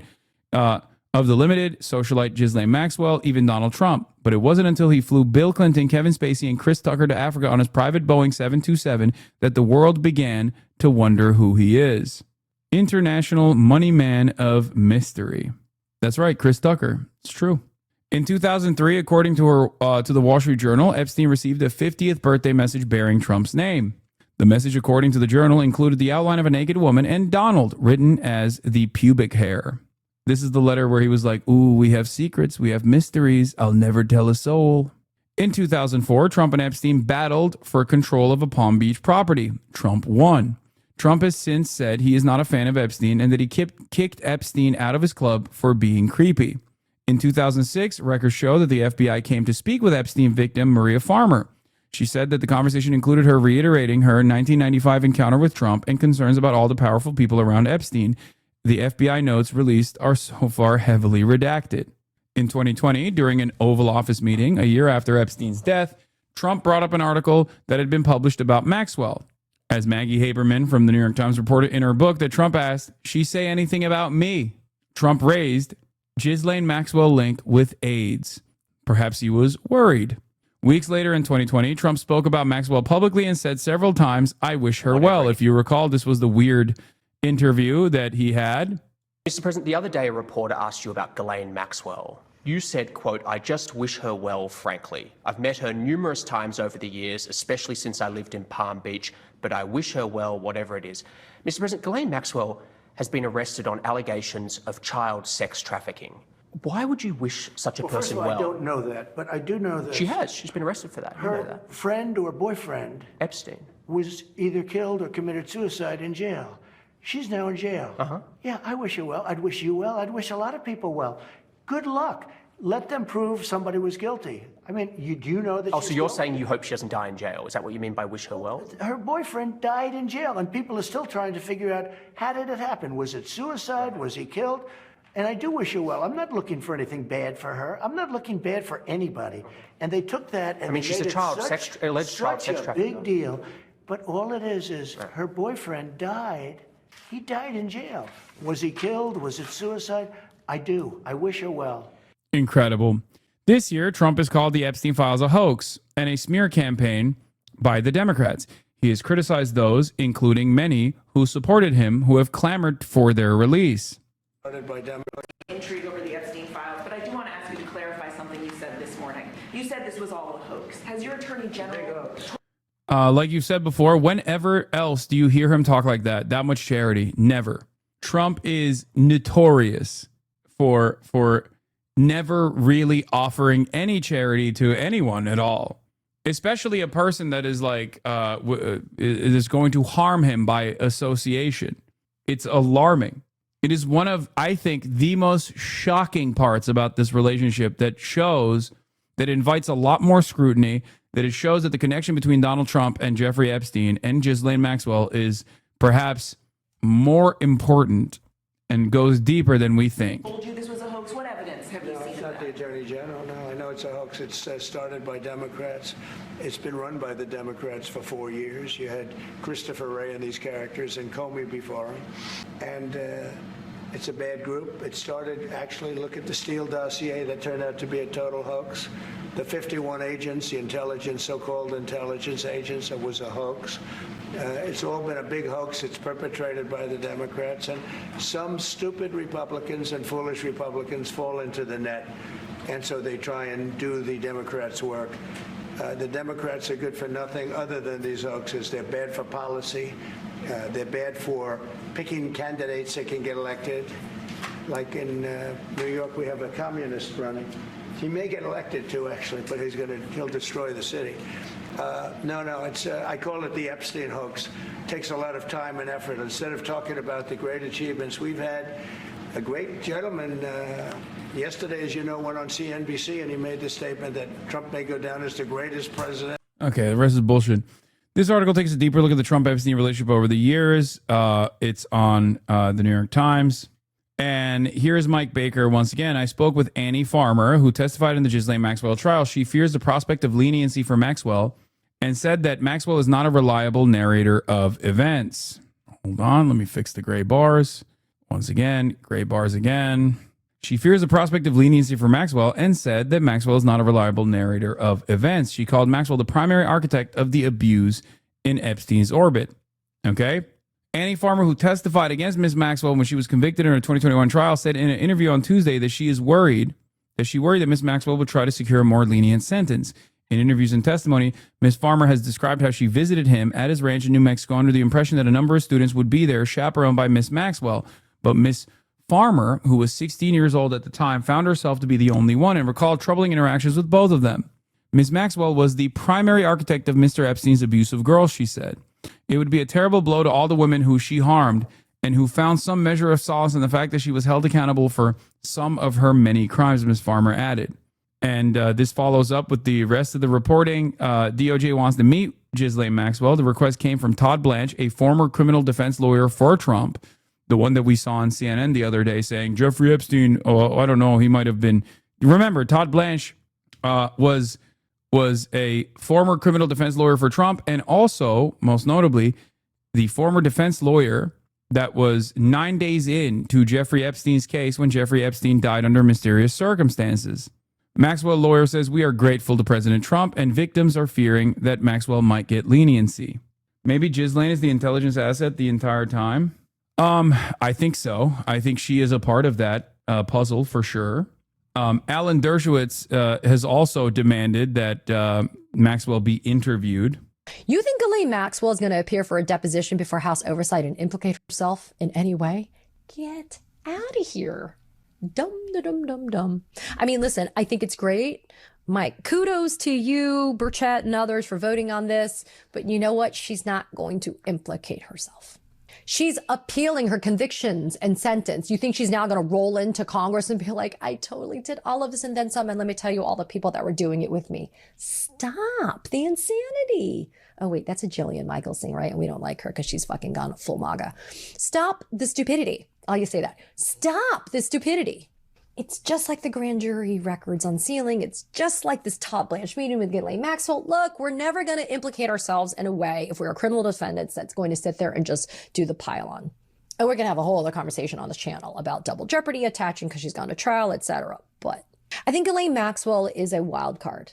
And because she's not predictable in terms of what she's going to say and do, I think this administration is just going through these motions of acting like they're trying to aim for this transparency and to get this accountability when we all know it's just not going to happen. I think, yeah, everyone is hating on Midas Touch. Okay, shut up. Everyone stop shitting on Midas Touch. They're the most loyal soldiers. Okay, they are servants of they are the Fedayeen of a dying breed of Democrat. Okay, everybody calm down. They're incredibly important. They are the spearheaders of the dark woke movement. Okay, they are the remaining Bush era anti-conservative thought. They are the ones who are radicalizing your mothers. Okay, you need to understand something. Your mom is watching Midas Touch on YouTube, and she is developing opinions about what the Democrats should and shouldn't do. They're the ones who are radicalizing the wine moms into saying Hakeem Jeffries should die to save America. Anyway, let's get back to the Epstein case from CNN. Going away. So the president has shifted to say he supports transparency and in a rare move seems to be handing off power, so to speak, saying it's up to the attorney general to release any credible information and evidence along with those grand jury transcripts. Now, 11 House Republicans have signaled support for the bipartisan move making its way through Congress to force the Epstein files to be released. But it's hit a bit of a brick wall right now. House Speaker Mike Johnson on Monday shut down any chance of a vote happening anytime before September. Let's get to the White House for the very latest on this. Elena Trine standing by for us. You brought us this new statement just as it was coming out. What does this new statement from the Justice Department mean? I think it's still to be seen what exactly this could yield, Kate. But I think what is clear is that they are recognizing that this position that they have really stuck to over the last couple of weeks, this idea of trying to change the subject, to try to get the president's supporters and the broader American public to move on from it, isn't working. And so this is just the latest turn showing that, okay, they recognize they need to put out more information. I want to read for you just more of that statement that we got this morning from the Deputy Attorney General, Todd Blanche. He said, at the direction of Attorney General Bondi, this is a quote, I've communicated with counsel for Ms. Maxwell to determine whether she would be willing to speak with prosecutors from the department. I anticipate meeting with Ms. Maxwell in the coming days. And then, Kate, we also got a statement from Ghislaine Maxwell's attorney, David Oscar Marcus. This is what he told CNN. He said, quote, I can confirm that we are in discussions with the government and that Ghislaine will always testify truthfully. We are grateful to President Trump for his commitment to uncovering the truth in this case. So again, of course, a couple key questions now about all of this. One is, what exactly are they going to glean from this? Will Maxwell be truthful? Does she have ulterior motives? Of course, you mentioned she's in prison now for serving a 20-year sentence. You know, they have to determine what she says, whether it's credible and whether they can release it to the public. I'd remind you, the president has now repeatedly said that he's giving the Attorney General, Pam Bondi, it's up to her to decide if there's credible information to release. She can choose to do so. But all of this, again, is another question, really, is if this will be enough for the people who have been pushing for this administration to release the Epstein files. That has really been what people have been asking for. You mentioned those Republican members in Congress who are pushing this effort. I really do think that they're just going to hit the, well, you guys said you wanted to release the Epstein files. Well, who better to ask than the person who was directly involved, GHISLAINE Maxwell, and then they'll just like use a horrible testimony. Wait, what the fuck is this? JD Vance meets with Tim Dillon to explain Epstein. Netanyahu meets with the NELKBOYS to explain Gaza. All we need now is Putin to explain Ukraine to Bert Kreischer. I mean, they did do that. It's Putin did that with Tucker Carlson. Clip of Tim Dillon saying JD Vance told him no compromising Epstein tapes exist. Jones, Trump's admin is heavily implicated. Dillon, I had dinner last week with the vice president. Okay, I'm not going to name names. And so, but you nailed it when you brought up Netanyahu. So let me, if you've got time here. I have to. We have all the time in the world. I just want to add, when Bondi said we have 10,000 hours of video, she said we have 10,000 hours of video. I had dinner last week with the vice president. He told me that was commercial pornography. They do not have videos of any. Oh, if JD Vance said that, then okay. Well, you guys had dinner together, and he said it during dinner. Oh well, I guess pack it up. No need to question this any further, guys. JD Vance said so in a private dinner with Tim Pool. Yeah, this was also funny. RFK Jr. admits he twice flew on Jeffrey Epstein's jet and wife had relationship with GHISLAINE Maxwell. Or did I say Tim Pool? Sorry, Tim Dillon. Tim Dillon, my bad. Powerful person in a compromising position. That's the party line that they're going with. If that's the case, why would Pam Bondi call it evidence? Why would she say it's evidence? She's not an idiot. She's the Attorney General. Why would she say she has files on her desk if none of these implicated anybody? It just feels like they're covering something for sure. The Trump. Are you right or left? Brother, I'm right wing, of course. I want the truth. I want truth to prosper. I want truth to prosper, brother. You don't understand. That's why I'm right wing. What's more right wing than wanting American workers to have better rights in their workplace?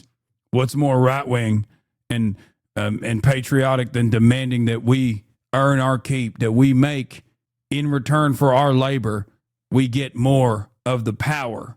We get more of the finances. It shouldn't be faceless, lifeless global capitalists that take advantage of our work. I'm right wing, brother. And that means I'm apolitical. I'm apolitical, brother. Damn right. CNN pressed Mahmoud Khalil to condemn Hamas 3 times. Are you fucking insane? Oh my God. These guys are rabid sociopaths, dude. Guy who is literally a fucking guy who is straight up was taken political prisoner by an administration that they're supposed to be antagonistic towards for violating the First Amendment. The administration is criminal, okay? And you decide to fucking attack the victim here? Holy fuck. These people are real fucking freaks. DHS is already using this clip. God damn, dude. To force we'll get to that in a vote second. To have them release these Epstein files. We heard from many conservative Republicans, Trump allies, I should say, Marjorie Taylor Greene, Senator Josh Hawley, saying that they are getting calls, Kate, from their constituents about this, pressing this White House and this administration to be more transparent on the Epstein case. So what I think is very clear from the Attorney General and the DOJ DOJ more broadly is doing here is they recognize that their position thus far of trying to get everyone to move on from this, from releasing that memo over 2 weeks ago now saying that Epstein died by suicide, that there was no so-called client list. They recognize that that is not enough, that enough people are now saying we need more in this story, and this desire to get more information is not going away. So now it's really up to seeing what will Maxwell say, what would this meeting with her glean, and whether or not that will be enough for the people who are, again, calling for far more transparency than this Trump administration has so far been willing to give. Yeah, and how this actually works, because she's like fighting her conviction right now. There would have to be, as Alan Dershowitz pointed out, some level of immunity agreed to. I mean, there's a lot going on here, but fascinating that the Justice Department is opening the door to this now. It's good to see you, Elena. Thank you so much. John? All right, with us now, CNN chief political analyst David Axelrod and CNN political commentator S.E. Cupp. What about this, S.E.? Okay. Asking Ghislaine Maxwell to help bail you out is not the plot twist I saw coming, and that's really interesting. But, I mean, a lot of this has been raised. What's she going to say? Is there going to be a quid pro quo here that makes anything she says not believable? The only thing I do know is that the conspiracy theorist is never satisfied. And MAGA influencers, this administration, created a dependency on this drug that is a conspiracy theory. They did it. Yeah. It's all fake. It's all fake bullshit. It's all fake bullshit, you guys. It's just Trump did this to himself. For Epstein, but lots of other conspiracy theories. And telling them to quit cold turkey does not work. The conspiracy theorist isn't there for answers. They're there for the conspiracy.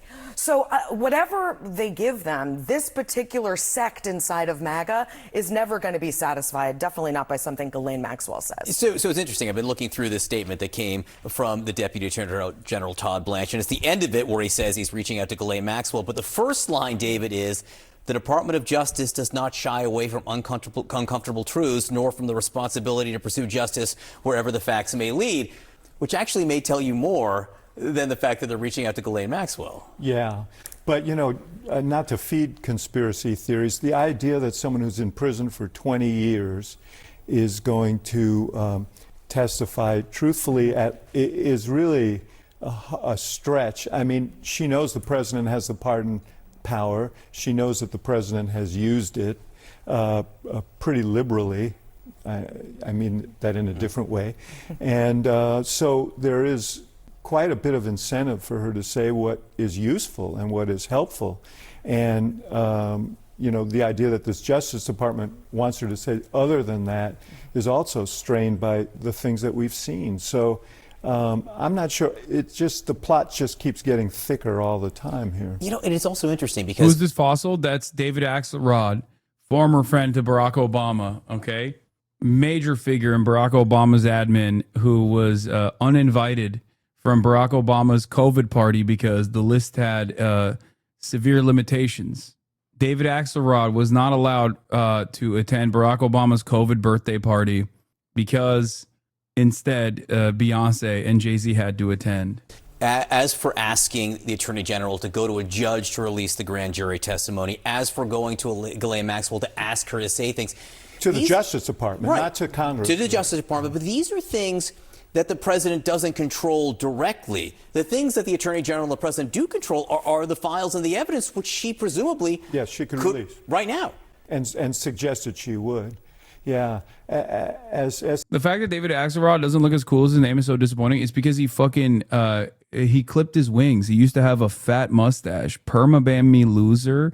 I'm not gonna do that, man. Keep spamming though, and you'll probably get auto-modded by the bot. And then when you get untimed out, you can keep spamming it over and over again. He suggested they are hoisted on their own petard or by their own petard, as Shakespeare would say. They created this environment in which, and now the environment is out of control. And that environment in the House of Representatives, SC, it's possible they'll go home today without voting on anything for the week because House Republicans are in a bind right now. They don't want to vote against releasing Jeffrey Epstein files, right, but they don't want to cross the president So they may just do nothing? Yeah, but from a PR standpoint, I'm not really sure what Mike Johnson's thinking, Speaker Johnson's thinking, because why would you want to prolong this over an August recess? Get this done, then everyone goes away, and you hope that it maybe gets eaten up by another news cycle. Isn't the answer to that, this is what the president wants him to do? For sure. For sure. Yeah, I mean, sure. The But good it's news done. is they may get home earlier. The bad news is when they get home, they're going to see a bunch of angry people who have a lot of questions about this. So. Yeah, we just know what we're hearing People from they members. ginned up. I mean, the list of characters you put up from the House of Representatives is not a surprising connection to the constituents that want more of these conspiracies, and they're going to keep asking questions because they conditioned these people to demand it. With us is Congresswoman Nicole Malliotakis, a Republican from New York. Congresswoman, thank you so much for joining us. What do you think of this move by the Department of Justice? And what do you think about calls from some Republican members of Congress, including Senator Josh Hawley, to actually get congressional testimony from Ghislaine Maxwell?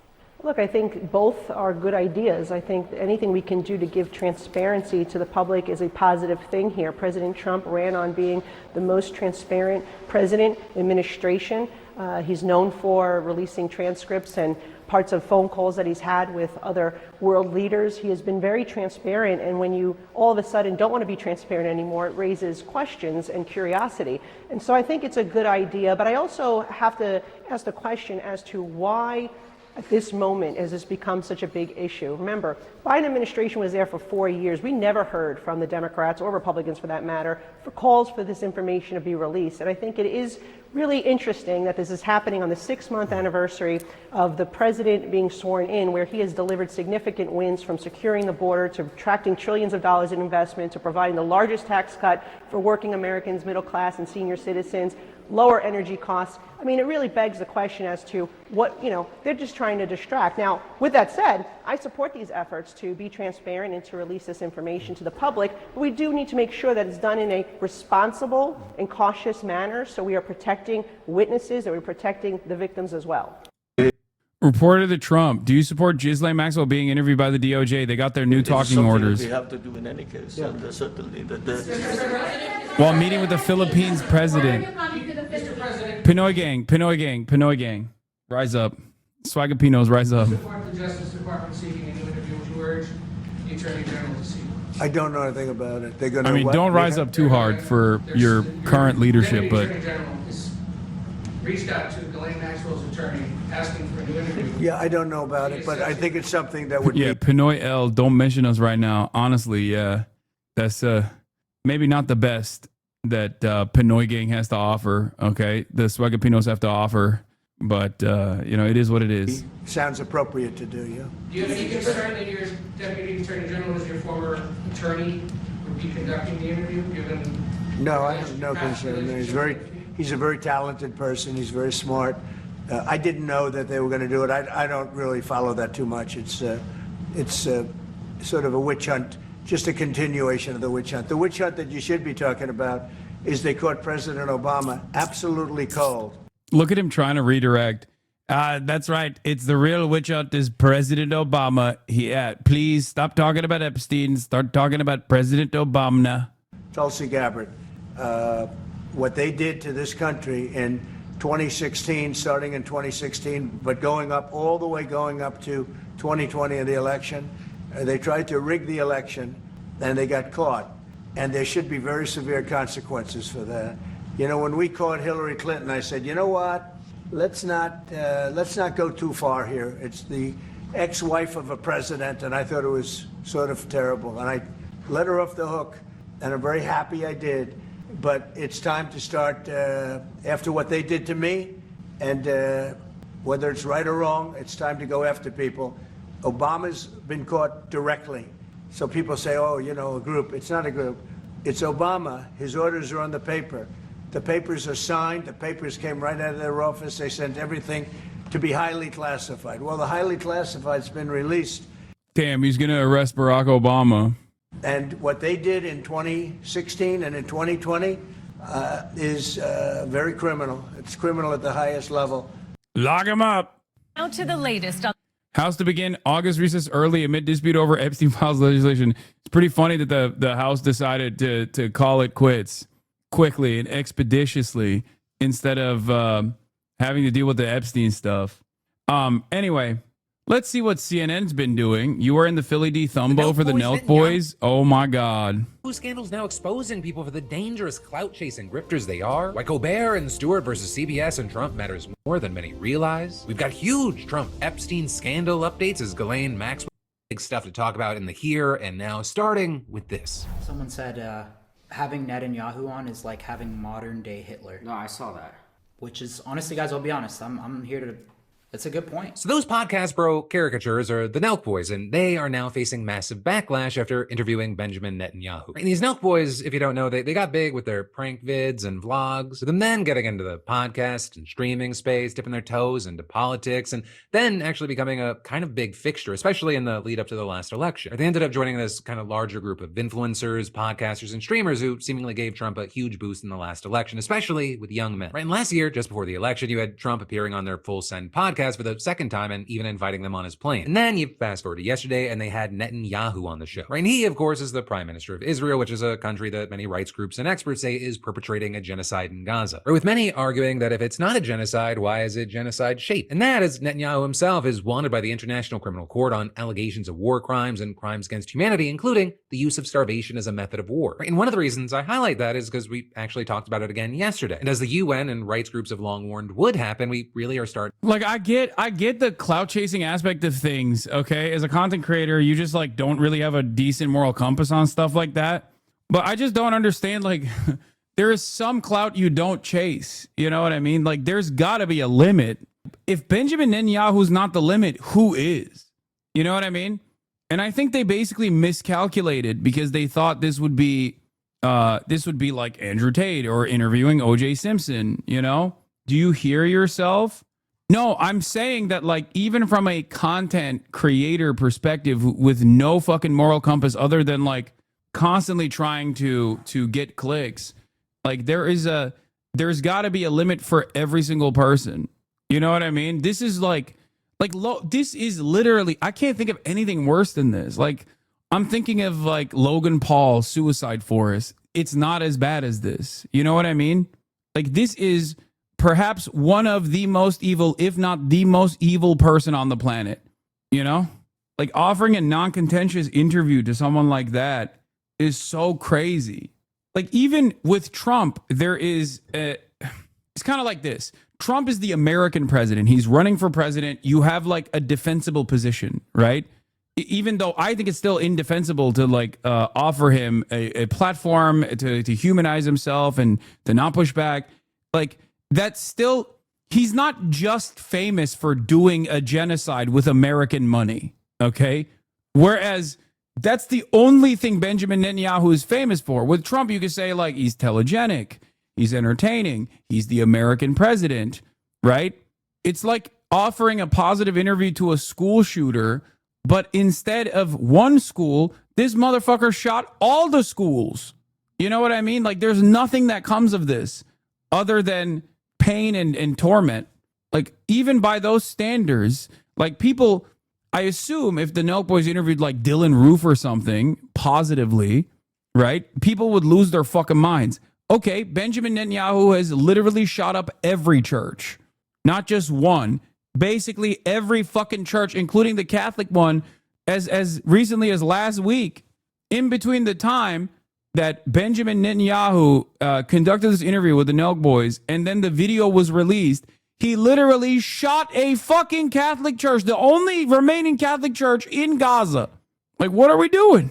To see hunger and malnutrition take an even bigger toll in Gaza, with local officials saying today that 15 people had died of starvation in Gaza over the previous 24 hours. With that just adding to the ever-increasing number of people who are dying, including children. And again, that's on top of the nearly 60,000 people who have been directly killed so far, according to Gaza's health ministry, with more than reportedly half of them being women and children. And even that, it doesn't touch on all the destruction of most homes and buildings, mass displacement, and allegations and evidence of all sorts of other crimes. And then with all that, as far as this interview, it actually took place on July 8th, which is when Netanyahu was in the US meeting with Trump. And notably, you had outlets like Axios reporting at the time that the move seemed to echo Trump's campaign strategy of building support outside of traditional mainstream channels. With them reporting, it's a sign that Netanyahu recognizes the influence of the MAGA media universe and wants to build support for Israel and the prime minister's own policies within a key segment of Trump's base. And now that the interview has been released, you have many saying that it is clear why Netanyahu chose the NELK boys. They were completely out of their fucking depth. And at the beginning of their episode, they even seemed aware of it, but then they just continued through. This is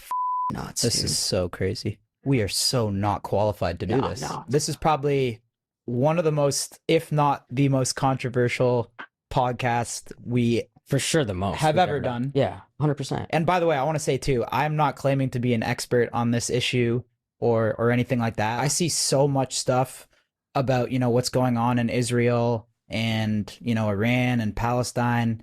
And to be honest, I just really don't know what is going on there. And of course, as many others have already pointed out, that the big problem with interviewing someone about something you know almost nothing about, especially when that person has a vested interest in pushing a certain narrative, when that person says something that isn't true, you can't point that out. You don't even have a chance. And when you have a massive platform like the NELK boys, you're just giving them your megaphone and essentially co-signing. They're going to argue that they're not. That's essentially what you're doing. But we will get more into the criticism later. I first want to talk about what was actually said. Because the whole thing, it just started with Netanyahu just laying it on thick for old Donnie Trump. I think there's never been a friend like Donald Trump in the White House for Israel. I think he's a remarkable leader. I think he's changing history. He said he'll... Why hasn't anyone said this? This is like if these chuckle fucks interviewed Hitler in the middle of World War II on God. What do you mean? I did say that to their faces on numerous occasions. I assume that Philip DeFranco probably pulled some of those choice quotes and will mention me since he put me in the thumbo. Actually, a lot of people are saying it. It's not even just me. Virtually everyone has said that. Their own fans, their own fan base is saying that. Their own fan base is like, dog, this is like interviewing modern day Hitler. Like, what the fuck? Make America great again? He's already done it. You know, America is widely admired now around the world. But of course, in reality, the opposite appears to be true, at least when talking about America being admired around the world. In fact, according to a recent Ipsos poll, the number of people saying the U.S. will have a positive influence on world affairs, it fell in 26 out of 29 countries since Trump got elected. And a Pew Research poll last month similarly found that the number of people who view the U.S. favorably has dropped in most of 24 measured countries. Then separate from that, in the interview, you also had the NELK boys asking what Americans think about Israel. I think the broad segments of the American public support Israel, but I'm concerned that the young people in America, some of them are getting the wrong picture of Israel, vilification, demonization. Yeah, it's like, that's why I'm here. That's why I'm here on the NELK Boys podcast. You can feed them a lot of lies. So the only way you can fight lies is with the truth. To have young Americans march and support these mass rapists, these people who beheaded men, who burned babies alive. I'm talking about the Hamas monsters. Hamas. Is that their ideal? They know nothing. I mean, they don't know what they're talking about. And I want to bring that truth to them. But then notably, they're like, at least just with what he's saying there, it wasn't exactly the truth. Or because for sure, Hamas massacred hundreds of civilians on October 7th and took 251 people hostage. And investigations by the ICC, rights groups, and media outlets, they have all uncovered evidence of war crimes and atrocities, including rape and sexual violence. However, those claims about beheading or burning babies, they've been discredited. And that is, on the flip side, you have investigators uncovering evidence of war crimes and atrocities committed by Israel, and those include rape and sexual violence. And overall, Israel's alleged crimes have taken place on a much bigger scale in terms of total casualty numbers, and you actually did have the NELK boys asking Netanyahu about that, though he said this. The reason we have civilian casualties in Gaza is because Hamas embeds itself in the civilian population of Gaza. We tell the Palestinians, hey, leave, because after they butchered us and raped our women and beheaded our men and burned our babies, we have to remove this threat. So we come in to take care of the Hamas terrorists. But the Hamas terrorists don't leave the civilian neighborhoods. And we say to the civilians, we call them up because we have their telephone numbers. We say, leave, please leave. We send them leaflets, millions of leaflets, please leave. We do everything that is possible that no army has done. They want to leave. You know what Hamas does? They shoot them. You say, we want you to stay because we want to have civilian casualties, because then they can show it on CNN or all these other networks and so on and play that Israel is deliberately doing this. We're not deliberately doing anything. You then also had Netanyahu similarly trying to shift blame to Hamas when asked about accusations that Israel is starving the people of Gaza. Well, because we're trying to get the food in, and we let food trucks. This interview is way worse than I thought. Is so funny to say, because this is not any different than anything that is pro-Israeli envoys have said on mainstream media. Israel is one speed. There's only one way to defend the indefensible, which is just lying. And they lie in the exact same way over and over again. The only difference here is that he's trying to do this to an audience that is not receptive on independent circles that is predominantly right-wing. This is the most receptive, not immediately affiliated with Israel audience that Benjamin Netanyahu is ever going to get, which is why they hand-selected the NELK boys, who are perfect for this, okay? And yet, I still think it's a spectacular failure on behalf of Israel, because not only did it not work, this didn't move the needle, in my opinion, by any serious margin, but it also caused people in the audience of the NELK boys to go, fuck you guys. You guys are fucking sellouts. If anything, I think guys like this, Benjamin Netanyahu and other Israeli envoys, they have an easier time doing this on like a reputable institution, which will offer a little bit of pushback on some of the claims every now and then, of course, but ultimately will take up a lot of that fucking propaganda and eat it. And that in and of itself, when they eat that propaganda, the elderly population, I mean, they're infinitely more receptive to this kind of pro-Israel nonsense. I think younger audiences, especially those who get their news from social media, are not receptive. And guess what happens when we let them in? Hamas steals the food, takes the good chunk for itself. It's crazy that your critique of AOC applies to Bibi and Israel law. What do you mean? What, Israel has a right to defend itself claim that AOC made when describing why there needs to be unlimited weapons transfers to Israel? It's ridiculous. Then sells at inflated prices. They jack up the prices, and then they sell the food to its population, to its hungry population, if they give them at all. And then use the money that they take from their own people to recruit more killers into their terror machine. That's what happens. Except that's not what happens, or at least Israel, for some reason, hasn't provided proof that Hamas has systematically stolen aid. And the UN, the European Commission, and major international aid organizations have all said they also have no evidence that this is happening. And then, of course, something that we've talked about several times now, it's not been looting, but Israeli bullets that have stopped hundreds of Palestinians from getting aid over the past few months. Right? Ever since the implementation of a new aid system run by the US and Israeli-backed Gaza Humanitarian Foundation. And actually, speaking of the US and Israel working together, you had Netanyahu in the interview reiterating his support for relocating people out of Gaza, with him saying that they should have Smokeless Arab. I know he's lying.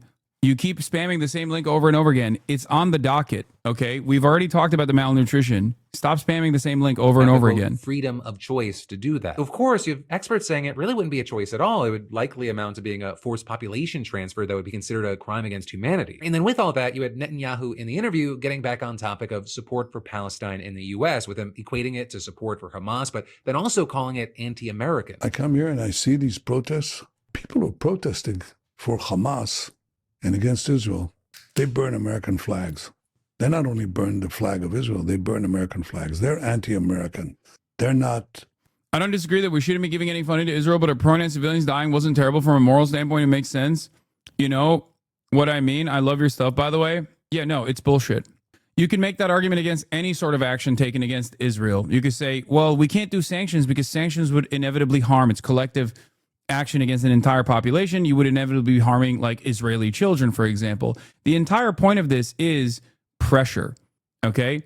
The whole point is if Israel feels defenseless, then Israel can't continue doing a genocide. If Israel feels like a global pariah and that the number one top dog that is its backer is moving in a different direction, then Israel can no longer do the metric ton of crimes and the metric ton of evil that it's doing. It's not about fucking assassinating the Israeli civilian population. Anyone who says that is ridiculous. That's not the point at all. That's not what anyone's intention is. It's completely ridiculous. It is about deterrence. Israel gets to be as violent as it wants to because it knows that America will give unlimited funds in the form of defense to Israel.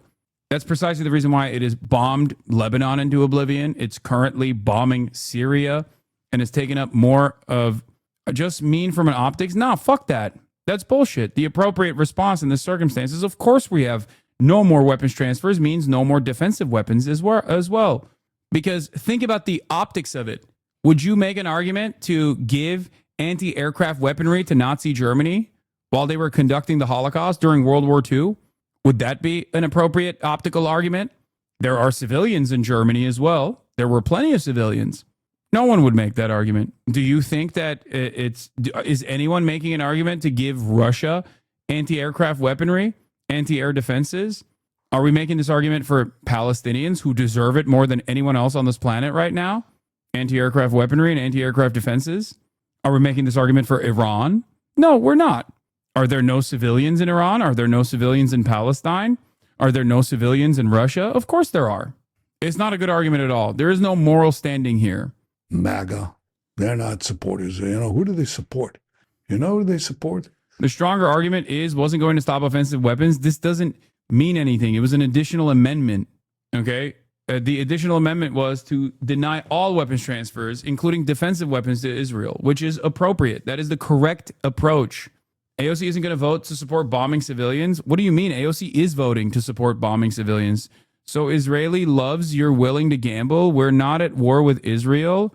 Israel loves willing to get Israeli lives. You're willing to gamble. No, Israel is willing to gamble with the lives of Israeli civilians. That much is clear, as they did by bombing Iran, by first striking Iran amidst denuclearization negotiations that were taking place. It is Israel that is at fault here, not me. I'm an American citizen. If anything, I'm just giving too much of my tax dollars to Israel regardless. You can fucking cope all day, every day. There is nothing. There is no moral argument to offer Israel defenses. You can say, oh, they're our allies. We're not at war with Israel. Suck my dick. Are we at war with Palestine? Are we at war with the Palestinian civilian population? No. Why aren't we giving Hamas anti-aircraft weapons then? Why are we not giving Hamas an Iron Dome? A bill to defund the domestic without any concessions is a bad bill? No, it's not. You, as you already demonstrated right here, feel some type of way about this. Because deep down inside, you want Israel to not be defenseless. Because you want Israel, you're perfectly fine with Israel being belligerent. Because Israel, if the threat of weapons transfers was on the table, Israel would stop. Israel would never be able to conduct its affairs. You're only voting to add women and children into the bombing zone? No, I'm not. I'm voting to stop the bombing that Israel is conducting. There's only one party that is actually doing a bombing campaign right now, and it is not the fucking Palestinians. It is Israel that is conducting a genocide of the Palestinians. And the only way to stop that is by America withdrawing its support of Israel. It is the least violent intervention in this conflict. It is the least violent, most peaceful way to stop Israel. That's it. That's it. It's that simple. Israel cannot continue its belligerent and endless bloodshed, its genocidal war campaign without American support. Okay? Defund the dome, Israel gets bombed, another October 7, more aggression to Palestine. It's Kenyan. Defund the dome, Israel gets bombed, another October 7. I didn't realize that October 7 actually was a Palestinian bombing campaign that took place. Also, Israel, once again, is this natural response. Is that what you're saying? We're back. I don't know if I completely disconnected. Can you see me? I'm back. Okay. Did I just lose? Oh, I lost the whole thing. I had to go back to the bag. I lost everything. My internet completely went out. I don't know why. Your ISP straight up hates you? Yeah. It got cooked. I had to disable Ethernet. I couldn't even get it. Anyway, back to the fucking React. They support Iran and its proxy, Hamas or Hezbollah. And interestingly, it actually led to this quick exchange about Zoran Mamdani, right, the Democratic candidate in the New York mayor's race. And this exchange, at least so far, has been one of the biggest things picked up by the mainstream media. I'm just trying to figure it out, too, because even in New York City, right, what's Zoran? Yeah. He's an anti-Semitic guy. Yeah. The highest, I think the This is fucking bullshit. Highest population of Jews in New York City. How's that even possible? Well, it's possible because a lot of people have been taken in by this nonsense. I mean, what? You want to defund the police? You want to have people go into stores and, rob them and be free? You think that really creates a good society? You want to crush all enterprise? You want to tax people to death? I mean, that's a one-term effort, but, sometimes you have to get mugged by reality to understand how stupid that is. Though, of course, Mamdani has forcefully denied accusations of anti-Semitism, promising to govern for Jewish New Yorkers and increase funding to combat hate. But that also, and maybe here's why Netanyahu has an issue and he's saying all this, Mamdani is accused. This chatter is so funny. Goddamn, I still can't see you. I can't hear you too. I can't see you or hear you. That's my boomer chatter. Accused the Israeli government of genocide and said that he would arrest Netanyahu if he ever visited, citing the ICC's arrest warrant. Additionally, Mamdani said he will not defund the police, instead saying he wants to move resources around to make sure that officers are focusing on the most serious crimes. In fact, he says he plans to keep the current New York Police Department headcount. And then, getting back to Netanyahu, I'll just be honest here. There is just so much more we could unpack in this interview, and it's because shit just went uncontested. And so with the time that we have together, I then want to focus on one of the most interesting aspects of all this, and that has been the response to the interview. Because just starting with their comment section, you had them taking a fucking beating. With their own fans saying you are platforming a war criminal and basically saying that they were being used by Israel. With there just being no shortage of comments like, this was pitched to Netanyahu like this. Don't worry, these guys are idiots. You can use their platform to push whatever propaganda you want and they won't push back on anything. And notably, with all this, they actually responded to the criticism and more on a kick stream yesterday. Someone said having Netanyahu on is like having modern day Hitler. No, I saw that. Which is, honestly, guys, I'll be honest. I'm here to. That's a good point. We're here to learn, to be honest, guys. And while they're interacting with the chat, they also had like a whole cast of characters coming in to talk to them and criticize them. In there, you had people saying that Netanyahu was just using them for public relations, saying this was an obvious attempt to get young conservative frat guys, the kind of guys in the masculine manosphere type streaming space in the pocket of Israel. They're saying it comes across like they're doing image rehabilitation for him. And numerous people saying that he was interested and picked them because unlike a hard interview with a journalist, they're not going to push back. Right? Arguably, the biggest or maybe only pushback really that was there was when they were talking about McDonald's versus Burger King. There was also this weird, disturbing moment that happened when other commentator Hassan Piker went on, because a big defense that the NELK boys had for themselves is, we try to just get a big name on and be neutral. And then with that in mind, we had this interaction play out. What about Adolf Hitler? I think we'd always kind of play the neutral role, to be honest, and just you would play a neutral role interviewing Adolf Hitler. I don't think that's the case. And then later regarding the platforming of, I guess, an Adolf Hitler type or people being described as neo-Nazis, we saw this. The reason why I would still choose not to platform neo-Nazis and things of that nature, regardless of how equipped I am at talking to them about these issues and being able to push back adequately, is because a lot of these guys are simply looking for any opportunity to get their message to a broader audience. They don't actually care about the truth. They don't actually care about coming across like good or bad. They just want to be heard, because every single time they go in front of a larger audience, they end up winning over some people in the margins to their side. But ultimately, that's where we are right now. We're going to have to wait to see what happens next, especially because the NELK boys said that they're going to now have someone on, I guess, next week that has the opposite point of view as Netanyahu. And so I'm very interested to see what they think that is, like where that lands between a displaced, starving Palestinian child and like the leader of Hamas, or I don't know. But hey, in the meantime, I'd love to know your thoughts, opinions, and reactions to this whole situation and news. And then you've got more news in just a second. But first, is it even adulthood if you don't have at least one? I don't even know if I want to know what they think is the exact opposite of Netanyahu.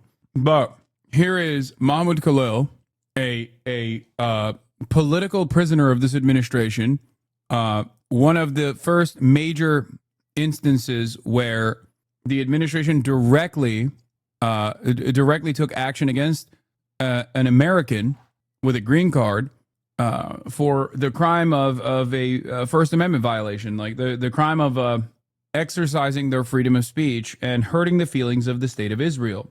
Anyway, since then, as you guys know, I interviewed him, and he's been on CNN, and this is how CNN chose to approach the subject matter. Just to be clear here, though, do you specifically condemn Hamas, a designated terrorist organization in the United States, not just for their actions on October 7th? I condemn the killing of all civilians, full stop. But what I don't want to get into is no, I am very clear with condemning all civilians. I'm very straight in my position in that part, but it's disingenuous to ask about condemning Hamas while Palestinians are the ones being starved now by Israel. It's not condemning October 6th, where 260 Palestinians were killed by Israel on before October 7. So I hate this selective outrage of condemnation, because this is not, this wouldn't lead to a constructive conversation, and this is also like what we want to deal with is the root causes of why that happened, and it's in no way anyone can justify just to be clear, the killing of civilians. Mahmoud, we did ask about, we talked at length about your views, of course, on the Palestinians, but it is fair to ask you about whether you condemn Hamas, because the Trump administration has claimed that you are a Hamas sympathizer. So it's very important to actually ask that question in this broad conversation. Yeah, I simply asked and protested the war in Palestine. That's what I did. That's my duty as a Palestinian, as a human being right now, is to... What do you do? I mean, this is literally her trying to set him up to, I guess what, get deported, get arrested by Trump again, set up a separate fucking legal case. Like, what are we doing here? Demonic, pure evil, pure evil. Do you condemn Hamas on July 22nd, 2025, after this dude spent 104 days in fucking prison? What a fucking ridiculous thing. Ask for the stop of the killing in my home country, and that's consistent with who I am. I'm a firm believer in international law and human rights, and all my values come from that point. It's just like, to me, it's always, as I said, disingenuous and absurd to ask such questions when literally 62,000 Palestinians have been killed by Israel, and that's why I wouldn't really engage much into such questions on condemnation or not. It's insane. And now, of course, this this interview is making the rounds. John Kennedy, Mahmoud Khalil can't even bring himself to condemn Hamas. So why are many Democrats in Washington falling over themselves to support him? And the Department of Homeland Security's own account also made good use of this moment, doubling down. Wait, what the fuck? Hello? What the fuck is going on? Did I lose internet again? Oh, I didn't even lose internet. I just lost it on my end. It seemed there was a blip on my end. I didn't even see it. Okay. All right. Well, let's continue. Department of Homeland Security also released a statement. Mahmoud Khalil refused to condemn Hamas because he is a terrorist sympathizer, not because DHS painted him as one. He branded himself as anti-Semite through his own hateful behavior and rhetoric. Anti-Semite. It is a privilege to be granted a visa or green card to live and study in the United States of America. The Trump administration acted well within its statutory and constitutional authority to detain Khalil, as it does with any alien who advocates for violence, glorifies as supposed terrorists, harasses Jews, and damages property. He did no such thing. Why not just condemn them when asked and move on? Everyone who supports him knows the truth. Man, are you fucking joking? Be for fucking real. His goddamn people are being slaughtered, and you want him to make these like fucking stupid ass concessions? Get the fuck out of here. Suck my cock, dude. Fuck all of you. I swear to God. Some of you fucking fair weather allies need to shut the fuck up, okay? Need to shut the fuck up. It keeps him out of jail. What is the mindset of an American chauvinist that immediately puts the blame on a people that is being genocided? It is the same mindset, the same cucked mentality that the American has, that always looks for reasons as to how someone must comply with the police. Never to lay the blame and the responsibility in the hands that is worthy of said blame. It's never the cops' problem. It's why didn't you just comply? Why didn't you just condemn Hamas? Why do you not condemn Hamas after Israel has genocided the entirety of the fucking Gaza Strip? God damn, dude. Some of you need to shut the fuck up. At least get your bearings straight, okay? And just have the decency to shut your fucking bitch ass mouth the fuck up, okay? It costs $0 and 0 cents to keep fucking quiet on this moment. Do you not understand what the fuck is going on here? This dude was literally sent to prison for the crime of what? Saying the truth. For the crime of saying the truth about Israel. And you're over here being like, why doesn't he just condemn Hamas? What's next, dude? Why doesn't he just say Israel is great? Why doesn't he just say Israel is actually awesome? Why doesn't he just say that his people's genocide is perfectly fucking valid? That they deserve to be genocided? And don't come at me and be like, there's a fucking mountain there's a mountain range between not condemning Hamas and like saying that Palestinians deserve to be genocided. No, it comes from the same place. It comes exactly from the same place. The condemnations demanded is demanded specifically for the justification as to why Israel had to conduct its military campaign. You're a terrorist, this guy says. Suck my fucking dick, okay? Where are you going? That's crazy. She quietly thought she could leave. Never give an inch to these fucking losers, especially at this point, okay? You would have paid the piper close to October 7. You had to do it, okay? If you wanted any opportunity to like actually have a fucking conversation about something productive about what Israel was doing, you had to fucking do some version of this. That's 2 years ago, okay? It's been 2 fucking years of endless, unlimited ethnic cleansing. Israel is starving Palestinian children every single day. Children are dying of malnourishment. And you're over here being like, well, why can't he just condemn Hamas and like move on? Get the fuck out of here, dude. It's over. It's done. It is a far greater fucking crime to even demand someone like Mahmoud Khalil condemn Hamas at this fucking point than whether or not he sits there and says he loves Hamas or hates Hamas. It doesn't fucking matter. That is crazy. K-File breaking news. Wait, what? Oh.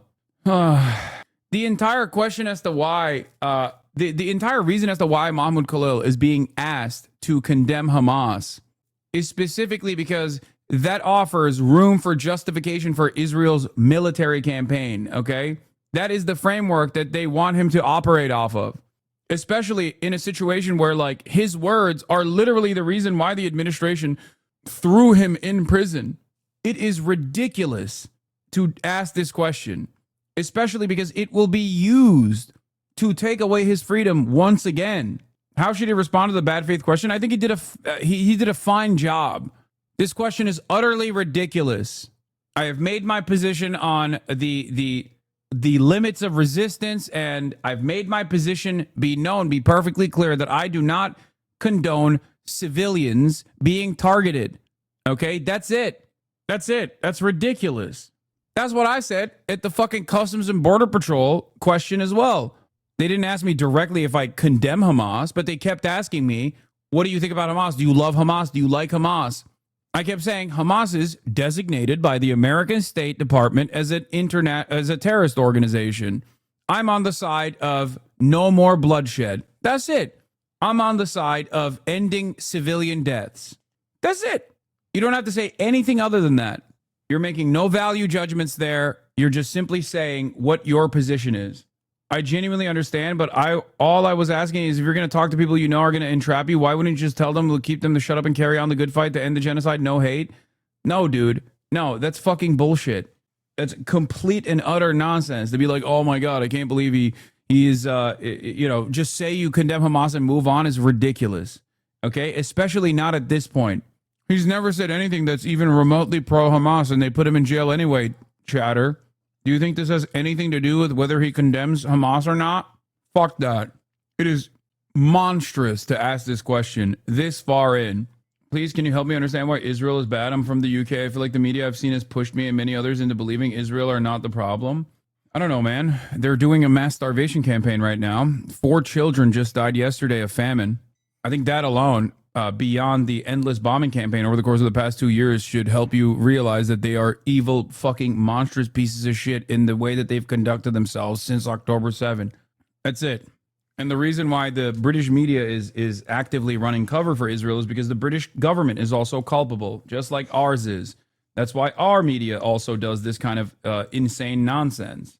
It's 2 years of endless bloodshed, man. What are we doing? And it started far before October 7, of course. But it's been 2 years of unlimited fucking bloodshed at this point. It's crazy how someone can still have this position where it's like, can you explain to me why Israel is in the wrong? Anyway, like, Do you condemn October 7, Hamas Let's for bring October up the 7 attacks? Norman Finkelstein responds. This is a 15-minute conversation with an American citizen of Jewish descent who is the descendant of Holocaust survivors having an academic conversation on a podcast. Is very different set of standards for Mahmoud Khalil than fucking Norm Finkelstein on a CNN hit after he was released from prison for the original crime, in air quotes, of speaking out against Israel to begin with. Second question that I struggle with, and this is the notorious question of condemnation. Do you condemn what Hamas did on October 7th? And you have a very interesting answer to this. You've said that I think it's a question mark how Hamas on October 7th is going to be regarded in the future. You have drawn parallels to the slave rebellions of 1831, when Nat Turner explicitly targeted whites. And objectively, it was a horrific act of violence, atrocious, but despite that, Frederick Douglass has said that you can draw a straight line from Nat Turner. No, Frederick Douglass said you can draw a straight line from John Brown to the Civil War. But John Brown says he was inspired by Nat Turner. Right. So you could say on a trajectory, Nat Turner was 1 point, John Brown was a 2nd point. Fuck the you. Civil War, the 3rd point. Okay, so by extension, you can draw that line from Nat Turner to John Brown to the Civil War, and then from there to the abolition of slavery and the Emancipation Proclamation. Objectively positive outcomes. So despite Nat Turner committing this condemnable act of violence, now he occupies an honored place in history. Yeah. And you say, in light of that, it's a question mark. What place Hamas on October 7th is going to occupy in history. Before I tell you where I struggle with this argument, I just want to check with you. Have I summarized your stance correctly? Have I missed anything? That's correct. Okay, great. This is where I struggle with this argument. Frederick Douglass was able to see a line connecting John Brown to the Civil War, and you're able to see that influence John Brown had from Nat Turner. But if I try to apply the same protocol to other acts of violence that I condemn, then it dilutes everything. And then I lose free will, no accountability, there's complete chaos. I'll give you a very intentionally extreme example. In 1978, after the Saur Revolution, the United States funded the rise of the Mujahideen to oppose the Soviet Union and the Soviet-backed People's Democratic Party of Afghanistan, the PDPA. By funding the Mujahideen, they also funded the rise of this man named Osama bin Laden, who broke out from the Mujahideen and formed Al-Qaeda. Al-Qaeda declared war on the US. They took great offense to the United States military presence in Saudi Arabia after the Gulf War, the Kuwait War. They opposed US funding and support for Israel. They opposed the sanctions on Iraq. And then the US involvement in multiple Islamic countries. Declared war on the US. That led to 9/11. You already know where I'm going with this. You can draw a straight line from the US funding of the Mujahideen to Osama bin Laden, to Al-Qaeda, to 9/11. And I'm saying, I don't care about the context and I don't care where the line is drawn. I grew up in the Middle East. So I know, I completely agree with you that the United States destroyed Afghanistan, destroyed Iraq, has destroyed Palestine, is destroying Iran. I think the United States is directly responsible for the deaths of hundreds of thousands of civilians. Their policy has been a lot more. Their policy has been nefarious and they have blood on their hands. I completely agree with you. But despite that context, I don't think it's a question mark what place 9/11 holds in history. Even if you draw that line all the way to 9/11, there's no question mark in my mind. It was a horrific act. It was an act of violence. And there's no question mark what place it occupies in history. I think you missed a couple of things. First of all, I've never said it wasn't a horrific thing. I've repeatedly said there can be no question that atrocities of a significant magnitude occurred on October 7th. As of now, people still debate to what extent Israel was responsible for the atrocities on October 7th. I would say based on the currently available information, the only reasonable conclusion is that overwhelmingly the civilian deaths that occurred on October 7th were due to the actions of Hamas. It's so funny to somehow tie America's invasion of Iraq to 9/11. Like, that's wild, okay? Because Iraq had nothing to do with 9/11. Like, that's not even a position that the average American believes any longer. That was barely a position that Americans believed back then. Gaza militants. However, as I said, number one, I recognize those were atrocities, and they can't be characterized as anything but. But there's, in my opinion, a distinction to be made between an acknowledgement of the atrocities and a condemnation of those who perpetrated the atrocities. So let me try to concretize that. We have the case of Nat Turner. He's born a slave, and it happens he's a very smart guy. It is. Everybody said about Nat Turner, white and black. They all said that Nat's a very smart guy. The fellow who famously wrote his confession, there was the Confessions of Nat Turner. He said that he rarely met a person, black or white, who was as smart as this guy. Okay? And he rarely met a person, black or white, who was as smart as this guy. Okay? And Nat Turner was not unaware of his natural gifts, those endowments from God or from whoever you believe they came. And he knew that, bar a miracle, he would never be able to realize any of his gifts, any of his talents. He was born a slave, he would live as a slave, and he was going to die as a slave. Now, in his mind, there was no other option than to commit some sort of mass killing in order either to inspire an uprising or to foment an uprising or to transmit a message to the white population that if you don't end this slavery, this is what you risk. This is what's on the horizon for you.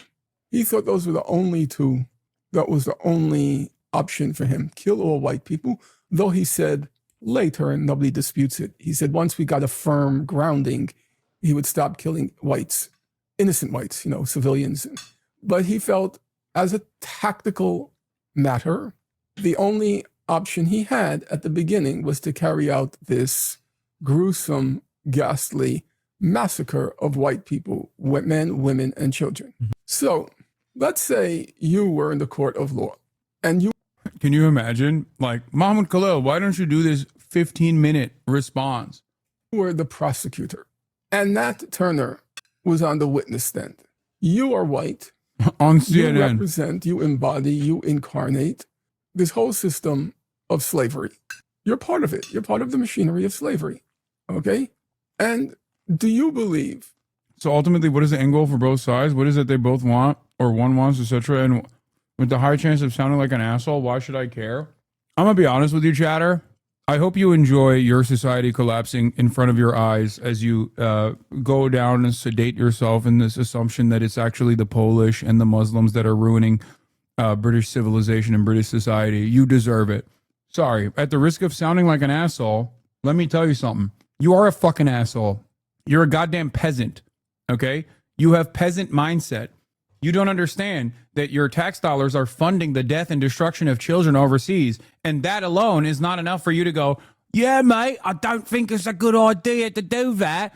Maybe we should fix the fucking trains so that they run on time. But instead of that, you're going, my lordship, take more of my tithing. I've worked hard for this grain, my lordship. Give it to Israel, the biblical land, my lord. Okay? I don't believe that. What do you mean? Why should anybody care about this? It's like saying, why should anybody care about the fucking Nazis doing the Holocaust, dude? What are you talking about? Why are you so comfortable showcasing your lack of humanity? That's number one. Number two, there is already a selfish argument against Israel here as well. Why the fuck do you think it's appropriate for a goddamn foreign state that's propped up by your stupid inbred fucking island originally, and now my inbred fucking country now that is endlessly destabilizing this fucking region, drawing a shit ton of enmity, and also creating a fucking refugee crisis on a daily fucking basis? Are you stupid? They're getting unlimited support, and on top of that, they're laughing at you, and on top of that, they get to control what you can and can't say in fucking England. They're locking up people, your goddamn grandparents, for fucking 14 years in prison because they dared say Palestine Action, the only fucking group that is engaging in direct action against Israel's genocide, is actually a terrorist group, like it's fucking ISIS or something. Now you got 83-year-old grandmothers going to fucking jail for saying that the Palestine Action is actually right and correct. Why this specifically, though? Not like child labor in China or child exploitation around other parts in the world? What are you saying? What do you mean child labor in China, you fucking dingus? Use a different example. Oh my God. Oh my fucking God. Why do you think this is an appropriate fucking response? You're like, you know what this feels like to me? Your cousin gets raped, and then your cousin's like, I just got raped. This person raped me. And you go, well, can you talk about all the other times that other people have gotten raped? Why should I care about you being raped by this person? Why should I even choose to apprehend this person? Why should I say anything at all? Are you fucking stupid? Sorry, cousin. There are people getting raped every day around the world. You're just looking for excuses for your fucking sociopathic lack of empathy, okay? You don't need any. Just fucking say you're an asshole and move on. And in the process, you will have your rights removed piece by fucking piece. Go ahead. You'll assume, you'll entertain, you'll assume that like, oh, well, as long as I never speak out against my lordship, I'll be fine. Fuck it. Yes. Very nice. And then they'll just take more and more of your fucking taxable revenue in support of their endless conquest. It seems like a great fucking bargain, okay? After all, there's other issues happening all around the world, so God forbid you focus on this one, okay? Don't do it. You're in the Epstein files. Calm down or you will go bald. Daddy chill. There's child labor everywhere, especially in Hassan's basement. Hassan in the Epstein files. You're in the Epstein files. As what, a fucking victim, dumbass? This doesn't even make like sense from a timeline.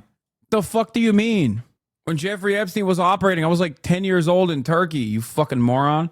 To the extent that people writ large are only capable of caring about one particular issue at a time, something that's not true except as a matter of projection from those whom that actually applies. Children being bombed is technically a more pressing matter than child labor, but I'm meeting the chatter on a completely fucked ideological field, so it doesn't really matter. No, that person is just simply looking desperately for an excuse to not have any sort of like serious, like that person is just trying to save themselves, or rather have someone basically fucking say, oh no, you're actually a good guy, you're totally fine. What is this?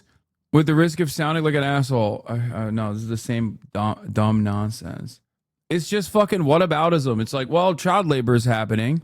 Yeah, I can see what happened with this guy, by the way. I don't think this person is actually a cynical nihilist.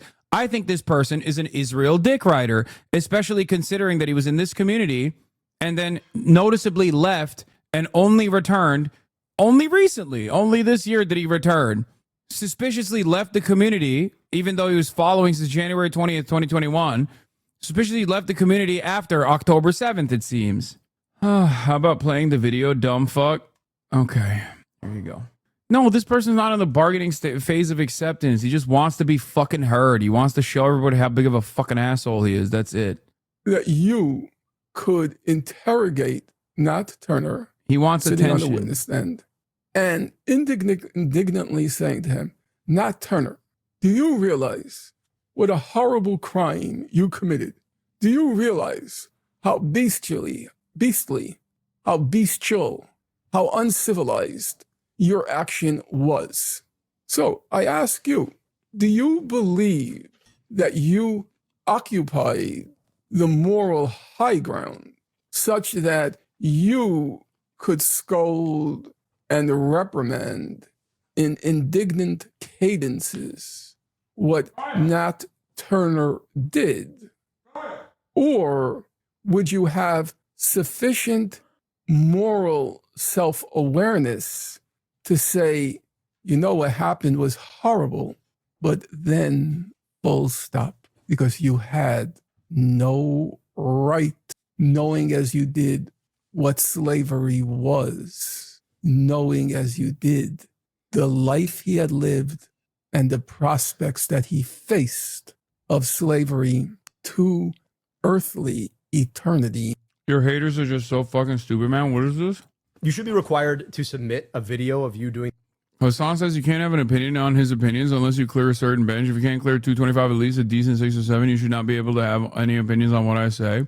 No, I meant it sincerely. I'm glad that 95% of the commentary surrounding myself online is just people being like, he is incapable of saying something with in sincerity. He is incapable of saying something sarcastically. You know what I mean? Like so much of this just unironically revolves around just being like, oh, you're incapable of making a joke. I don't believe it. I don't agree. I think you said that seriously. You had no right to criticize him. You can criticize the hack, but you don't have the moral high ground to criticize him, which is exactly why the white abolitionists, those who opposed slavery at the time, they condemned the act, but they stopped short of condemning Nat Turner. On the contrary, they reserved all of their venom and indignation at the whites, saying, we told you so. We warned you. We warned you again and again and again. If you treat people this way, don't be surprised at what they might do. And when I read that by people like William Lloyd Garrison, who was one of the leading abolitionist figures, I thought to myself, that was the correct moral approach. A version of condemn the sin, but not the sinner. This is a version of it. You can condemn what was done, but you don't have the moral high ground to condemn the perpetrators. Because I spent a large part of my life, a small part of which can be seen here, just reading the reports on Gaza and what was being done to those people. And I, not because of some flamboyant radicalism or radicalness or trying to show how holier than thou and how pure I am, or trying to win points with Hezbollah or Hamas. No, I just said I couldn't do it. I know too much. One of the titles of one of my books was called Knowing Too Much. And it was about why American Jews were distancing themselves from Israel. Namely, they know too much about how ugly that regime is. And I knew too much about Gaza. I knew too much. There was no way on God's earth, and I would have regarded it as a complete and total betrayal of the values imparted to me by my parents based on their life experience, were I to take the easy route and say, you know, in response to Piers Morgan, do you condemn what happened? Yes, I condemn it, but we have to remember this and have to remember that. No, I was not going to even grant, many people like Bernie Sanders would say, what happened October 7th, but we have to remember the Palestinian this and Palestinian that. And you start by condemning October 7th. That was sort of the gate. You had to pass through that gate in order to be part of the conversation. If you wouldn't do the condemnation, you're not part of the conversation. And I wouldn't do the condemnation, not because I wanted to strike a radical pose. I knew too much. And I knew exactly that was why the abolitionists couldn't condemn Nat Turner. Because they walked in the streets. They saw the slave auctions. They saw the humiliation, the degradation, the destruction of the lives of a whole people. It was right before their eyes. Yeah, what do you expect? What do you expect people to do when you push them to this fucking corner? When you push them to react this way, and then you turn around and expect condemnations? It's ridiculous. This is what I said on October 8th. I was right then, and I'm right now. The idea that the responsibility and the blame should be laid in the hands of the Palestinian population for how they choose to resist is completely avoiding the reasons as to why the Palestinian resistance has formed and why it has become a violent force capable of committing atrocities on October 7. And just like Norm Finkelstein, I recognize that there were acts of violence that would be considered terror. That would be considered terrorist by the already vague definitional standards on October 7. Having said that, that is not even remotely a fraction of the violence that the Palestinians have historically been subjected to. The violence that created the conditions for October 7 to begin with. Dude, shut up. Oh my God. Mods, ban this fucking loser. Jesus Christ. Oh my God, dude. Oh, fuck. Me. Oh my God. He's like, oh, you're making it so hard for me. I want to understand where you're coming from, but you're making it so hard. It's like, dude, there's 30,000 motherfuckers in here, bro. God damn. You think it's just me and you in this conversation? At least, like, know your plays. At least, like, keep quiet if you don't know the details. Jesus Christ, dude. Holy fucking shit. Shut the fuck up. Oh, you're making it hard for me to understand where you're coming from because I keep saying how selfish I am after fucking hundreds of thousands of fucking Palestinians have been ruthlessly slaughtered in broad daylight after a 2-year genocide campaign. And I'm still going, oh, I don't know. Can you please educate me? Coming in here as though you're like genuinely, sincerely, charitably try to fucking understand the situation. And then simultaneously being like, well, why should I care? Okay, well, don't. Fucking, I hope a similar fate that you think is not important befalls upon you and your family and your 7 generations. Okay? Maybe then you'll care. The difference with me was, you see, seemingly because it's not that significant. No one should care about this, right? And maybe people won't care about you either. Gaza was sealed off. How many people had a clue what was going on in Gaza? They just knew this place, Gaza. They didn't even know. Actually, most people didn't even have a clue that you weren't allowed to leave. Most people thought, why don't they just go somewhere else? Well, guess what? They couldn't. I knew too much. There was no way. I never for a moment hesitated about condemning them. My problem was very simple. I didn't know how to think it through. I knew I wouldn't condemn them, but I didn't know how to think through the argument. And I went through, I would say, a good week or more of real anguish and agony over, it's not just your feeling. How do I pose the real question? What are you an advocate for that you've never been a victim of? Everything. Literally, I'm a fucking straight, attractive white man in the United States of America. Virtually everything I advocate for does not impact me at all. That's unironically part of the reason why half of the animosity is directed towards me on the internet. They're like, oh, he must be a fucking grifter because why does he care about anyone but himself? That is literally half of the fucking argument from some of these epic dinguses. Yeah, and Rich too on top of that. They literally can't comprehend it where they're like, dude, why do you give a fuck? Why do you give a fuck about this? Be like me. Don't give a fuck about this. Be selfish. Why the fuck are you caring? Why do you care? Stop caring. You're going to urge me to care if you keep caring so hard. Shut the fuck up, you goddamn terrorist. Okay, bitch. Persuade? How do I convince? How does it feel that the walls are closing in? I wonder. I truly wonder. It's got to feel isolating. It's got to feel lonely. That like the only fucking communities where you have this kind of attitude, where you can demonstrate this kind of attitude is like an increasingly smaller sliver of the internet. Didn't you support Hamas and Hezbollah? Like, just an increasingly tinier sliver. At least, like, people that had this kind of attitude initially have realized that it's probably better to shut the fuck up. Okay? I support the resistance against the criminal state of Israel. Okay? Israel is a criminal enterprise. I support resisting genocide. I support resisting apartheid, both historically and in contemporary society. It's that simple. If you don't, that's a you problem. You can't just consistently keep claiming and doing this. You love dead Palestinians, more fake outrage to push America bad. Like, how is this any different than Benjamin Netanyahu's statement? Oh, it's just, it makes us look bad. Dead Palestinians make us look bad. Okay, then stop. That's your fault. That's your problem. It makes you feel bad. And you can't get on the right side of this argument. You cannot get on the right side of this fucking argument. You can't turn around and be like, it's actually fucked up what Israel's doing. So I have to make it seem like Israel is a natural disaster.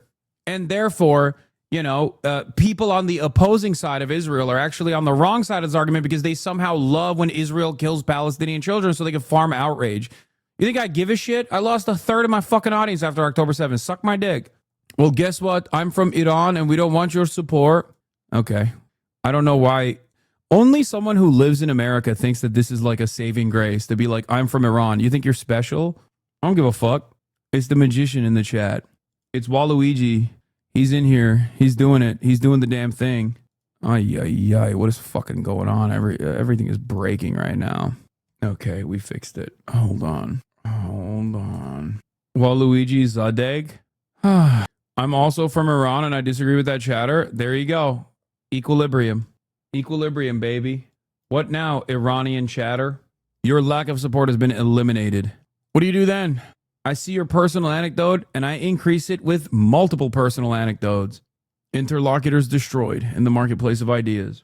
And like I was saying though, the people that are fucking complaining like you're a terrorist, like how does that work in your mind that like only in your circles online where like pedophiles, sex criminals, neo-Nazis, and people who align with them happen to think a certain way, but then virtually every fucking institutional, established mainstream newspaper and publication filled to the brim with educated journalists and reporters feel the exact opposite way. Unless you personally think they're all also in on the conspiracy, that they are also terrorist supporters. Or perhaps you're just fucking wrong, you know? You might be. It's actually quite liberating to sometimes catch yourself in a lie and to recognize that it was wrong and to, you know, really reconsider the way you've seen something. If you just keep assuming the State Department position over and over and over again and just going, oh, dude, you're a terrorist, you're a real danger to American society, you're a terrorist, over and over again, like you can keep repeating that, but it's not going to make it more true. I think I have charity and I believe that you can actually make up your own conclusion. I think you can change your mind. I think you're all capable of doing that, you know? At a certain point, you got to stop and maybe go, man, we kept calling this motherfucker a terrorist. He's never been banned. Is it because there's like a global conspiracy to fucking uplift this person? And some people do actually take that leap instead. And they go into like QAnon. But for one guy, me, they go into like QAnon style conspiracies at this point where they're like, Hassan is blackmail on the CEO of Twitch. Hassan is blackmail on Jeff Bezos. Hassan is blackmail on every fucking media outlet. Turns into Q Hassan. Or maybe the guys who keep priming you up, tuning you up, angering you over and over again, do not have your best interest in mind and don't actually have a consistent, clear position. And they're just basically getting you angry so you can come in here and say that in here over and over again. But little by little, you lose a piece of yourself when you behave this way. Why are we engaging with these freaks? Because for as many freaks who are speaking out in the chat like that, there are probably 10, if not 100, who aren't speaking out, who might actually fucking learn the appropriate lesson from this. I'm not going to discount that, you know? I'm sure there are. So every now and then it's good to just like take a deep breath and be like, listen, dude, make up your own mind. Make up your own mind. Watch, listen to what I have to say, see if it actually is different than what you've been primed into believing. There are obviously people like this who unapologetically will come in here. Like, I don't think this guy's going to be saved. Dan Saltman is exposed the CEO of Twitch to be an anti-Semite. Okay, buddy. You have had interviewed a Houthi and engage in rape apologia. Speaking of rape apologia, using Dan Saltman as a fucking reliable narrator here while simultaneously saying I engage in rape apologia is so funny because Dan Saltman literally blackmailed members of Sex Destiny's community as a 60-year-old man into shutting the fuck up about Destiny's sex crimes. So that's your community. I don't think he's an honest actor here. But here's the thing. How did you lose sight of who you are that you became a fedayeen for a 60-year-old loser who's so desperate for friendship that he will latch on to a community that he actually despises? At least he used to. I don't know if he still does. Maybe he's just given up on that notion because it gives him a crumb of clout and attention. You know? And it's all because of Israel. All this dog shit is because of Israel. I know. I've yet to see a fucking hater of mine come from a community that's like reliable and reasonable. You know what I mean? It's just people who are incredibly sad, who unironically push themselves further in and further into the depths of depravity for no reason. Like literally no reason whatsoever. You're just kind of doing this to yourself and you're harming your own mental state by consistently engaging with these communities. It makes you lose sight of like all of the failures in your own life, and it gives you a sense of purpose and a sense of community. And I totally understand that. But you could use all of that energy and put it into more productive things instead of engaging in the act of self-harm. You could literally do something that improves your immediate circumstances, improves your life, straight up, it would make you an infinitely happier person, because there's going to come a time where you're going to be past the point of no return and look back at your life and be like, this is what I did. This is what I wasted my time doing, spending every single fucking day following someone who I despise, fighting a battle for an internet daddy that doesn't know who I am, that will maybe barely give me a fucking fraction of recognition instead of like fixing my life. That's it. Like, I spend every waking moment online. I like what I do. I think there's a good purpose for it. I love this community. Okay? There are plenty of people who spend a decent amount of time in here as well, but at least they're putting it to productive use. They're learning things about what's going on in the world. They're developing an opinion. Hopefully they're taking away decent lessons from all of this and then going back and applying it in their own lives, to improve their lives, to improve their material circumstances, piece by piece, slowly but surely. Very different set of circumstances than like just constantly fucking being in someone you despise's chat to basically find any, you should know with your amount of audience, you're definitely targeted by Hasbro campaigns who write trash to trigger you. I mean, it's fucking bullshit. There's nothing. It is irrelevant. If you're gonna hate watch someone who matters. That's the other thing, because I only matter as much as you believe I matter. Like, the easiest solution to not being angered by me is to just turn it off. You know what I mean? And to watch like TikTok videos or something, to watch someone who you actually appreciate. And if you're gonna have so much enmity and so much anger and resentment, redirect that focus to someone who actually does matter, someone who holds power. You know what I mean? That's what blows my fucking mind. You're like, nope, I disagree with this guy, and I'm going to spend every fucking waking moment in his chat hoping that I can get something that I can clip off and that we can make go viral, and then maybe people will yell at him. They've been doing this for fucking, what, 6-7 years at this point? It's crazy. With very little return on that investment. Maybe every now and then you catch me in a fucking weak moment and I get angry at you, and then it makes you feel alive. But like, is it worth it at the end of the day? Because if you say yes to that, if you feel like that is genuinely a good use of your time, holy fuck, you have nothing to live for. They hate you so much during your vacation, they find and push clips around, never stop, unfortunately. I know, but it doesn't even work. That's what I mean. I think not only does it not work, it actually backfires because it causes people to come in and check it out for themselves. For as many people that go, yeah, I'm writing this guy off, there's probably 10 people that go, hold on, I want to see what this motherfucker has to say.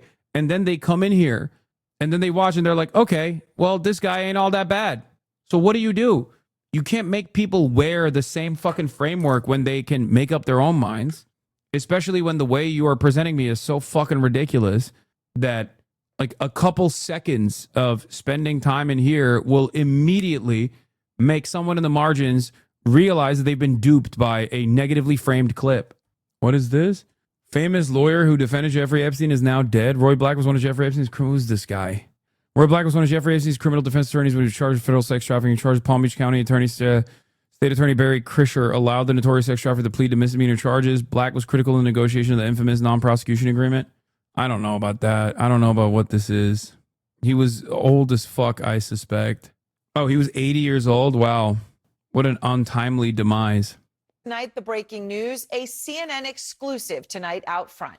K-File has unearthed photos of Jeffrey Epstein that we've never seen, and they shed new light on his relationship with President Trump. The revelations come as Trump is under fire from his own base for his Justice Department's handling of the so-called Epstein files. Trump has tried, of course, to distance himself from Epstein every which way. But one of the photos that K-File found confirms that Epstein actually attended Donald Trump's wedding to Marla Maples. And this is the proof. Again, this has never been published before. So this is a new image. You haven't seen it out there on X or anything like that. That's crazy. Epstein and Ghislaine were all up and down both the Clinton weddings and the fucking Trump wedding. That's crazy. Like, Ghislaine was front and center for Chelsea Clinton's wedding, okay? Ghislaine Maxwell was. And now we got info on Epstein being front and center at Trump's wedding. God damn, dude. These guys were everywhere. The proof that Epstein attended Trump's wedding at the Plaza Hotel in New York. And in the photo, what you see is Epstein entering the Plaza Hotel. The wedding date of this is December 20th, 1993, in the center of their friendship, which of course continued. And for comparison, we'll show you on the right a photo of Trump and Marla Maples at the same location under the entryway arch. Andrew Kaczynski of K-File is here with the new images of Trump and Epstein. And Andrew, I shared one of them there, but, so let's start with the one at Trump's wedding. I mean, this is a significant development. Well, yeah, it is. Trump's wedding to Marla Maples in 1993 was dubbed the wedding of the century. Friend of the show, K-File, did it again. Consistent hitter. By the media at the time. And although we know that Trump and Epstein were friends during this period, this is really the first time that it's actually been reported that Trump invited Epstein to his wedding. This is, we should note, more than a decade before those first allegations of sex trafficking against Epstein. But as you know, Trump's relationship with Epstein has been under the microscope recently. Now, besides that one photo of Epstein entering the reception at the Plaza Hotel, we can also see him in the background of another picture. That's Howard Stern on the far right, along with Robin Leach from Lifestyles of the Rich and Famous. And Epstein is behind them at the wedding, almost seeming to be photobombing them. We also found this photo from just a few months earlier. Donald Trump with two of his children talking to Jeffrey Epstein. That's at the opening of the Harley-Davidson Cafe in New York in October 1993. You can see Ivana there. She would have been just about to turn 12 years old in that photo. Yeah, you can see Ivanka right there it looks like between Trump and Epstein. All right, these are never before seen photos, Andrew. I know you also found some video of Trump and Epstein that was from later of them talking that has also never surfaced before. What's that? Well, that's right. This is from 6 years later in 1999. This video has never been seen before in this context. It shows Trump talking to Jeffrey Epstein just before models hit the runway at the Victoria's Secret fashion show in New York in 1999. You know, the only other video we've seen of the two men was 7 years before this. Trump is at the show with Melania, who is, of course, now First Lady, seated a few... Are you guys still talking about Jeffrey Epstein? Give it up. Let it go. Nobody cares. Nobody cares. It's okay. I whispered in his ear. Come on, give it up. Stop talking about it. Feet away from Epstein, you can see them chatting. It's so boring. It's boring. Dude, you know what's going to fucking blow a nut on this whole thing? I'm going to tell you what it is. There is going to come out, there is going to be some fucking info, I'm speculating, that actually ties Donald Trump to at least Ghislaine Maxwell far past the point of Jeffrey Epstein breakup. Because like I said, a lot of this is from the time frame between the 90s and early 2000s.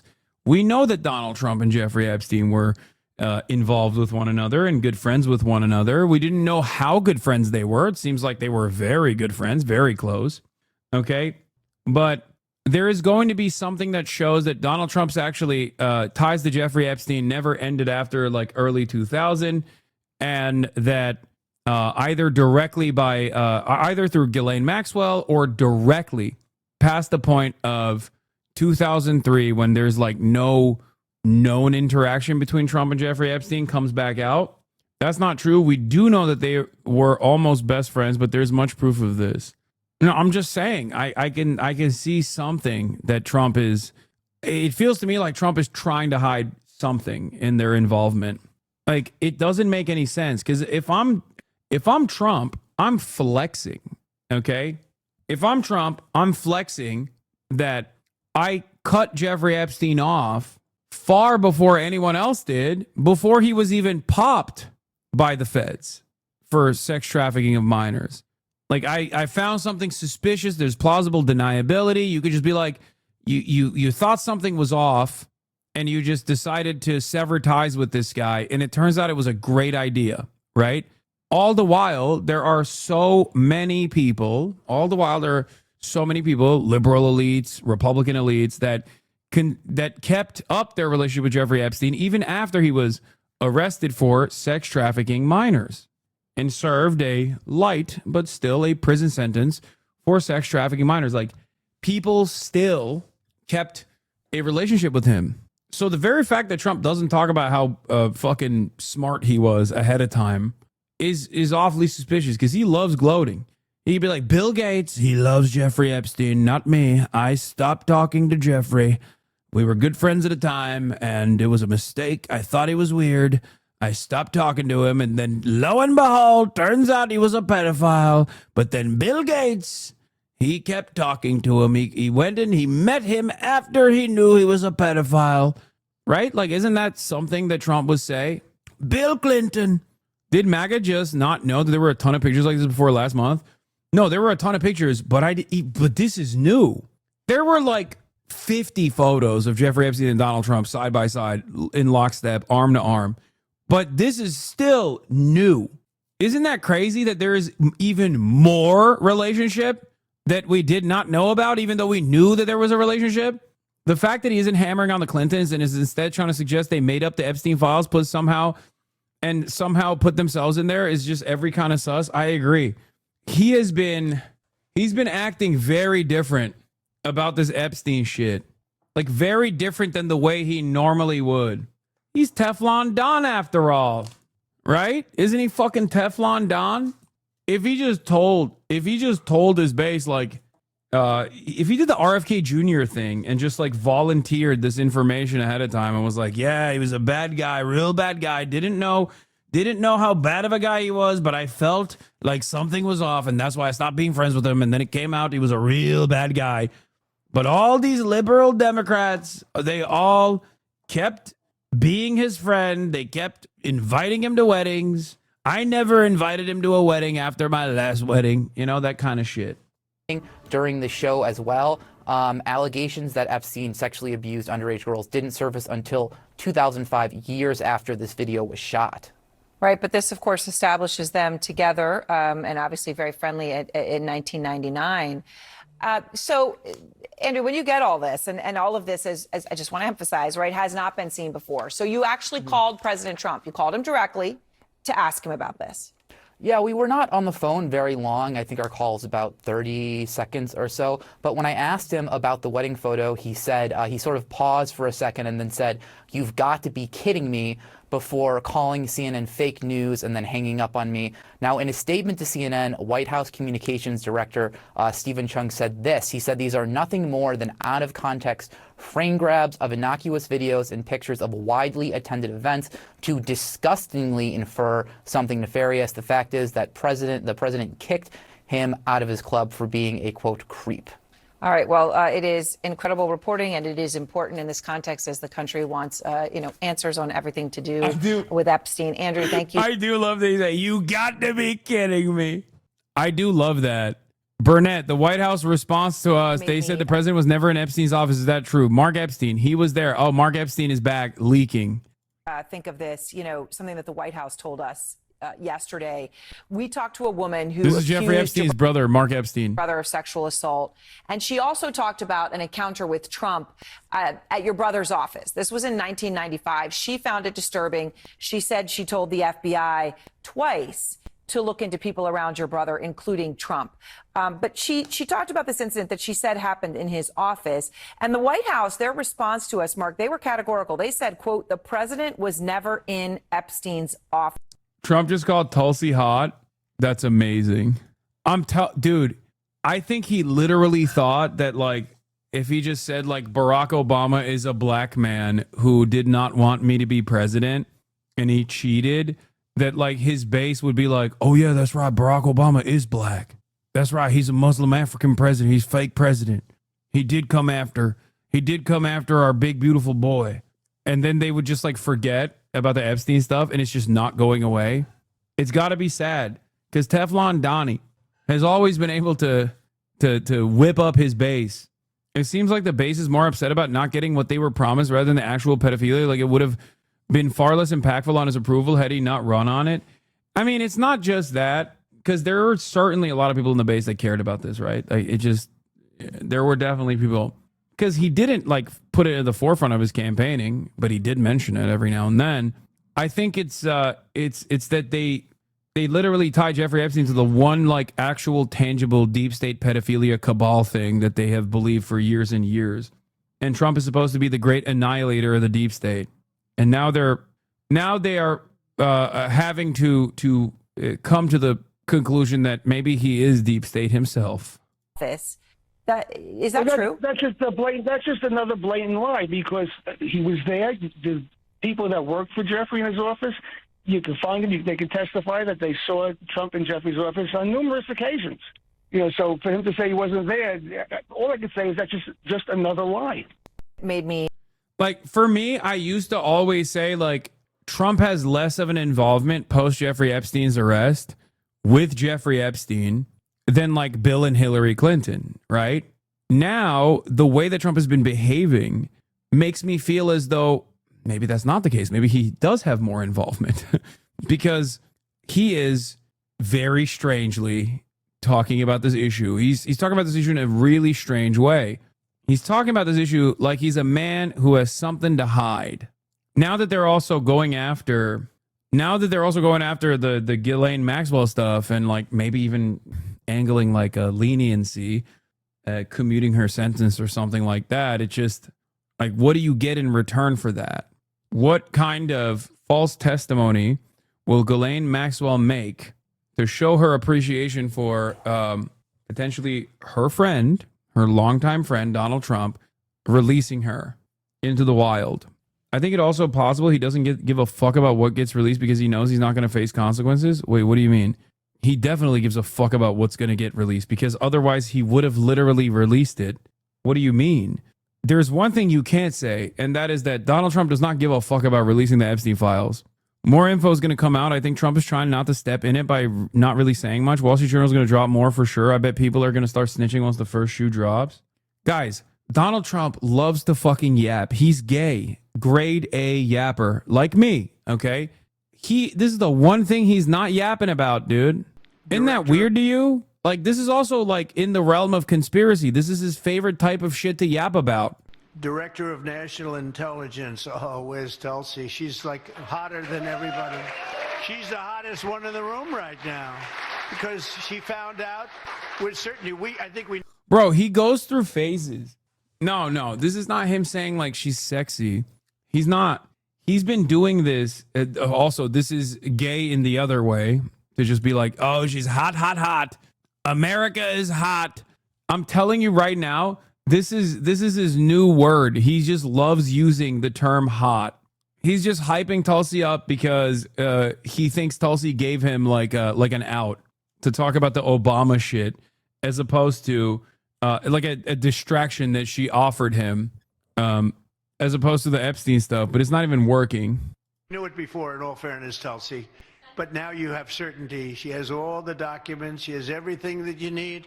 And she found out that Barack Hussein Obama led a group of people and they cheated in the elections and they cheated without question. It's not even would you say there's even a little question there, Tulsi? She says no.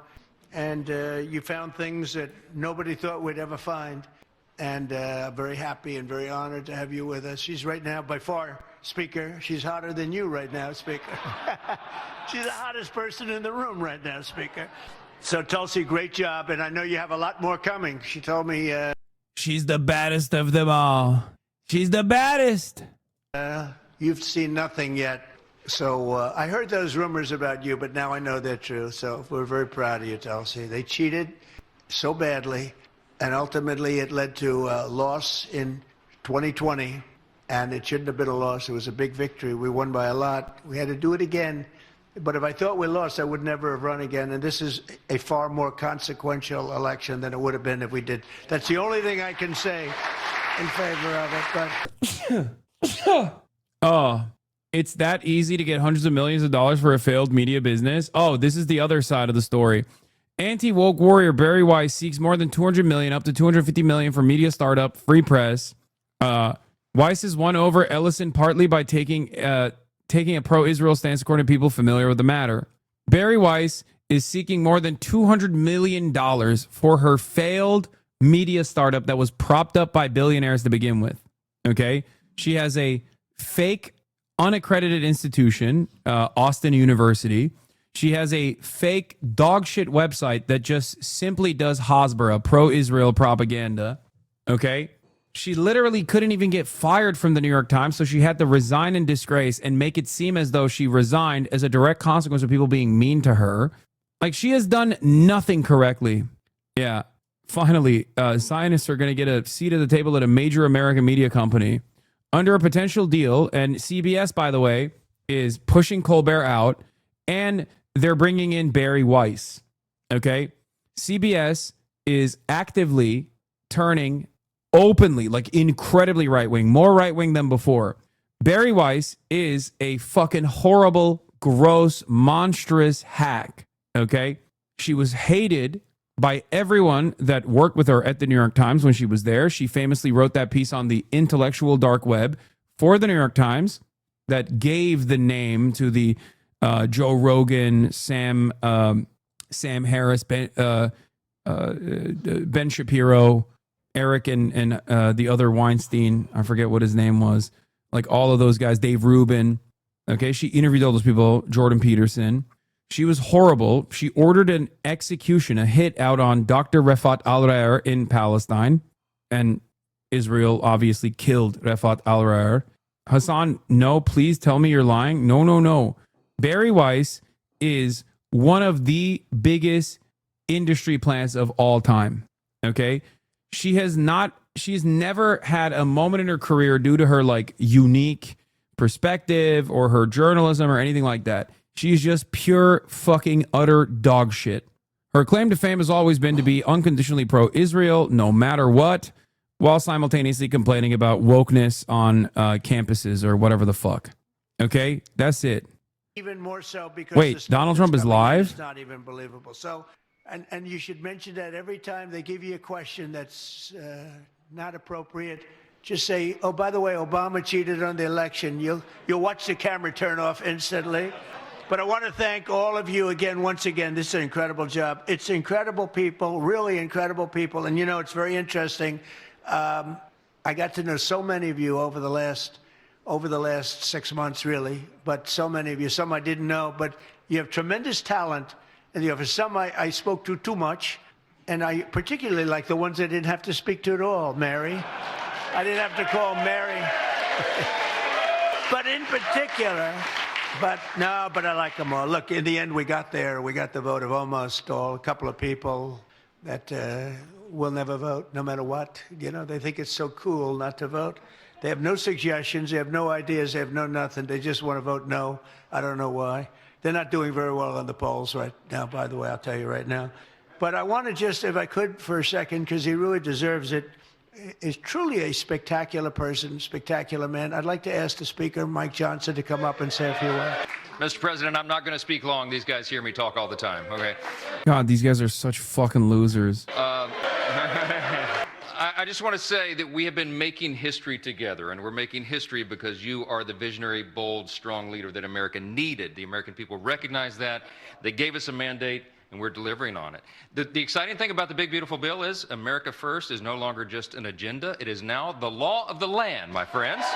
I could go by and name person by person, and I should name their spouses as well. All the members in this room, everybody deserves the credit. They underestimated us all the time, every day, because our margin is so small. But we do not accept that as our fate. We work together. This was prayer and patience and preparation and teamwork that got it done.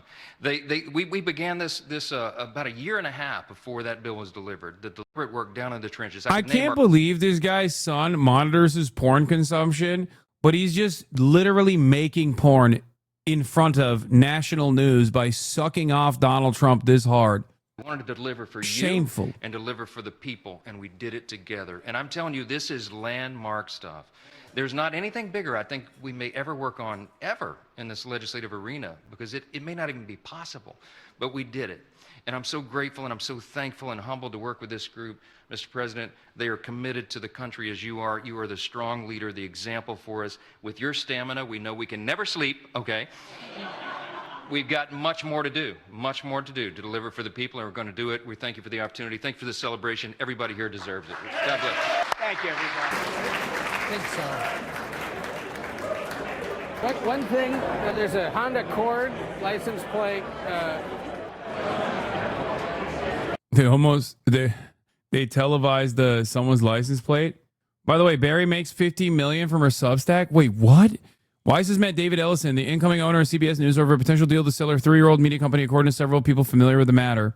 She's made $15 million from her Substack. Dude, I think the Substack numbers are literally fucking pumped. I think wealthy people just like buy it in bulk or something. There is no fucking way that Barry Weiss has that many readers. There's just no shot. I think these guys, there's never been a moment where Republicans haven't valued propaganda. They value propaganda a lot more than dumb fuck leftists do, because the dumb fuck leftists don't understand the importance of fucking messaging, because they're dumb and fucking stupid. That's it. In any case, I think you can give Substack subscriptions. You can with Patreon. Yeah, I suspect that there's something going on there. I just think that I think that there's like something nefarious afoot. Felix spoke about that before. She has a loyal fedayeen of those weird guys that film TikTok videos in their cars. Nah, those guys don't have enough money. No, and there's not that many of those guys. Like there is. Listen, there's an asterisk next to a lot of the New York Times bestsellers.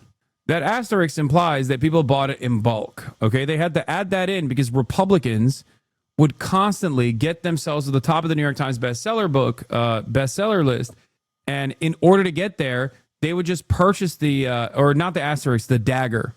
Okay, they would do that because they would just like go in and purchase a lot of these books in bulk, instead of just like people organically going and purchasing these books on release. Okay, campaigns mass purchase books as well. So I think that Barry Weiss probably also has a similar thing going for her Substack. And if she follows me, of course she follows me. She is an agent of the Israeli state, okay, through and through. Like, I remember, I think Cenk had a conversation with her at some event that they were speaking at, or debating against one another, and she was shocked to find out that I was his nephew. Plenty of people who are a part of the Hasbara machine follow me. They follow my every move. But my point is, like, she knew who I was as a scary terrorist supporter, but didn't know that I was Cenk's nephew. As in, she knew who I was independently of Cenk, despite the fact that people in that side of the media will usually know Cenk before they know me. I think the Free Press obviously is a right-wing institution, and it is tasked with one goal in mind, which is to promote Curtis Yarvin thought. It's propped up entirely by the Peter Thiels of the world, like some of the scariest, most nefarious, most villainous people in American society. But not only that, but also it serves one purpose, and that is to defend Israel by consistently claiming that every critic of Israel is anti-Semitic. So I think that's the only reason why she's getting this promotion from CBS News, who's saving her fucking dying enterprise that has no organic movement or organic growth. Barry Weiss is looking for a $200 and $250 million for a publication of the Free Press and a potential sale of I will say this freely and openly, okay? I have more of a much larger organic following than Barry Weiss does, and I am nowhere near worth this number. Do you understand? The only reason why she is going to get that number is because CBS wants restructuring. They want to become more openly right-wing, and they think they will get there by hiring Barry Weiss. Oh, I know. He's a lot more progressive than he even lets on his show. I never said Jon Stewart is not progressive. He is. Jon Stewart also talks about Israel in very similar ways that I do on his podcast. He does not talk about Israel in very similar ways that I do on his show. To the extent that is like permissible, Jon Stewart has always been a major critic of Israel, but I think that's the only thing that he maybe moderates his perspective on when he's on television, as opposed to when he's on his own podcast, when he's on a longer extended format. I've listened to him talk about Israel on a less restrictive format. Kyrie wants to interview with you? Kyrie Irving? Are you serious? Shut the fuck up. Shut up. No, you're fucking memeing, right? Are you being serious? When? I have to get a haircut right now, but I will do it. Yes. I have so many of his shoes. You don't understand. Are you just fucking, are you faking? Are you being serious? Are you being real? Stop. Chatter, answer me right now. Is this a bait? Don't hurt my feelings. He wants to interview pro-Palestine people. Did he say he wants to interview me? Or did he say he just wants to interview pro-Palestine people and you thought, oh, I'll just go in and excite HasanAbi Piker for no reason? Man, yo, dog, LeBron wants to talk. Shut the fuck up. At least with Kyrie is like plausible. He's linked up with a lot of content creators that I know. And that's oh, Dua Lipa wants to link up. Okay, stop. Yo, President Xi is on the phone. Yo, Wemby wants to talk to you about Mao. My heart can only take so much. You motherfuckers are bad. Okay, I have to go. I literally have to go. I'm not crying. I'm not leaving in disgrace. I actually have to go to get a haircut. I have a haircut coming up right now. My hair's gotten too long. I got tricked. It's fine. Maybe in the future, Kyrie will actually talk to me. Anyway, love you guys. Free Palestine. See you tomorrow.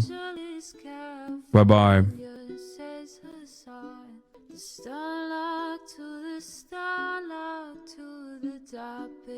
Just begun. There is again. Her sun is streaming.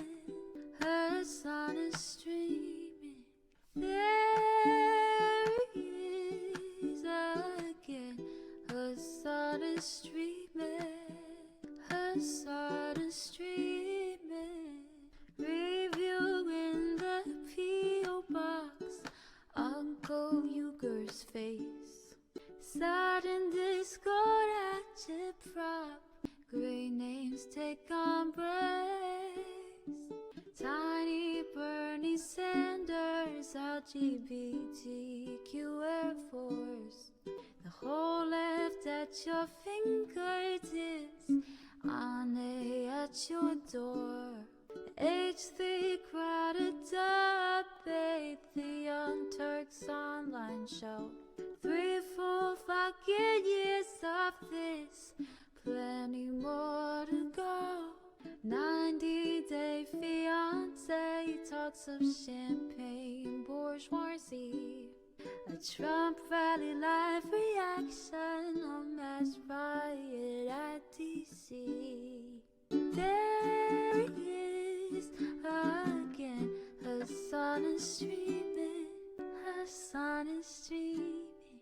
There is